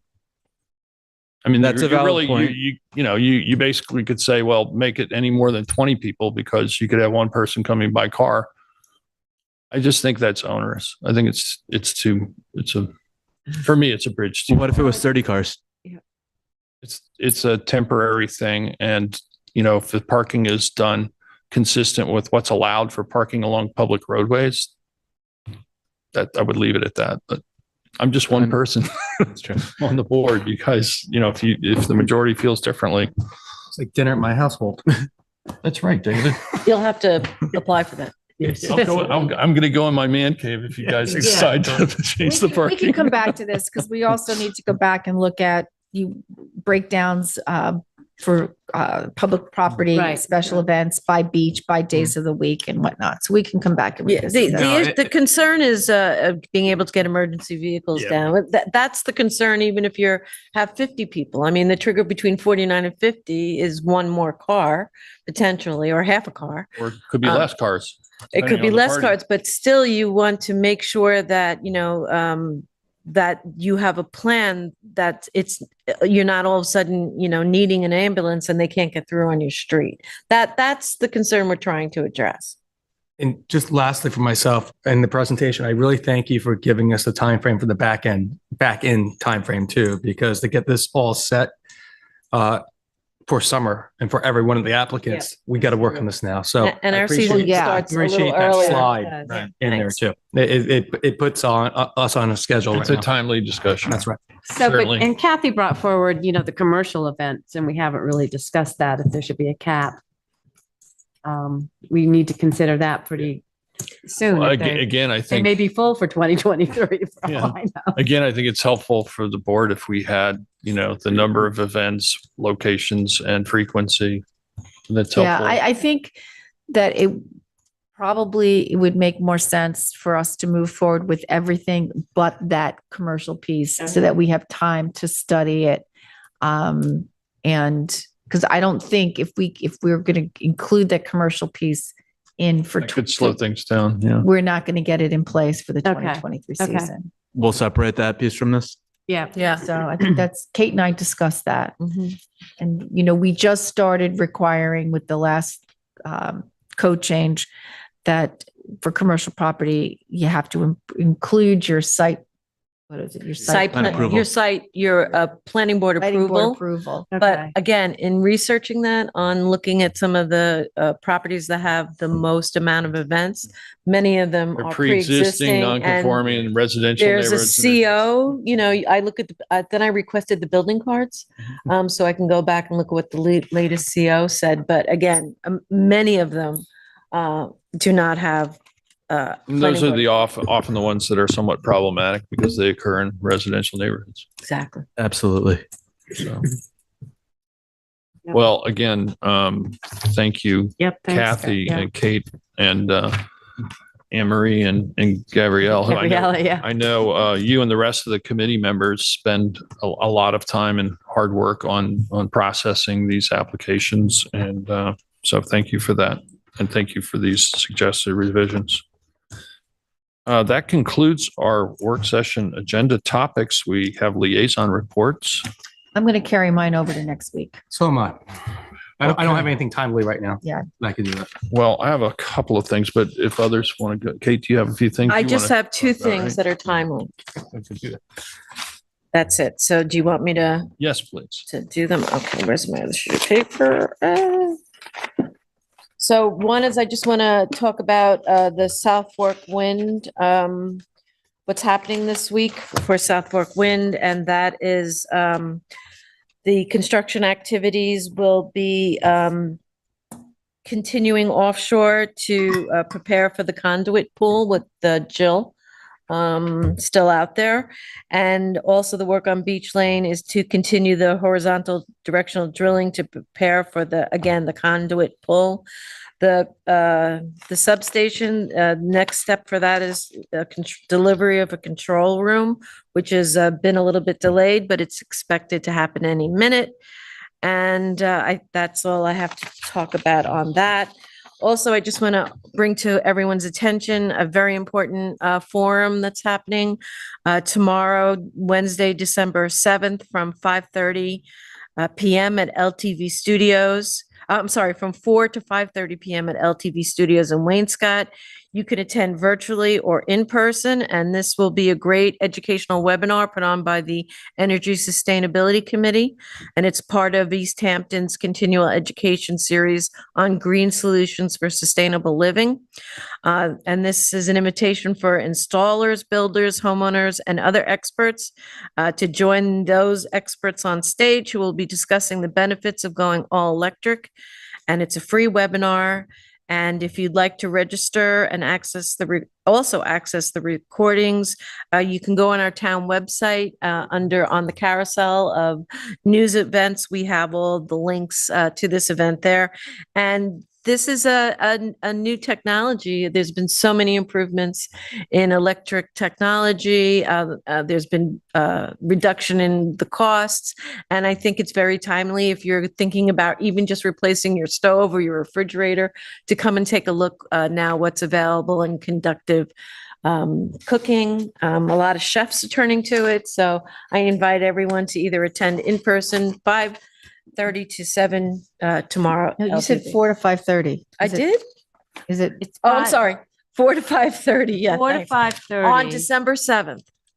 Thank you. Okay.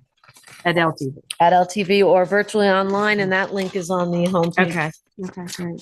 And I'll move my report, the rest of my report to next week as well. I'm good with that. Mine. I can do it next week. Okay. I'm going to go ahead. Go ahead. I'll try and make it as brief as possible. We've had a recent development in the issuance of 1099s for septic rebates. This is extremely welcome news. I'm excited to announce that a recent ruling of the Secretary of Agriculture and efforts by Senator Chuck Schumer will result in the IRS no longer considering septic rebates as taxable income.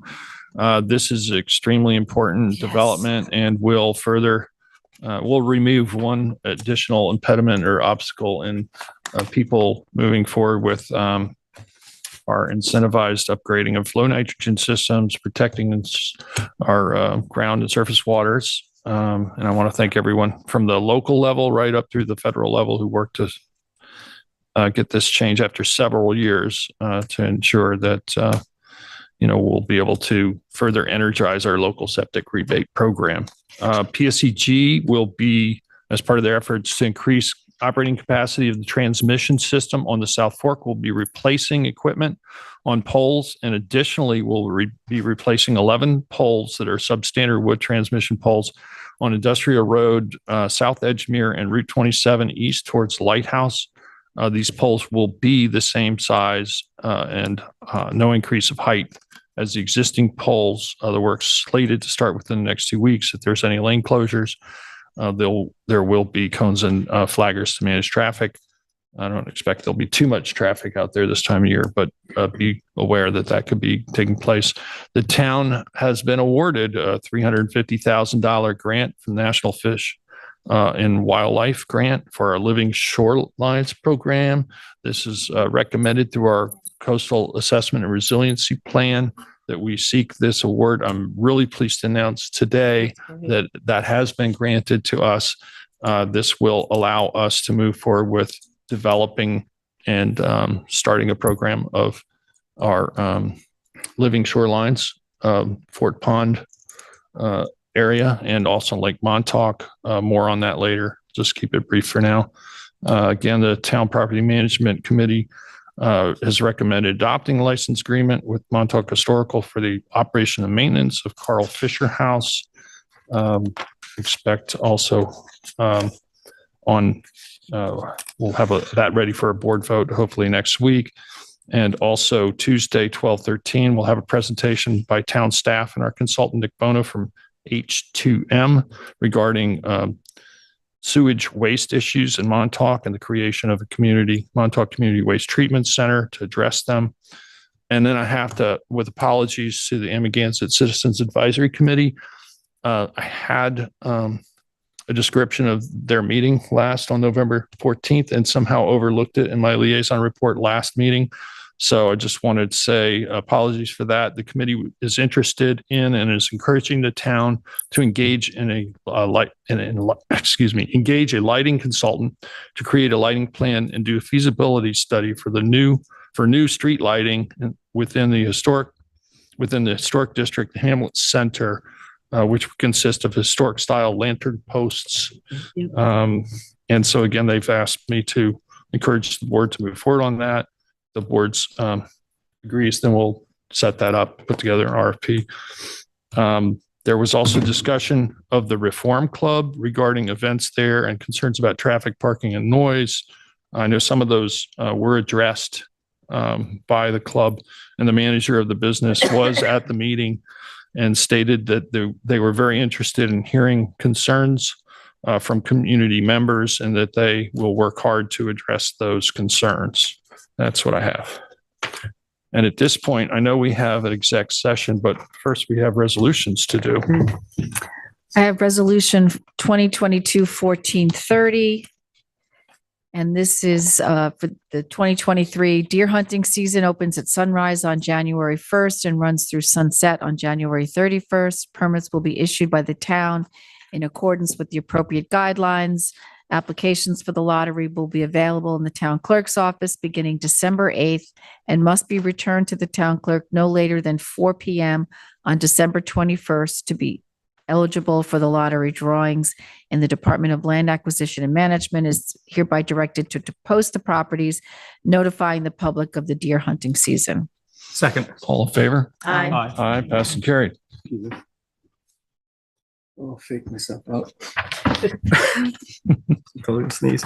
Okay, excuse me. I would like to offer resolution 2022-1431. This is a budget modification for highway department, bringing $2,000 from drainage, $500 from drainage maintenance, $1,300 from communications, $1,700 from road surfacing materials to the two budget lines for $500 for advertising and $5,000 for disposal fees. Second. All in favor? Aye. Aye, passed and carried. 1432 is my home phone number. I'd like to. There you go, everybody. There it is. You want to get David at home. CPF budget. And your bank account? Exactly. What's your last four of your social? 1430. Well, I'm not going to say that again. Getting punchy now. CPF budget modification for land acquisition. We're going to bring. This is additional money for community preservation balance. We're going to bring an amount of $4,400. Try again. $4,400,000 from unreserved surplus into budget line for land acquisition in the same amount. And again, that's unreserved surplus within the community preservation fund. Second. All in favor? Aye. Aye, passed and carried. 1433 is a budget modification for highway department, bringing $3,000 for subcontractor costs to the same amount in other equipment. Second. All in favor? Aye. Aye, passed and carried. 1434 is a budget modification for a joint fuel facility. This is for fuel purchases, bringing fuel purchase line for $3,000 to the same amount for building maintenance and supplies. Second. All in favor? Aye. Aye, passed and carried. 1435 is a budget modification for recreation. This is from the Turkey Fund, bringing from part-time salaries in the amount of $900 to special events in the same amount. Second. All in favor? Aye. Aye, passed and carried. 1436 is a budget modification for buildings and grounds. This is a modification to the increased costs in heating and fuel expenses, bringing $20,000 from full-time salaries, $30,000 from New York retirement to the lines for light and power in the amount of $30,000 and heat for $20,000. Second. All in favor? Aye. Aye, passed and carried. 1434 is a revised budget modification for 37. 1437, apologize. Revised What's your budget. phone number again? Exactly. That's Kathy's phone number. Revised budget modification for resolution 2022-1404. This is bringing $243 from New York retirement to repairs and generals. And Got it. Second. no, sorry, I apologize. Wait, there's two- Budget modification. Yeah. Subcontract costs for Green River is $3,000, Right. and then New York retirement is what we're adding on at $243 for a total amount of repairs, and the amount of $3,243. Second. All in favor? Aye. Passed and carried. Resolution 1438 is McDonough accept grant of a scenic and conservation easement. This is for the grantor is Patrick McDonough. Scenic and conservation easement at 150 Waterhole Road Springs, and the reviewing agency is Zoning Board of Appeals. Second. All in favor? Aye. Aye, passed and carried. Resolution 1439 is to accept the road widening easement URP 68 SP 2-1. So this is for 15 8th Street in East Hampton. This is something that David Buddha asked us about. I don't know, John, if you want to comment on that we have it in the resolution, but that it's actually already, the house is It's already been issued a So building he permit. says. I mean, I don't have any confirmation of that, but I'll accept that. We still need to get the easement though, so. Okay. Is there a way to make these easements that we're granting adhere to Well, what they're supposed to be I doing? think we need to look at why the building permit would have been issued? issued prior Right, I'll to. talk to I'll have All to right. talk to the building inspector and see what's going on there. All Sure. right, thank you. This is again 15 8th Street in East Hampton. Can I have a second, all in favor? Aye. Aye. That's carried. Resolution 1440 is to hire an appraiser for Wellbone Woods House. It's located at 139 Middle Highway in East Hampton, and its purpose is maintaining the affordable housing. We wish to secure an appraisal on this property to reflect the fair market value of the home and land together and the land only. So this would resolve to hire Clark and Marshall to prepare the appraisal report that shall not exceed $1,250. Second. All in favor? Aye. Aye, passed and carried. And I have resolution 2022 1441. And this is to amend local law, amend chapter 102, building construction, article 1, building construction to include the New York Stretch Energy Code 2020 supplement to the Energy Conservation Construction Code of New York State 2020 into the Town Building Code. We had a public hearing on June 2nd to consider the local law. This local law, and after considering comments provided with regard to the proposed local law, the town board believes the adoption of proposed local laws in the best interest of the town in furthering the town's energy sustainability goals. And whereas the adoption of the proposed local law is a type 2 action pursuant to New York State Environmental Quality Act and Chapter 128 of the Town Code. And the sections are listed on the town website. I won't go through them all. This was an issue that we had taken up before and sent to the state. There were some Scribner's errors. And also the state asked us to put in a section that it doesn't conflict with state law.